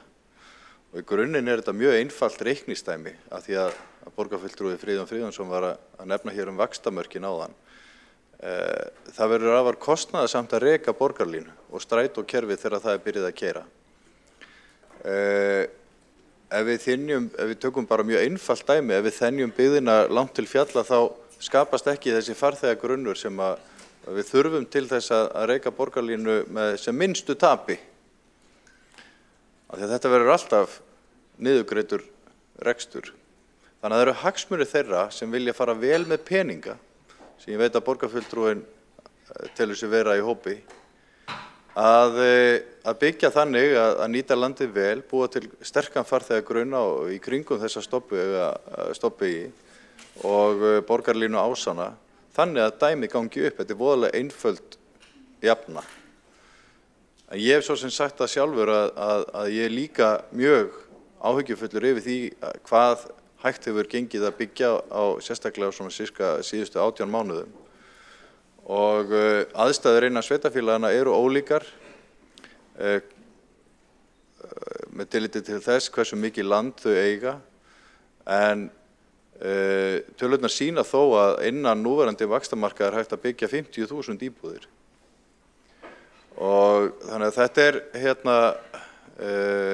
vinna sem þarf að hugsanlega að opna eitthvað á, en byggjum hana á gögnunum og byggjum hana á stóru myndinni. Hvað er skynsamlegast fyrir höfuðborgarsvæðið að gera? Og hagsmunir sveitarfélagana í kringum okkur, þeir þurfa að skoðast líka í þessu samhengi.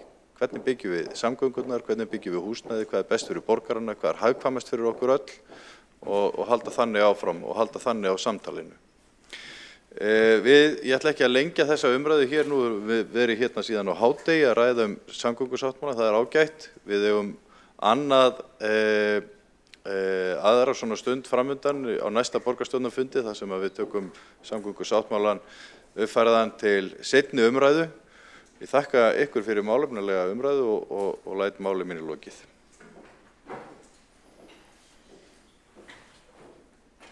Borgarstjóri hefur lokið við mál sitt, einn hefur óskað eftir því að veita andsvar, það er borgarfulltrúinn Friðjón Friðjónsson.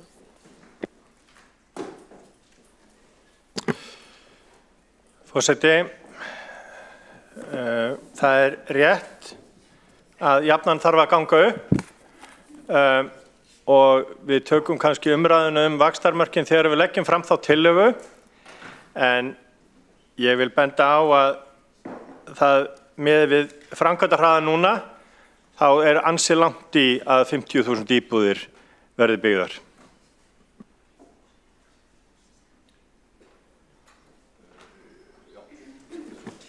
Borgarfulltrúinn hefur lokið við að veita andsvar, svara þá andsvari borgarstjóri Einar Þorsteinsson.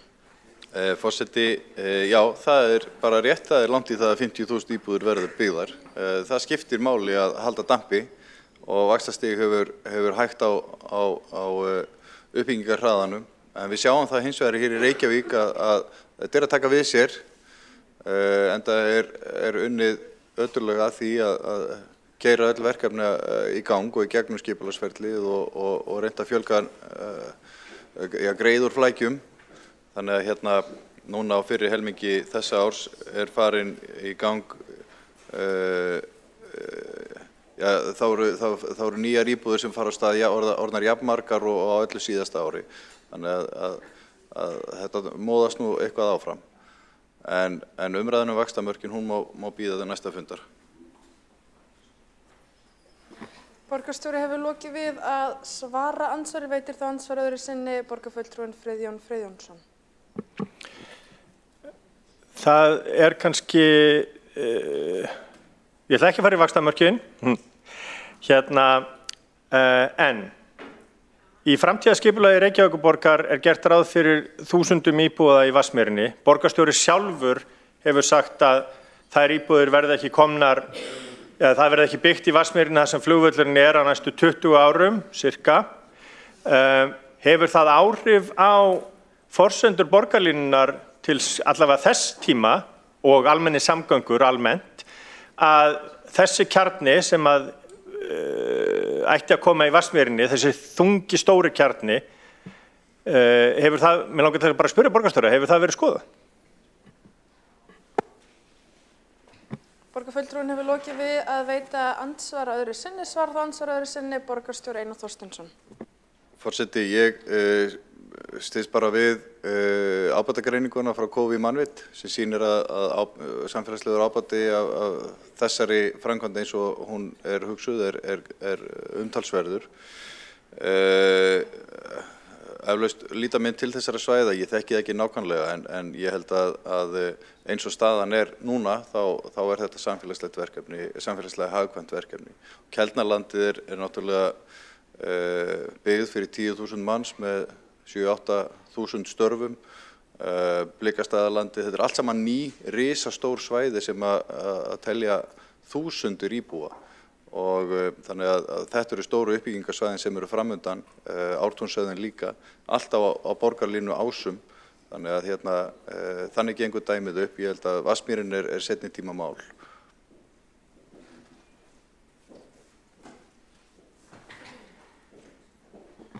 Borgarstjóri hefur lokið við að veita andsvar öðru sinni og telst á andsvörum undir þessari ræðu lokið og sömuleiðis mælendaskrá undir lið 1 á dagskrá tæmd. Og þá göngum við til, þá lagt til að málinu verði vísað til síðar umræðu á næsta fundi og göngum við til atkvæðagreiðslu þá vísun og mér sýnist salurinn vera fullmannaður. Nei, það vantar einn fulltrúa og þá salurinn fullmannaður. Já, og þá göngum við til atkvæðagreiðslu að vísa lið 1 á útsendri dagskrá til síðar umræðu og næsta fundi borgarstjórnar, það samgöngusáttmáli höfuðborgarsvæðisins. Þeir sem sammála því vinsamlegast gefið þess merki. Allir. Það samþykkt með öllum greiddum atkvæðum? Aðalsteinn, varst þú? Já. Allir fylgist með þeir sem samþykkir því að vísa því til næstu umræðu vinsamlegast gefið þess merki. Þetta fyrsti fundurinn eftir sumarfrí og allir sammála. Takk fyrir. Forseti gerir örstutt 2 mínútna fundarhlé.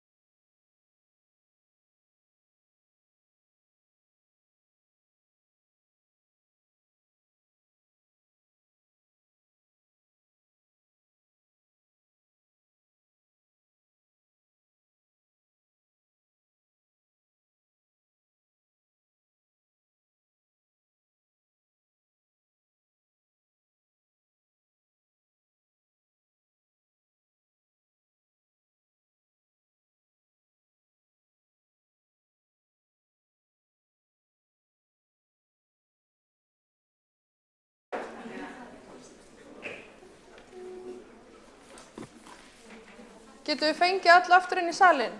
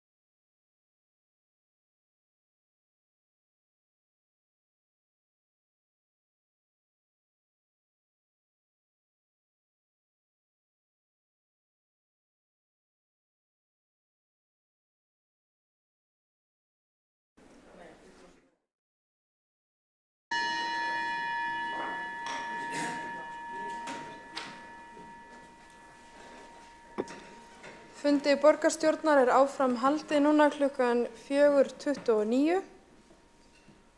Forseti hefur ákveðið að breyta dagskrá þannig að mál eða liður 5 á útsendu dagskrá umræðum ofbeldistilvik á menningarnótt, öryggismál og fyrirbyggjandi aðgerðir að beiðni fulltrúa Flokks fólksins verði næst á dagskrá og komi þá undan lið 2, 3 og 4. Fyrst til að taka til máls undir þeim lið borgarfulltrúin Kolbrún Áslaugar Baldursdóttir.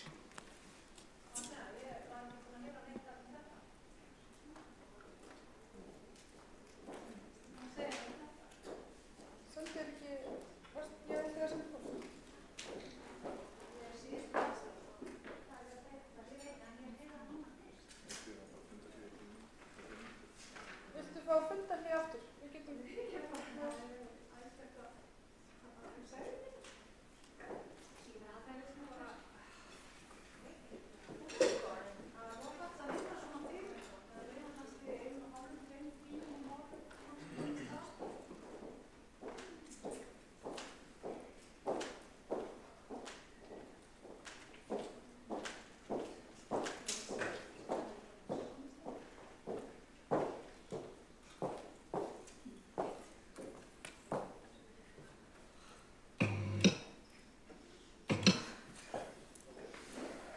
Forseti, ágæta borgarstjórn.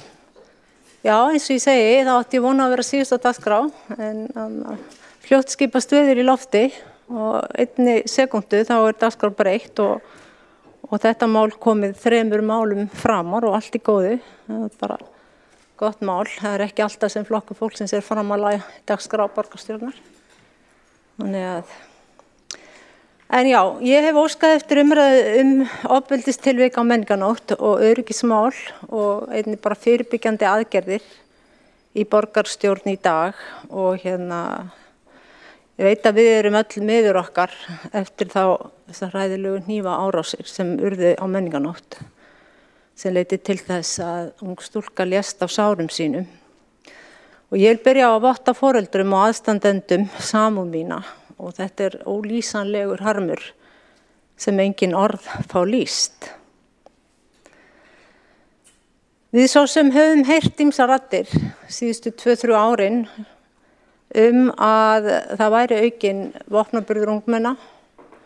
Það hefur komið upp tilvik áður og það hefur komið líka skýrslur.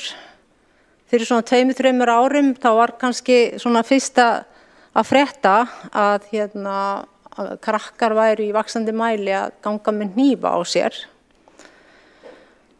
Og auðvitað held ég að það sé núna von allra og ekki síst aðstandenda að andlát þessar stúlku verði til þess að við kannski bregðumst meira við og umfram allt kannski lærum að vinna með fyrirbyggjandi hætti. Og það kannski það sem ég vil svona ræða mest núna hér, það þetta með fyrirbyggjandi aðgerðir. Mér finnst það bara aðalatriði vegna þess að ég veit ekki með ykkur en ég að naga mig í neglurnar með að hvort að ég sem borgarfulltrúi hefði mögulega geta eitthvað komið sterkar inn, sagt meira, sendt inn fleiri mál, bóka meira sem sneri svona að einhverju fyrirbyggjandi til þess að svona þurfi ekki að gerast. Við erum búin að sjá Menningarnótt síðustu 2 ár þar sem við erum að heyra og vitum að unglingar koma í bæinn mikið til án fylgdar fullorðina og það sérstaklega þegar líða tekur á kvöld. Og við erum svona farin að sjá líka aukna hópamyndanir og það þessu ofbeldistilvik, svona grófari heldur en kannski var fyrir nokkrum árum þó þetta hafi nú kannski verið að koma svolítið í bylgjum. Og mér finnst svo mikilvægt að við séum bara alltaf að hugsa, ekki endilega bara með þetta, heldur svo margt annað, bara hvernig getum við komið, hvað getum við gert til þess að koma í veg fyrir eða allavega að sporna við að einhverju svona hræðilegir atburðir gerist. Þetta bara svo sem eins og þegar maður með smábörn í sinni umsjón, maður alltaf að hugsa einhvern veginn fyrirfram. Maður alltaf einhvern veginn skrefa undan, hvað getur mögulega gerst. Þetta það sem maður að kenna líka bara börnum og barnabörnum, að hugsa aðeins lengra en ef sitt nær. Nú við í flokki fólksins sem erum sálfræðingur og kennari, við erum mjög mikið að ræða þessi mál og erum kannski einhvern veginn mjög mikið inn í líðan og heilbrigði, bara kannski eins og gerist þegar maður búin að vera lengi ákveðin stétt. Og við lögðum fram með tillögu í mannréttinda- og ofbeldisvarnaráði fyrir held ég að sé núna 2 ár að það kæmu saman þau ráð og svið borgarinnar sem hefðu að gera með þjónustu við börn og myndu vinna saman.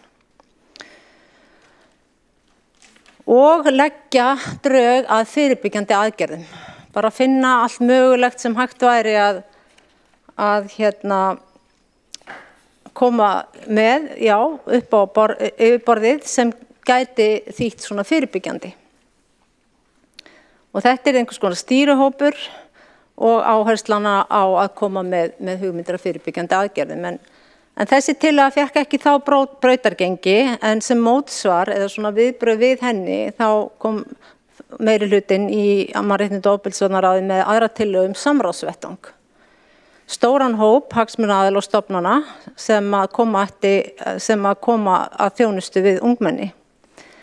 Og þetta var alveg hið besta mál nema við bókuðum þá að við óttuðumst að vegna þess að þessi hópur var svo stór og margir aðilar og mörg fyrirtæki og stofnanir að það ætti mögulega í erfiðleikum með að hittast. Og við vitum það bara þegar það verið að kalla saman stóra hópa að það erfitt að finna fundartíma. Og ég veit ekki, kannski þessi samráðsvettvangur búinn að hittast og farin að vinna á fullu en allavega hefur við ekki frétt neitt af honum. Það er ekkert ennþá komið frá honum. En núna þegar þetta gerist þá spyr maður sig, kannski eitthvað í farvatninu og hvað það þá? En ég hef líka verið að hugsa þegar svona gerist að hvað það sem við þurfum að bæta okkur með? Og ég segi við vegna þess að mér finnst vera meira og minni hluti við erum í rauninni bara eins og einn maður þegar kemur að heitunni borgarstjórn. Við stöndum öll saman í þessari borgarstjórn. Þannig að mér finnst ég alveg jafn ómöguleg og kannski einhver með öðrum kann að finnast sig vera þá hann sé meiri hlutunum. Við erum borgarstjórn og ekkert okkar getur sagt bara ég get ekkert gert það því ég ræði ekki. Við ráðum mismunandi að þá erum við samt sem áður einn borgarstjórn. En ég svo sem áður tala það hérna, mér hefur þótt svona, ef væri einhver stórgalli við borgarstjórn þá kerfið oft svifaseint og óskilvirkt. Og það mál taka langan tíma, mjög oft, og það hafa fleiri talað það en ég, að maður kannski líka vill stundu sjá bara hlutina svolítið snarpari, skarpari og sneggri, en ekki að mál sniglist áfram. Og mál sem varðar ungmenni og ég tala nú ekki svona einhver lífspursmál þar sem eins og við erum að tala núna, að þá þarf bara mikla skilvirkni og hraða og það einhver að vera með umboðið. Einhver sem segir, heyrðu, við erum að fara að gera þetta og bara vinna hratt. Ég veit alveg sjálf þegar maður í samvinnu við marga að það tekur oft ótrúlega langan tíma allt saman. Nú, við bara þurfum auðvitað að halda áfram að láta í okkur heyra og nú hefur við skömmuð fyrir að vera með ómikið af málum en ég samt að hugsa, hefði ég átt að vera með fleiri mál þannig. Ég hefði með sjálfan mig, sem manni líður svo rosalega illa yfir þessu. Ég vil að við sýnum meiri fyrirhyggju og ég vil líka að við segjum bara svolítið við okkur, við þurfum að vera meira svolítið fram í tíman. Það bara, við verðum bara að gera það. Lesa aðstæður samfélagið, túlka og álykta til framtíðar þegar kemur að fólki og atferli þess. Við þurfum að taka mark á þegar það eru teikn á lofti og kólguský og ekki bíða. Og þetta vel hægt að gera, þetta bara spurning ákvörðun. Vinnum hraðar og skilvirkar. Látum hlutina ganga, hratt og örugglega. Mér finnst sama með segjum Alþingi.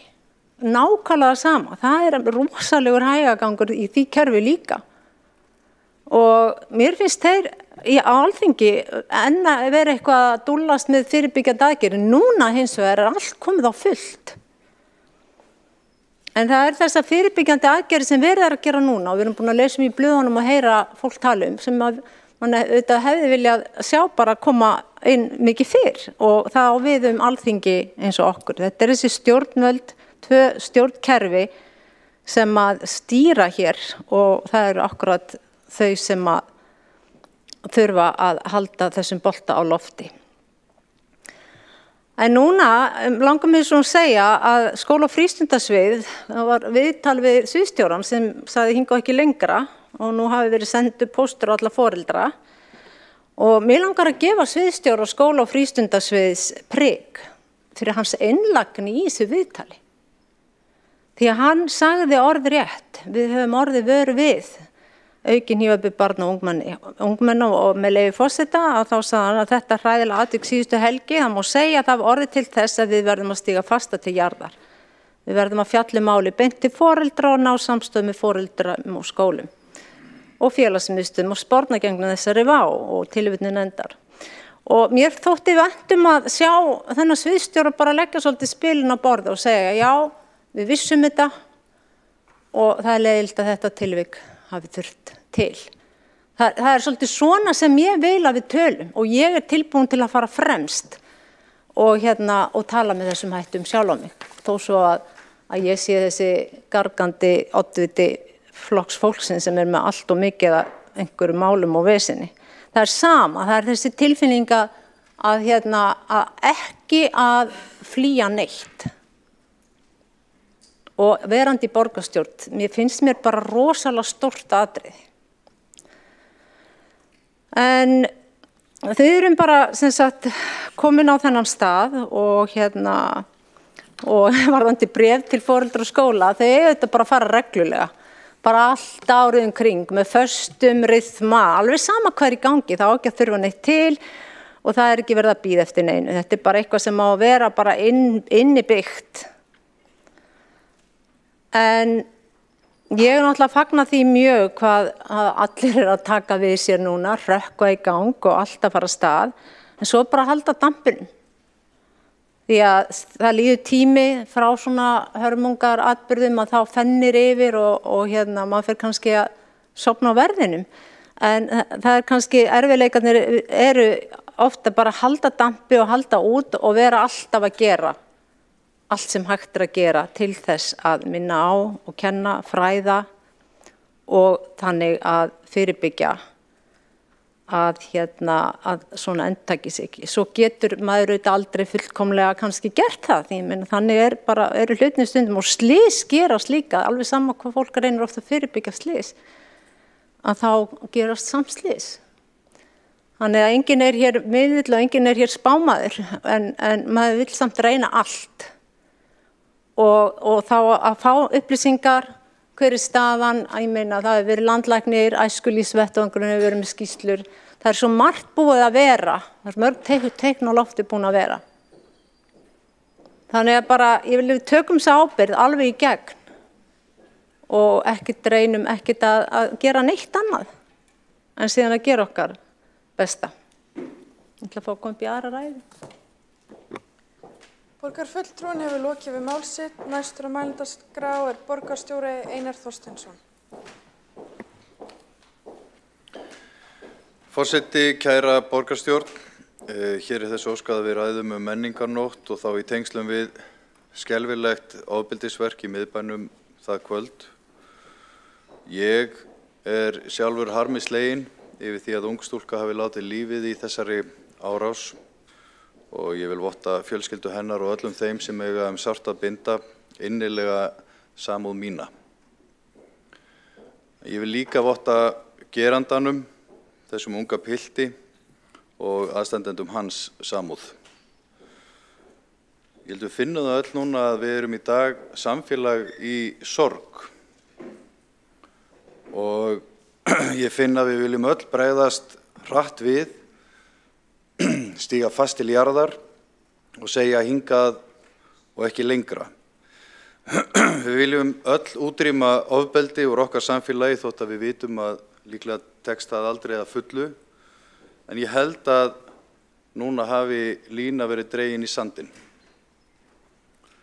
Og ég veit að við erum öll sammála það að við vitum að það engin einn sem getur útrýmt ofbeldi.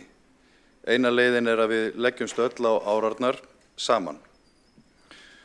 Frá því að þessi hræðilegi atburður átti sér stað hef ég átt samtöl við dómsmálaráðherra, barnamálaráðherra, heilbrigðisráðherra, forseta Íslands, lögreglustjóra, alla bæjarstjórana á höfuðborgarsvæðinu og samtöl við okkar starfsfólk á skóla- og frístundasviði og velferðarsviði.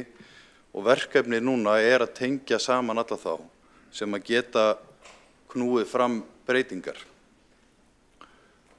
Ofbeldi samfélagslegt mein og ég held að sé mikilvægt að þó við ræðum þetta atvik á menningarnótt eða önnur einstaka atvik sem eru hræðileg, þá verðum við að ráðast á rót vandans. Hvers vegna líður sumum ungmennum þannig að þau eru svo óörugg öryggi sitt að þau telja sig þurfa að ganga með hníf? Og hvaða vanlíðan það sem liggur á baki þeirri ákvörðun að kjósa að beita honum gegn annarri mannesku? Og hvað getum við sem samfélag gert til þess að styðja við hvort annað? Reykjavíkurborg sendi á dögunum bréf til allra foreldra í grunnskólum borgarinnar þar sem brýnt var fyrir foreldrum að eiga samtal við börnin sín vopnaburð og bréfinu voru þýdd á öll helstu tungumál og hnykkt á því verklagi að í hvert einasta skipti sem hnífur finnst á barni þá verði samtalið hafið, lögreglan kölluð til og stofnað til barnaverndarmáls. Vopnaburður líka ólöglegur Vopnalögin taka skýrt á þessu. Það er bara einfaldlega óheimilt að hafa stunguvopn á sér á almannafæri. En við heyrum frá lögreglunni og okkar fólki sem að vinnur með ungmennum að það virðist sem ákveðin hluti hópsins líti svo á að það sé eðlilegt að ganga með eða jafnvel beita hnífi. Og þessi normalisering er eitthvað sem við verðum að horfast í augu við og vinna gegn. En það krefst þéttara samvinnu sveitarfélaga, ríkis, skólayfirvalda og síðast en ekki síst lögreglu og foreldrana og barnanna sjálfara. Fyrir sumar kynntu mennta- og barnamálaráðuneyti, dómsmálaráðuneyti og heilbrigðisráðuneyti aðgerðir til þess að sporna við ofbeldi og þær byggja á samvinnu við sveitarfélögin og lögreglu og hluti þeirra er þegar komið til framkvæmda eins og efling samfélagslöggæslu sem við áttum nú góðan fund hér í borgarstjórn fyrir nokkrum mánuðum síðan. Og núna er verið að tengja alla þessa aðila og morgun er stór fundur þeirra aðila sem taka þátt í mótun og innleiðingu þessara aðgerða og þar á Reykjavíkurborg sæti og það skiptir máli að bregðast hratt við en það skiptir held ég meira máli að bregðast rétt við. Það er talað þjóðarátak, það er langtíma verkefni en við erum byrjuð og munum fjalla betur þær aðgerðir sem ráðist verður í þegar búið að stilla saman strengina. Forseti og kæra borgarstjórn, í augnablikinu er hugur okkar hjá þeim sem eigum sárt að binda. Það var aðdánavert að fylgjast með krökkunum í Versló, mæta í bleiku í skólan í gær og mæta þessum mikla missi með kærleika. Það skulum við gera líka. Þess vegna erum við með bleikblóm hérna á borðinu. Fyrir mitt leyti þá er algjörlega komið nóg. Og við verðum að gera allt sem við getum til þess að tryggja íbúum okkar öruggt og gott samfélag, sérstaklega börnum og ungmennum.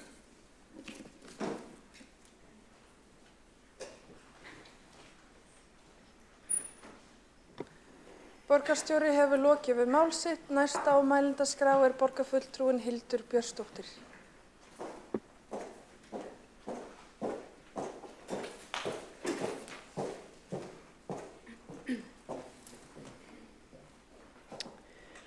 Forseti, ágæta borgarstjórn, ég kem hingað upp undir umræðu hræðilegt ofbeldistilvik sem átti sér stað á menningarnótt sem leiddi til þess að ung stúlka í blóma lífsins á menntaskóla aldri lést af sárum sínum og fleiri voru særðir. Fyrir hönd borgarstjórnarhóps Sjálfstæðisflokksins þá vottum við auðvitað og votta ég hér aðstandendum samúð og öðrum þeim sem eigum sárt að binda vegna málsins sendum við jafnframt samúðarkveðjur og styrk. Og við munum auðvitað taka þátt í því mikilvæga þjóðarátaki sem framundan verður við að vinna gegn ofbeldi og vopnaburði barna.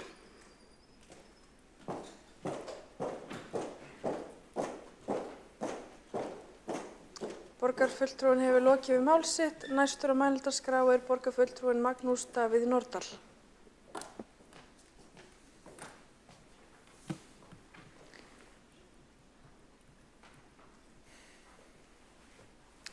Borgarstjórn, forseti, ég vil byrja á að votta foreldrum og öðrum aðstandendum Bryndísar Klöru innilega samúð.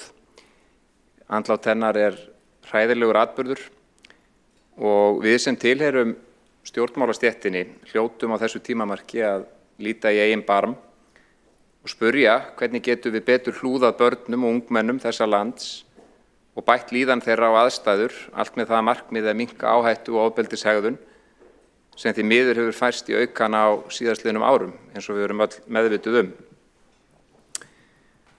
Nú er hins vegar ekki staður né stund til þess að stofna til eða taka þátt í pólitískum leðjuslag.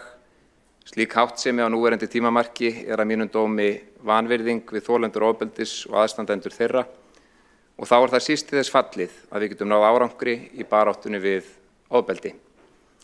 Þvert á móti er rík þörf fyrir að við sem tilheyrum stjórnmálastéttinni sínum samstöðu og náungakærleik. Einungis þannig getum við náð árangri. Þau sem eiga sárt að binda og í raun samfélagið allt á betra skilið en að horfa upp á deilur stjórnmálastéttarinnar varandi málefni og málstað sem við erum öll hjartanlega sammála um. Í ræðu sem þessari mætti tala í löngu máli þær ráðstafanir sem við höfum gert til þess að sporna við vaxandi ofbeldismenningu hjá ungmennum. Ekki hvað síst skref sem tekin hafa verið til aukinnar þverfaglegra samvinnu þvert á stofnanir samfélagsins, samanber nýlegan stofnaðan samráðsvettvang ofbeldi meðal ungmenna. Ef við erum hins vegar alveg heiðarleg hvert við annað sem hér erum og okkur eru þetta ekki stætt á öðru, þá hverjum manni ljóst að við sem stjórnmálastétt, við sem foreldrar, við sem íslenskt samfélag í heild, við höfum með ákveðnum hætti brugðist börnum og ungmennum þessa lands. Á meðan hnífaburður og áhættuhegðun ungmenna eykst, á meðan börnin okkar verða fyrir árásum jafnaldra sinna og hljóta alvarlegan skaða í einhverjum tilvikum láta lífið, ljóst að við þurfum og verðum að gera miklu betur. Við höfum ekkert val í því samhengi. Án heiðarleika og viðurkenningar á stöðunni eins og hún mun okkur ekki verða ágengt.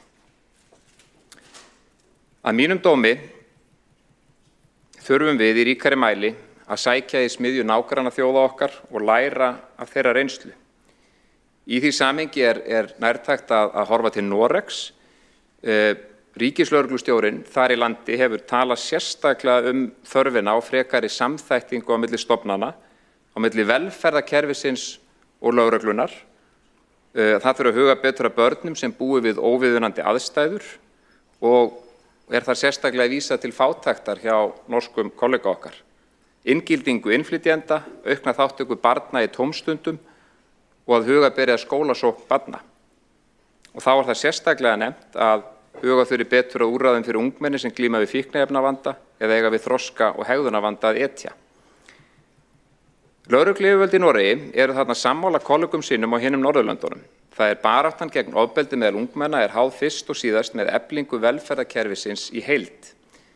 Við þurfum að grípa þau börn sem eru í vanda með snemmtækri íhlutun áður en þau beita önnur börn ofbeldi, eftir því sem hægt er.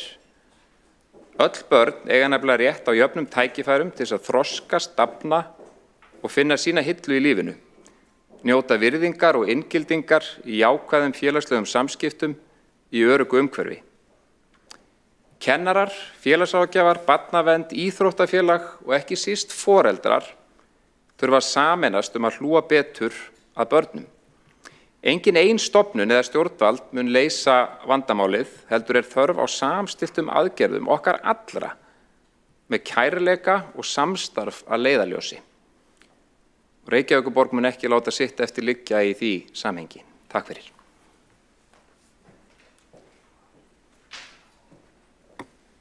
Borgarfulltrúinn hefur lokið við mál sitt. Næst á mælendaskrá borgarfulltrúinn Ásta Þ. Skjaldal Guðjónsdóttir.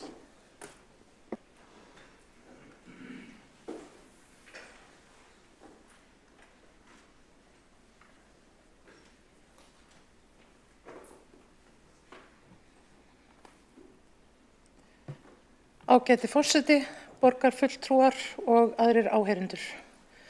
Svona atburður hittir mann beint í hjartastað og sem móðir get ég ekki ímyndað mér sorgina og sársaukann yfir óréttlætinu og ég votta aðstandendum Bryndísar Klöru mína dýpstu samúð. En mér langar til þess að taka þetta umræðuefni á þessum dagskrárlið aðeins út frá því hverjir beita ofbeldi og af hverju og þá miða við þekkingu mína af því að vinna í grasrótinni með fólki í fátækt. Þegar kafað í svona stórt viðfangsefni þá að vansi mörgu að taka. Og inn í þetta fléttast ADHD, ýmsar greiningar, langir biðlista fyrir þá sem ekki enn hafa fengið greiningu, gengjamyndun, rangar fyrirmyndir, einelti, búin að útbúa hérna ræðu og svo get ég ekki afsakið. Einelti, heimilisofbeldi, vímuefnaneysla og fleira. Margt fleira. Búið að leggja töluverða vinnu í að skoða ýmislegt tengt ofbeldi og eitt af því sem verkefnastjóri afbrotavarna hjá ríkislögreglustjóra nefnir sérstaklega í þessu tilliti að okkur skorti fleiri samfélagslögregluþjóna hér á höfuðborgarsvæðinu og það eigum við að taka til okkar og finna leiðir til að bæta úr. En ég vil með leyfi forseta minna á fyrri bókun löggæslu sem hljóðar svo: Sósíalistar taka því undir að fjölgun lögreglumanna á forsendum samfélagslögreglu sé af hinu góða, en það sé þó aðeins ein af þeim mörgu aðgerðum sem ráðast þurfi í á sviði löggæslu á Íslandi. Tilvitnun lýkur. Enn fremur hefur verið lögð vinna í að útbúa sérstök ráð fyrir foreldra barna sem tengjast ofbeldi og finna má á síðunni 112.is sem eru góðra gjalda verð, en þó finnst okkur vanta að skoða vandan einnig út frá ójöfnuði. Ég vil með leyfi forseta vitna í skýrsluna Ójöfnuður meðal kvenna í íslensku samfélagi sem kom út í ágúst á þessu ári. Niðurstöður þessar styðja við þá almennu vitneskju að konur á lágum launum eigi erfiðara með að ná endum saman en aðrar konur og hærra hlutfall búi við efnislega skort. Auk þess hafa þeir í meiri mæli þurft fjárhagsaðstoð hjá sveitarfélagi, vinum eða ættingum og félags- eða hjálparsamtökum. Þær telja einnig líklegra en aðrar konur að lífskjör þeirra muni versna nokkuð eða mikið næsta árið. Hærra hlutfall kvenna með lág laun og meðallaun hafa þurft að neita sér mat svo börn þeirra fá nóg að borða. Tilvitnun lýkur. Þau börn og unglingar sem alast upp við ójöfnuð eiga jafnan minna bakland en jafnaldra þeirra og fá lakari stuðning og mun færri tækifæri í lífinu. Ef við rýnum aðeins í málið, þá það staðreynd að við sem manneskjur vopnum okkur þegar við stöndum frammi fyrir vanmætti okkar gagnvart þeim aðstæðum sem liggja fyrir okkur. Flest okkar vopnum okkur með sjálfstrausti og því sem við höfum til að bera í okkar vopnabúri. Það getur verið orðfimi, húmor, hroki, reiði og svo framvegis. Þegar það dugir ekki til, þá sækjum við stuðning til vina. Eða við lesum okkur til málefni og öflum okkar frekari þekkingar til að geta svara fyrir okkur. Börn og unglingar sem verða fyrir ójöfniði hafa ekki eða geta ekki nýtt sér getu sína á sama hátt og áður nefnt. Þetta þarf að ávarpa til viðbótar við aðra greiningar ofbeldi sem fram hafa komið til þess að við getum fundið leiðir til að nálgast þá sem finnast þeir svo fastur út í horni að þeir sjáu sér mögulega ekki annað fært í vanmætti sínum en að mæta út í samfélagið með raunverulegt vopn. Ég vil til umhugsunar ljúka ræðu minni á því að minna á að barnafjölskyldur á biðlista eftir félagslegu húsnæði eru í dag 160 talsins. Og ég hef verulega áhyggjur af þessum börnum. Þannig að ég held að ef við tökum þetta í heild til saman við allar aðrar greiningar og upplýsingar sem liggja fyrir með þessum hópi sem að vinna gegn ofbeldi, að þá séum við betur settur heldur en að einblína bara á einhverja færri hliðar. Takk fyrir.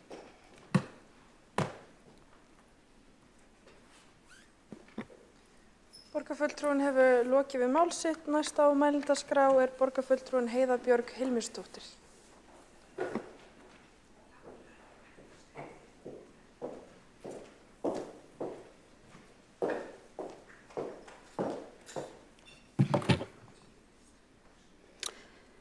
Forseti, kæra borgarstjórn, það er erfitt að tala ofbeldi og forvarnir og annað í kjölfar svona hörmulegs atburðar eins og átti sér stað á dögunum og ég tek að sjálfsögðu undir allar samúðarkveðjur til allra þeirra sem eigum sárt að binda í kjölfar þess. Ég held að við séum öll harmislegin og mögulega ekki alveg í standi til þess að ræða þetta kalt, en það eru atburðir svona hafa áhrif á okkur öll.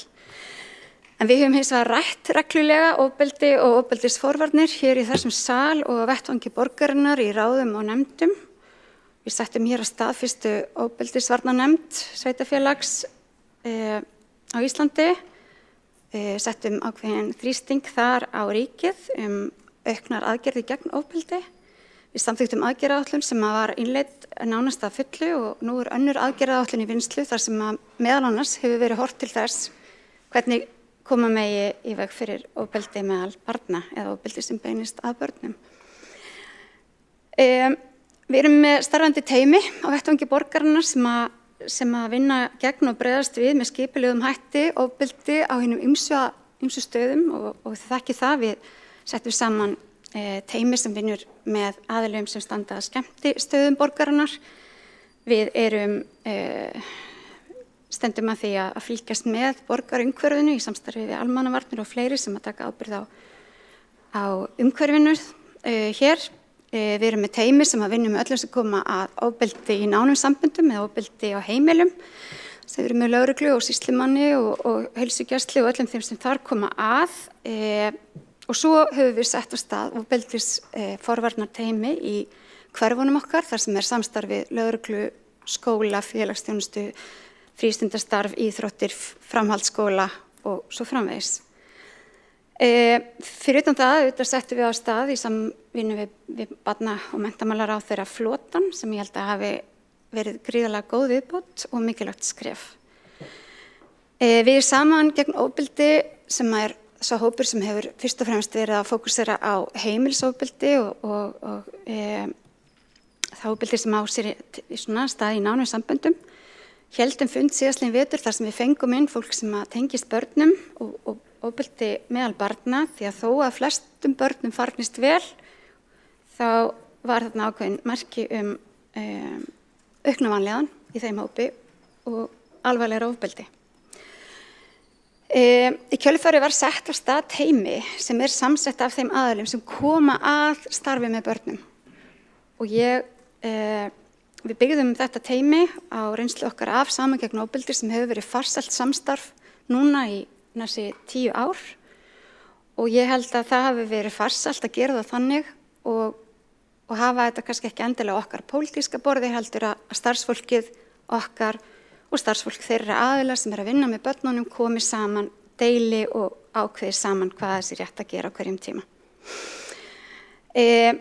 Við í Reykjavík höfum á að skipa meðal starfsfólks Reykjavíkurborgar mörgum helstu sérfræðingum landsins í forvörnum, í félagsstarfi meðal ungmenna, í barnavernd, félagsráðgjöf og í rauninni í öllu starfi með börnum og barnafjölskyldum og við höfum oft kallað eftir og verið í forystu þess að bæta aðstæður barna og fjölskyldna og ég kvíði því ekki að við hættum því og auðvitað á ekki að þurfa neina slíka hræðilega atburði til þess að hvetja ykkur til þess og ég vil halda því fram að við höfum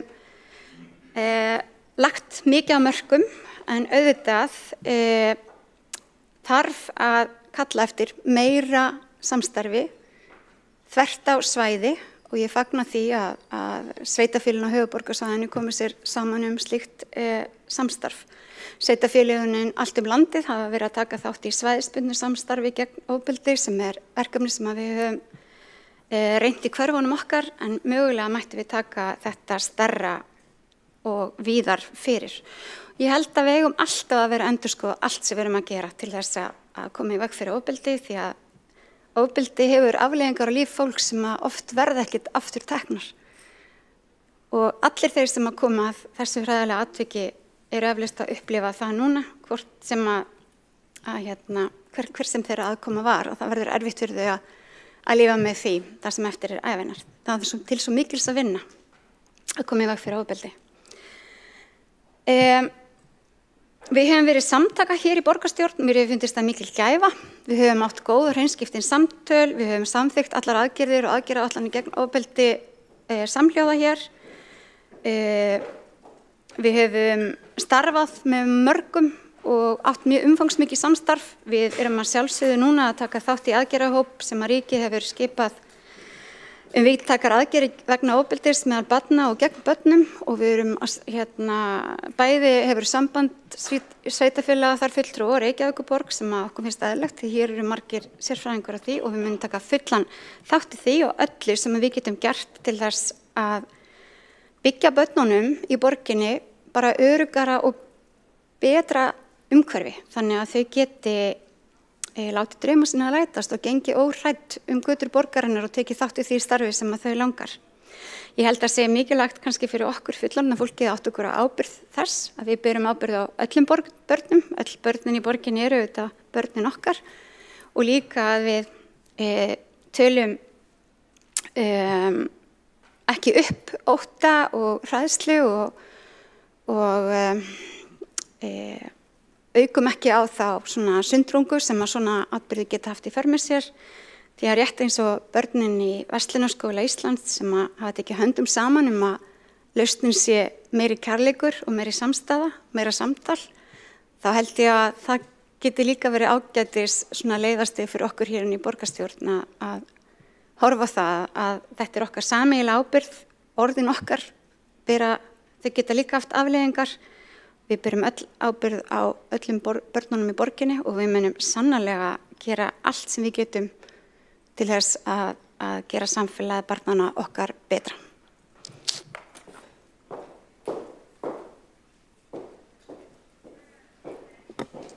Borgarfulltrúinn hefur lokið við mál sitt. Næstur á mælendaskrá er Skúli Helgason.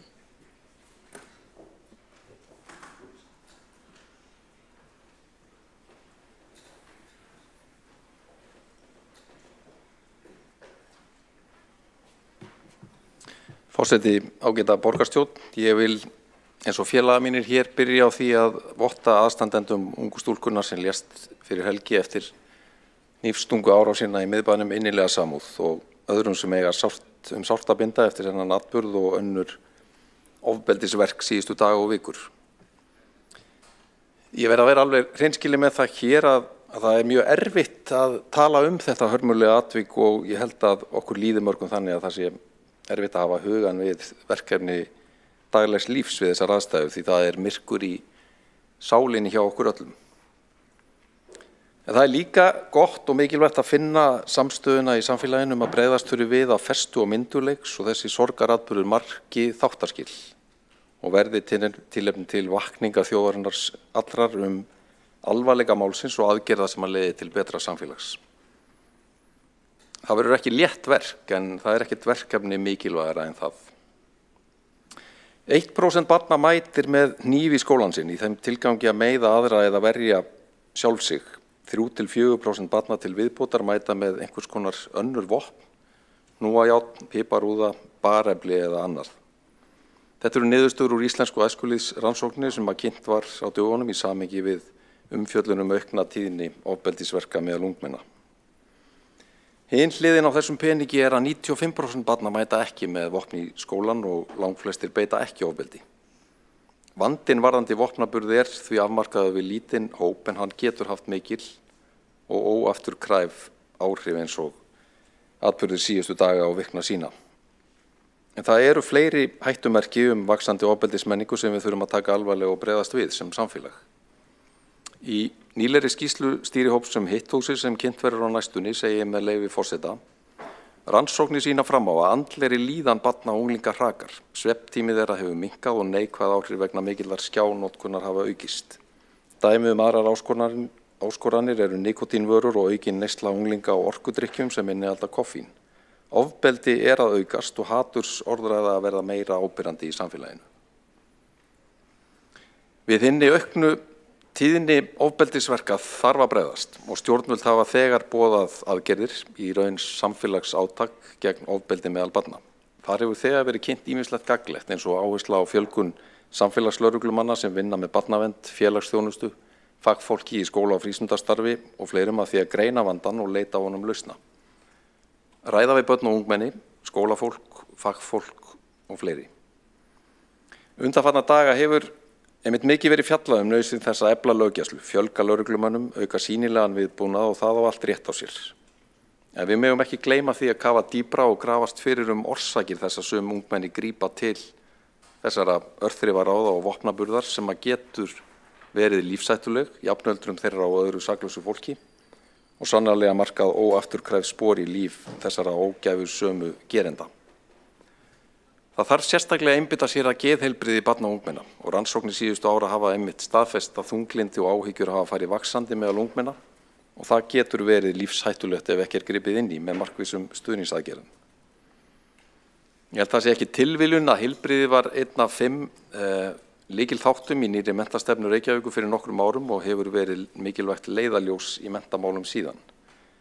Geðheilbrigðismál hafa verið meira áberandi í umræðunni undanfarin misseri en flestir sem hafa kynnt sér þau mál viðurkenna að við erum ekki á nægilega góðum stað sem samfélagi að mæta þörfum barna og ungmenna með geðrænar áskoranir styðja þau nægilega snemma á lífsleiðinni áður en að vandinn er orðinn djúpstæður og beita úrræðum, ekki síst í skólakerfinu sem rannsóknir hafa sýnt að skila börnum árangri.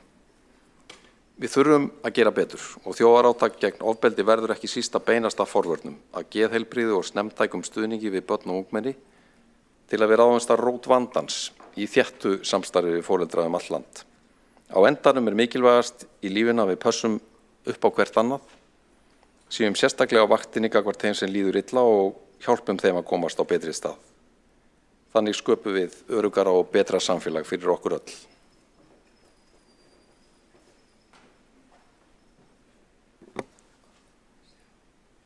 Borgarfulltrúinn hefur lokið mál sitt. Næst á mælendaskrá er borgarfulltrúinn Kolbrún Áslaugar Baldursdóttir.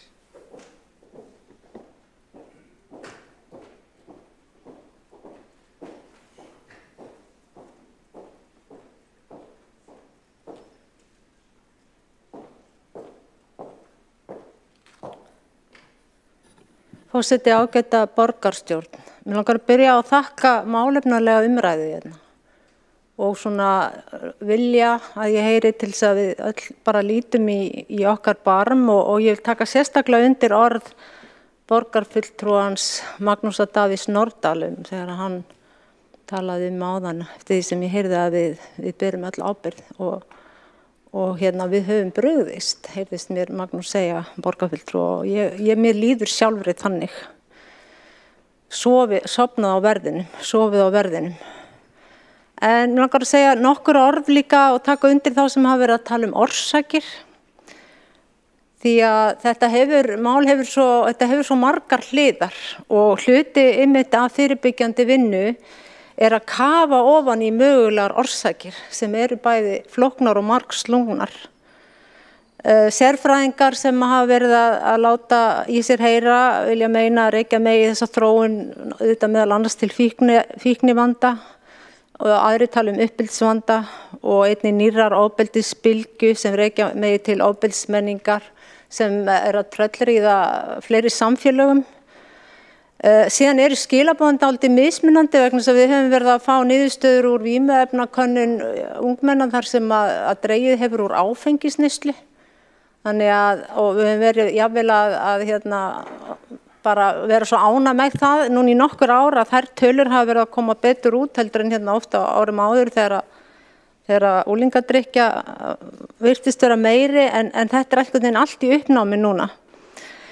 En það er fleira, það er þetta vissulega að afvopna ungmennin og það verður ekki gert nema með foreldrana, með þeim í liði og skólayfirvöldum og fræðslu.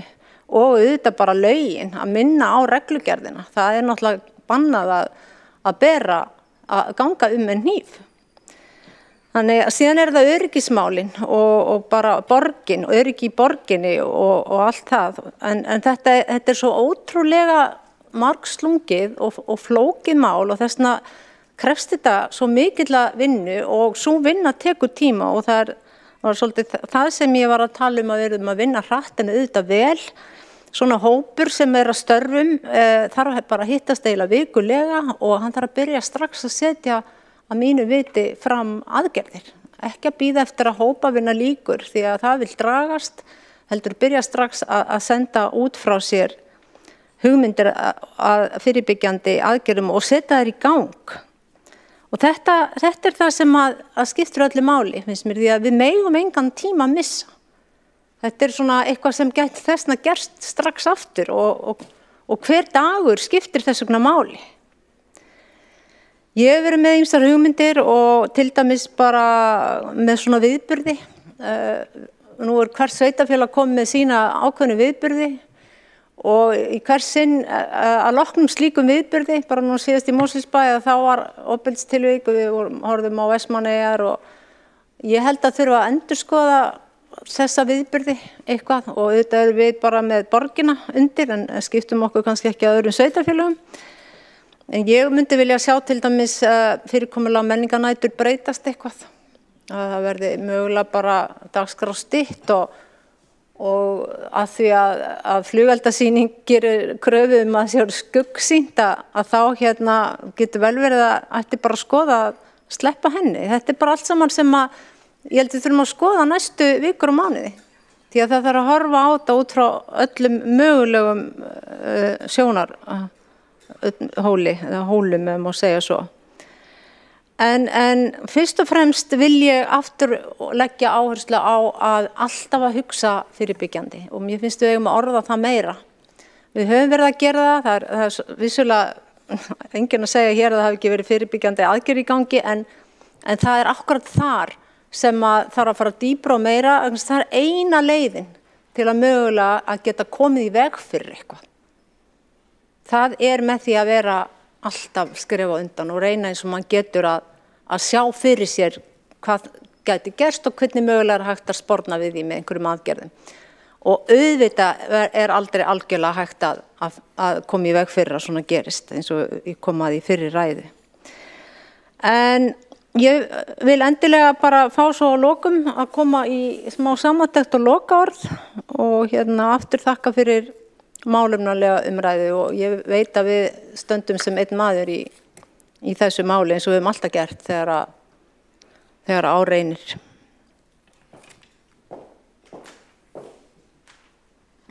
Borgarfulltrúinn hefur lokið við mál sitt. Næst á mælendaskrá er borgarfulltrúin Árelía Eydís Guðmundsdóttir.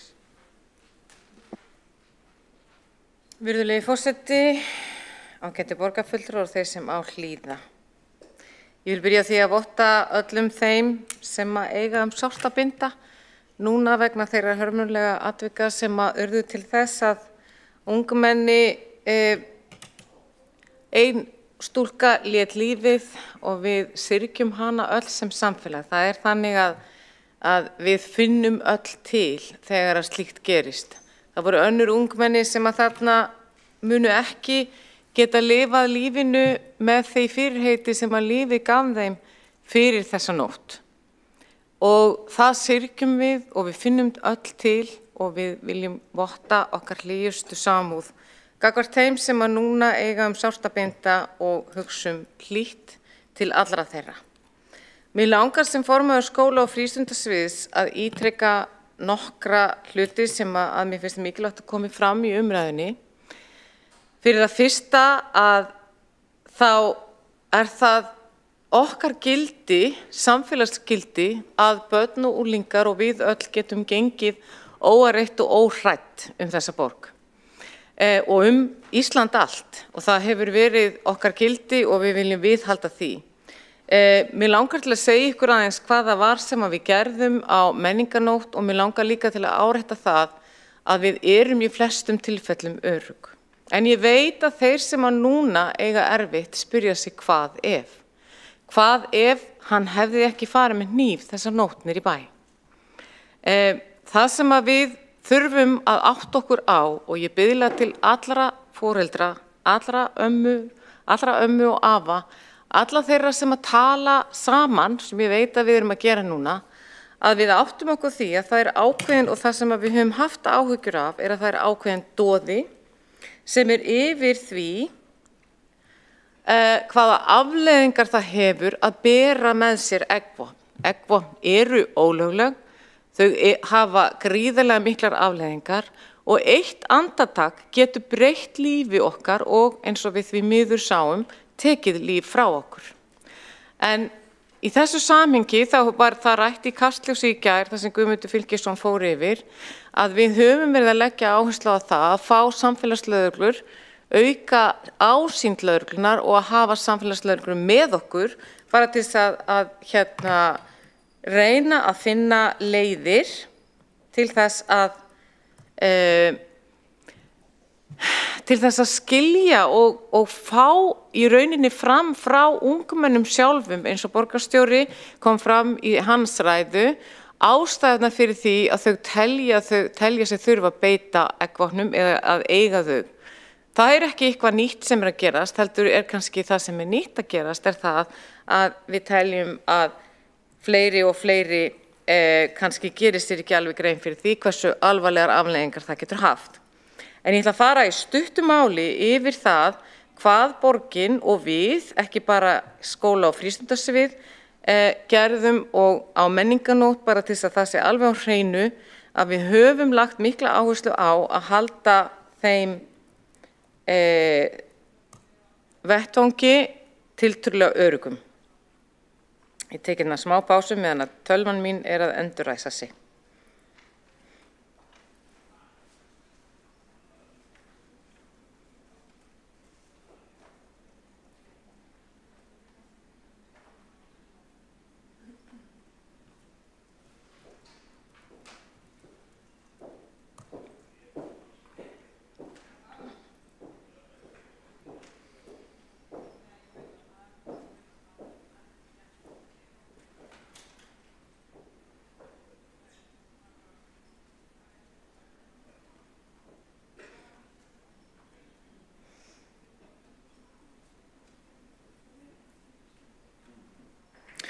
Það ætlar ekki að ganga upp, þannig að ég ætla að fara yfir það. Ég vona að ég verði ekki ónákvæm í þeirri yfirferð, en á vegum Reykjavíkurborgar voru 30 starfsmenn að störfum á menningarnótt.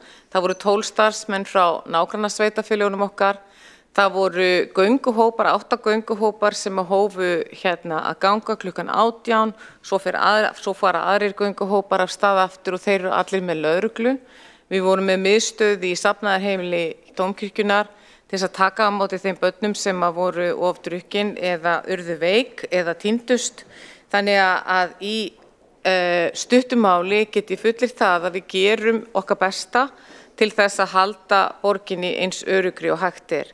En okkar starfsemi í rauninni nær að því leyti til nógu langt til þess að við áttum okkur á því að það er gríðarleg ábyrgð sem felst í því að senda börn og unglinga ein og eftirlitslaus.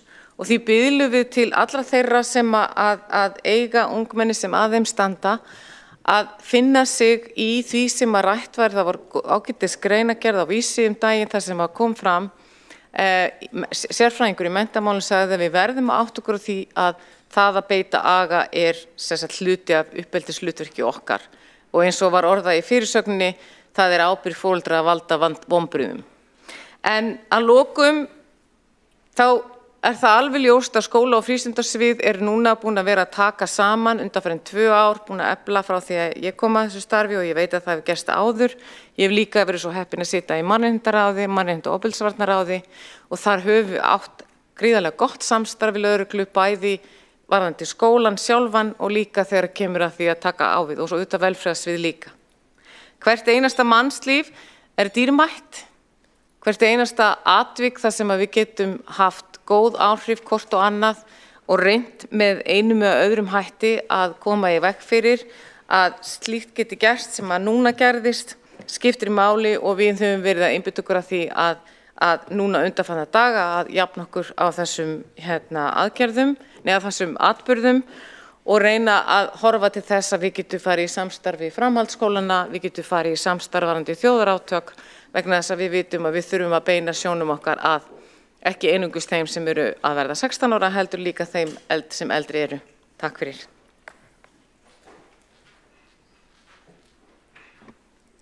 Borgarfulltrúin hefur lokið við mál sitt. Næst á mælendaskrá og lokar umræðinu er borgarfulltrúin Kolbrún Áslaugar Baldursdóttir.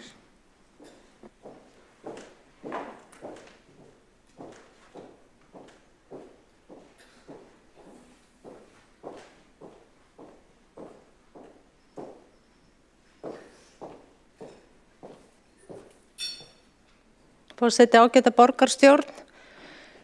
Ég bara taka undir allt sem fram hefur komið hér og góði punktar og við erum greinilega öll á sömu blaðsíðu. Það eru nokkur atriði sem ég langar að nefna bara svona út frá sálfræðinni að það er náttúrulega mjög oft hægt að greina snemma hjá börnum hvað börn er í áhættu og oft er það snemma á skólagöngunni sem komið svona fram kannski einkenni sem benda til að barn þurfi sérstaklega mikla umönnun og hjálp kannski, en öll börn sem beita ofbeldi, þeim líður ekki vel. Það er nokkurn veginn óhætt að segja það að þau eru í angist og vanlíðan og þessi börn þurfa að sjálfsögðu sérfræði aðstoð og þá kemur í hlut leikskóla og skólana að koma þeim til hjálpar í því kerfi sem að skólinn býður upp á, sem eru sérfræðingar skólaþjónustu. En eins og ég segi, þarna eru oft strax teikn á lofti þegar barn jafnvel 6, 7, 8 ára að það gæti verið í áhættu. Þó svo að maður geti aldrei sagt kannski mikið meira en það.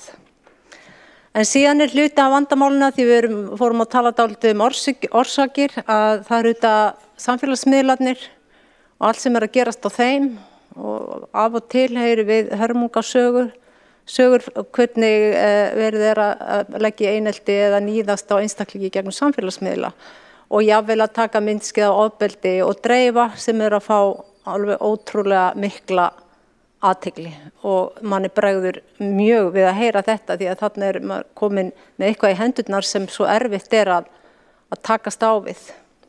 En aftur eina leiðin að þessu í gegnum fræðslu og líka sjá til þess að börn, flest börn, öll börn helst hafi það gott, líði vel, sé að fá þörfum sínum fullnægt og það fyrst og fremst þetta öryggi, ást og umhyggja, örfun, menntun og allt þetta en það þetta húsaskjólið, það að einhver elskar barnið og sér það að það algjört grunnatriði til að annað geti fengið að þróast og þrífast með barnsins. En snertiflöturinn, ef við horfum út frá borgarstjórn, að snertiflöturinn við börn hjá okkur í gegnum leik- og grunnskólana og íþrótta- og tómstundarhreyfinguna. Og kannski þurfa þessi svið, skóla- og frístundasvið og íþrótta- og tómstundasvið að vinna meira saman og tengjast þetta velferðarsviði. Það bara fletir sem ætti að vera hægt að skoða, hvort að þurfi eitthvað að tengja meira samvinnu, samstarf. En umfram allt að nú í gangi þessi samráðsvettvangur sem ég nefndi hérna í fyrstu ræðu. Og það væri mjög forvitilegt að heyra frá honum hvað að koma út úr þeirra vinnu sem mun nýtast bara strax inn í það sem í gangi í borginni og hvað framundan í vetur. Þannig það kannski svona næstu fréttir sem við fáum. Ég veit ekki til þess að einhver önnur svona stór kerfi sé í gangi í borginni sem akkúrat að fjalla ofbeldi og aðgerðir í því sambandi. En Flokk fólksins á fulltrúa í mannréttinda- og ofbeldisvarnaráði þannig að ég vænti þess að það komi fljótlega tíðindi frá þessum samráðsvettvangi. Nú, ég ætla ekki að hafa þetta lengra. Ég vil enn og aftur bara þakka fyrir umræðuna og ég hafði nokkra áhyggjur að vera með þessa umræðu. Þetta erfitt og viðkvæmt mál en mér langaði samt til þess að taka þennan slag og ég svo ánægð og þakklát að þið skildi koma með í hana. Það hefur stundum verið þannig að maður einn með mál og sérstaklega viðkvæm og erfið mál. En ég líka mjög upptekin af því að bara horfi í eigin barm sem borgarfulltrúi, sem mannskja, sálfræðingur, borgari og vil gera betur. Og ég alveg stödd í stundum hefði. Ég held sér ekki hægt annað en að stundum að hugsa hefði maður nú eða hefði við nú eða hefði þetta nú gerst eða ekki gerst. Það bara hluti af lífinu, það að vera að líta tilbaka og stundum að nutta sér upp úr einhverju sem betur hefði mátt fara. En það líka bara þá ávísun á það að gera ennþá betur í framtíðinni. En þá læt ég máli mín lokið og takk fyrir. Borgarfulltrúinn hefur þá lokið við mál sitt og telst þá umræðu 5. lið á útsendu dagskrá lokið. Borgarstjórn hefur ákveðið að bóka sameiginlega þetta mál og les nú forseti borgarstjórnar upp sameiginlega bókun borgarstjórnar. Borgarstjórn harmi slegin vegna þeirrar árásar sem átti sér stað á menningarnótt og leiddi til hörmulegs andláts ungrar stúlku. Við vottum aðstandendum innilega samúð og sendum þeim sem eiga sárt að binda ljós og kærleik á þessum erfiðu tímum. Borgin okkar á að vera öruggur staður fyrir okkur öll. Reykjavíkurborg tekur fullan þátt í þjóðarátaki gegn ofbeldi og vopnaburði barna.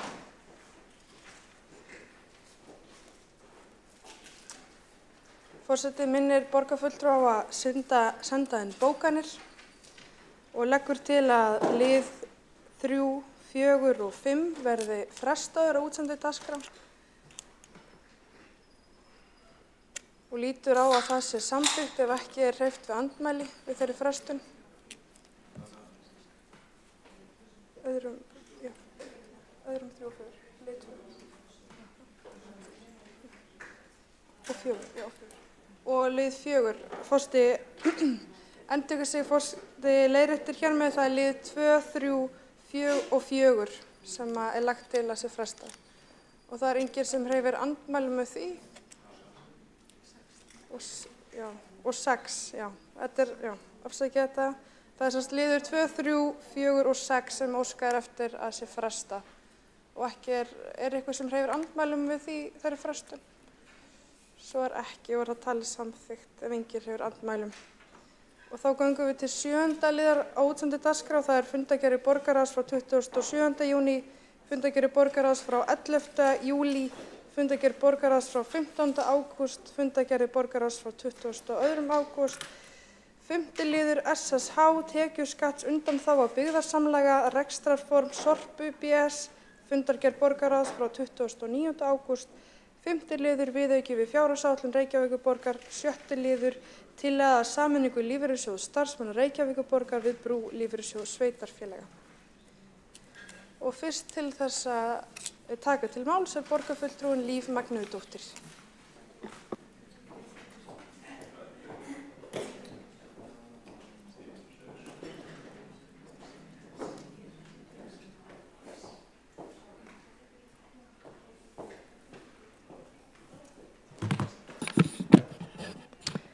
Forseti, ég kem hér undir 7. lið, fundargerð borgarráðs frá 22. ágúst, 5. lið, tekjuskatts undanþága byggðarsamlaga rekstrarform Sorpu BS. Við Vinstri græn við ætlum að sitja hjá í þessu máli, við erum ekki full sannfærð það að þetta sé rétt leið og í rauninni að stjórn Sorpu hafi bara stilt upp 2 valkostum sem hefði mátt skoða nánar og fá hana álit. Og svo velti því líka fyrir mig ef öll starfsemi Sorpu starfrækt á þeim grundvelli hún sé starfrækt fyrir alla tekjurnar og þær færi allar í starfsemina, hver er þá ríkisstyrkurinn. Þannig að við erum ekki fullviss að þetta sé rétt niðurstaða.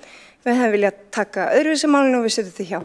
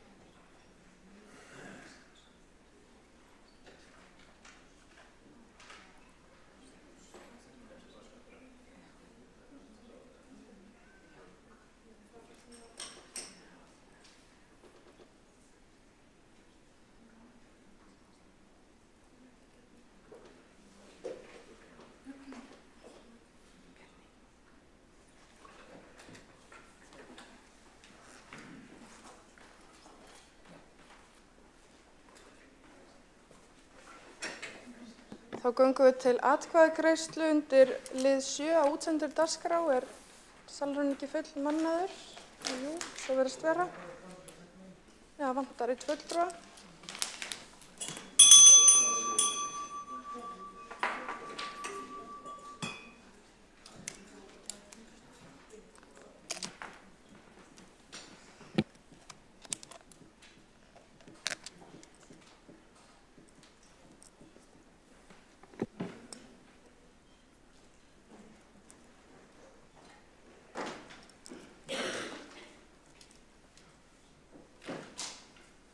Þá göngum við til atkvæðagreiðslu 5. lið í fundargerð borgarráðs frá 22. ágúst. Það er SSH tekjuskatts undanþága byggðarsamlag rekstrarform. Þeir sem eru samþykktir þeim lið vinsamlegast gefa þess merki. Þeir sem eru samþykktir vinsamlegast gefi þess merki, bið ykkur að vera vakandi. Það eru fulltrúar meirihlutans og Sjálfstæðisflokksins, þeir sem að móti kunna vera, aðrir sitja hjá. Þá er að fundargerð borgarráðs frá 29. ágúst, 5. liður, borist hefur óskum að kosið verði sérstaklega 5. lið undir 5. lið dagskrárinnar, 5. lið viðauki við fjárhagsáætlun Reykjavíkurborgar undir þeim lið. Er þetta skýrt fyrir fundarmenn? Þannig í viðauka við fjárhagsáætlun sérstakur liður númer 5 og borist hefur tillaga að kosið sé sérstaklega þann lið. Og forseti verður við því og því kjósum við fyrst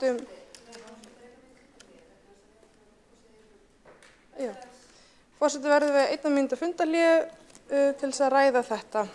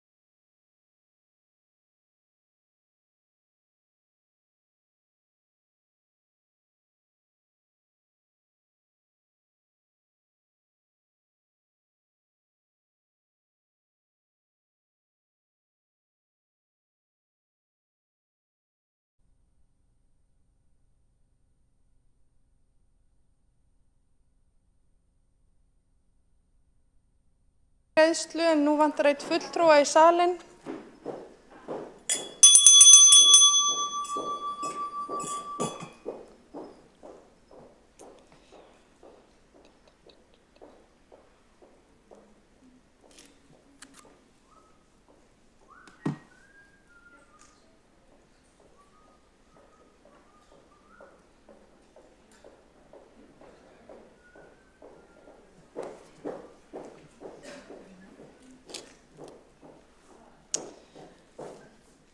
Þá göngum við til atkvæðagreiðslu 5. lið, undir 5. lið á viðauki við fjárhagsáætlun Reykjavíkur. Það er 5. liður ráðningar og mannauðsmál í leikskólum. Og þeir sem eru samþykkir þeim lið vinsamlegast gefi þess merki.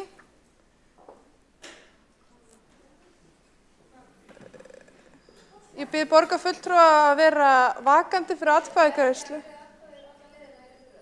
Nei, við erum einungis að greiða lið lið 5, undir lið 5.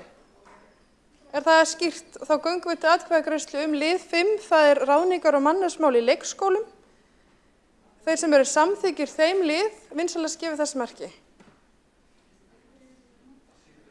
Og það er fulltrúar meirihlutans, Vinstri græn og Flokkur fólksins sem eru samþykkir, þeir sem að móti kunna að vera og Sjálfstæðisflokkur og sósíalistar sitja hjá. Þá kjósum við 5. liðinn í heild sinni, það er viðauki við fjárhagsáætlun Reykjavíkurborgar og þau sem eru samþykkir þeim lið vinsælast gefið þess merki.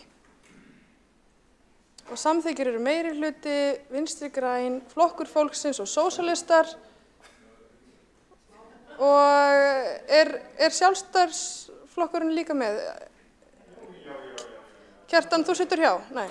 Sitið hjá í kjarasamningu. Þá er það samþykkt með öllum greiddum atkvæðum borgarstjórnar og þá förum við í 6. lið. Það er tillaga sameiningu lífeyrissjóðs starfsmanna Reykjavíkurborgar við brú lífeyrissjóðs sveitarfélaga og þeir sem eru samþykkir þeim lið vinsælast gefið þess merki.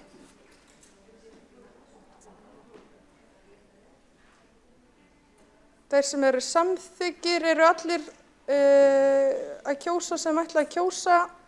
Þetta er samþykkt með öllum greiddum atkvæðum.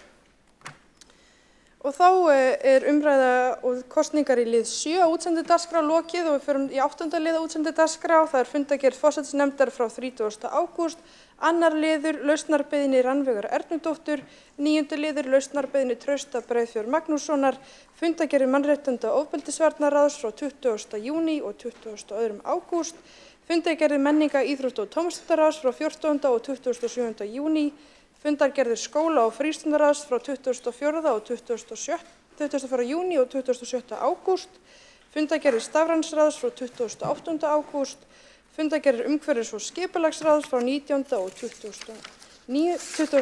júní og 14. og 21. ágúst, fundargerðir velferðarráðs frá 19. júní og 21. ágúst. Og fyrsta mælendaskrá er borgarfulltrúin Ragnhildur Alda María Vilhjálmsdóttir.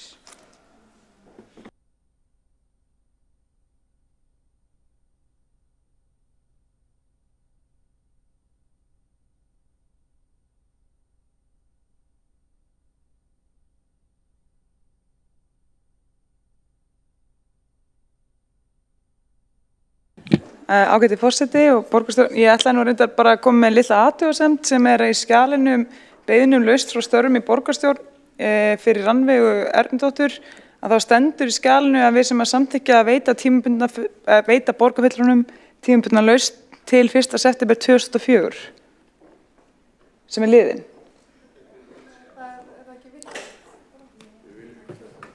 Já. Það er eiginlega eina, það er allan skjalið sem er sko á, ég ætlaði sko bara rétt að koma með þessa athugasemd, en svo kunni ég ekki að þú kallaði mig upp.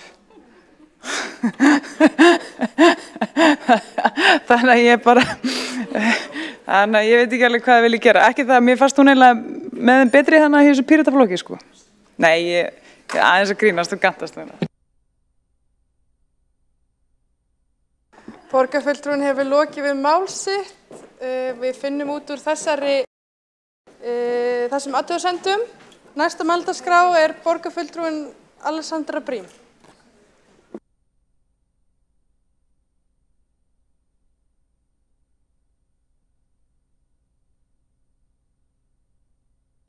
Forseti, ég ætlaði aðeins að ræða fundargerð forsætisnefndar. Mér langaði að ræða lausnarbeiðni Rannveigar Ernudóttur. Ég vildi bara hafa orð á því að það er búið að vera ofboðslega gott að vinna með henni síðustu 6 árin og bara við komum inn svona á svipuðum tíma inn í Pírata og vorum kannski ekkert alltaf sammála og komum svona á sitthvorri áttinni að þessu en náðum alveg rosalega vel saman og hjálpuðum hvor annarri að vaxa alveg heilmikið og það er búið að vera alveg frábært að bara fylgjast með hvernig hún hefur blómstrað og hvernig okkar samstarf var bara alveg æðislegt og bara með þeim betri sem ég hef átt og hvernig hún er núna komin á alveg frábæran stað í lífinu og er yfirmaður öldrunarþjónustu í öðru sveitarfélagi og mér finnst það bara alveg yndislegt og bara stóð sér mjög vel í öllum sínum störfum hjá okkur og söknuður að henni en á sama tíma æðislegt að sjá fólk breiða út vængina og fljúga þannig að bara takk fyrir æðislegt samstarf Rannveig. Ég kannski hef líka orðaði fyrst ég hérna uppi að bara, hvað segir maður, þakka Trausta Breiðfjörð fyrir góð störf í borgarstjórn. Það var alltaf gott að vinna með honum og óskonum velfarnaðar í því sem hann tekur sér næst fyrir hendur. Takk fyrir.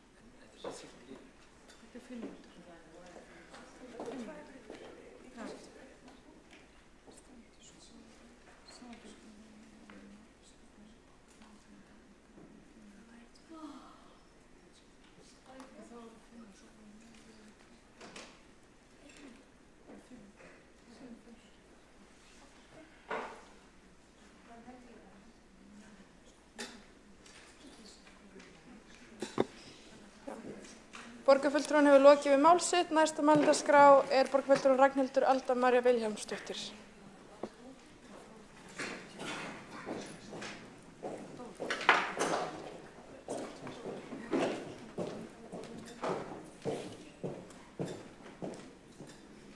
Já, ágæti forseti borgarstjórn, fyrst að það er verið að mæra Rannveigu Ernudóttur sem er hér í húsi, þá ætla ég bara að formlega taka undir það án alls gríns og gants að hún er með uppáhöldunum mínum í flokki Pírata og þótt að eins og að við séum ekki alltaf sammála að þá vill ég meina að hún hafi margsins haft vit fyrir mér, meira en ég kannski vill viðurkenna.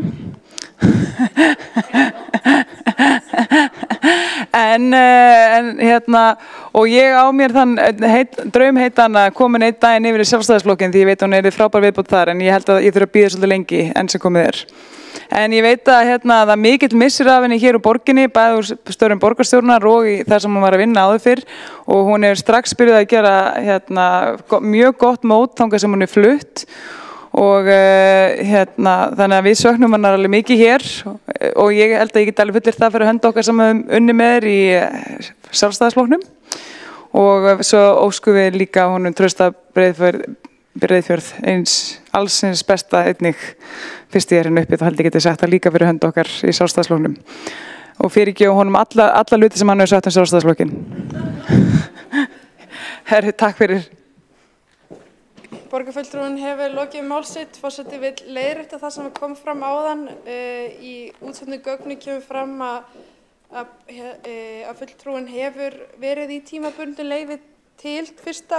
september 2024 en nú hefur verið að óskast eftir lausn frá störfum. Næsta mælendaskrá er borgarfulltrúinn Dóra Björt Guðjónsdóttir.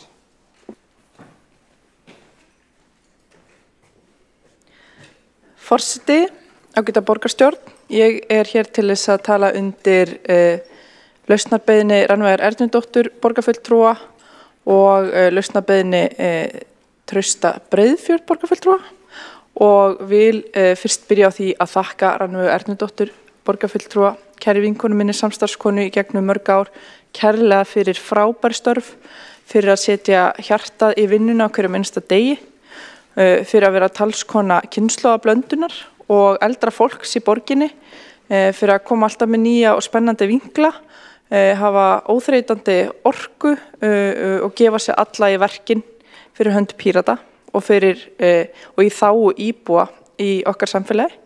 Það hefur verið heiður og mjög dýrmætt og gefandi að starfa með Rannveigu Ernudóttur borgarfulltrúa en hér er hún farin frá okkur, fljúgandi á vit ævintýranna í öðrum sveitafélögum að sinna góðu fólki sem að þar býr, sem fá að njóta hennar krafta og það er bara fallegt og skemmtilegt ef að ekki að þau störf séu samanskapi gefandi og góð og að borgarfulltrúin muni blómstra á þeim vettvangi. Knús og kossar, ég heyri það að það er, maður hættir fær maður syndaaflausn í Sjálfstæðisflokknum, það er gott að vita því, maður geti búið að því og að samanskapi vil ég nota tækifæri og þakka Trausta Breiðfjörð kærlega fyrir, borgarfulltrúa kærlega fyrir samstarfið, hann hefur sömuleiðis komið með góða innkomi í borgarstjórn að mínu mati. Knús og kossar.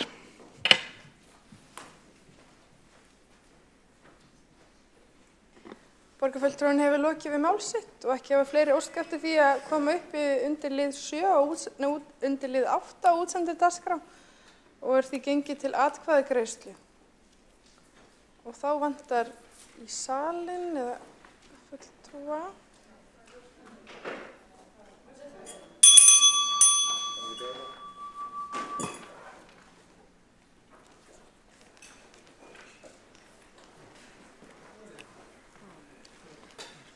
Þá bið ég borgarfulltrúa að fylgjast vel með atkvæðagreiðslum.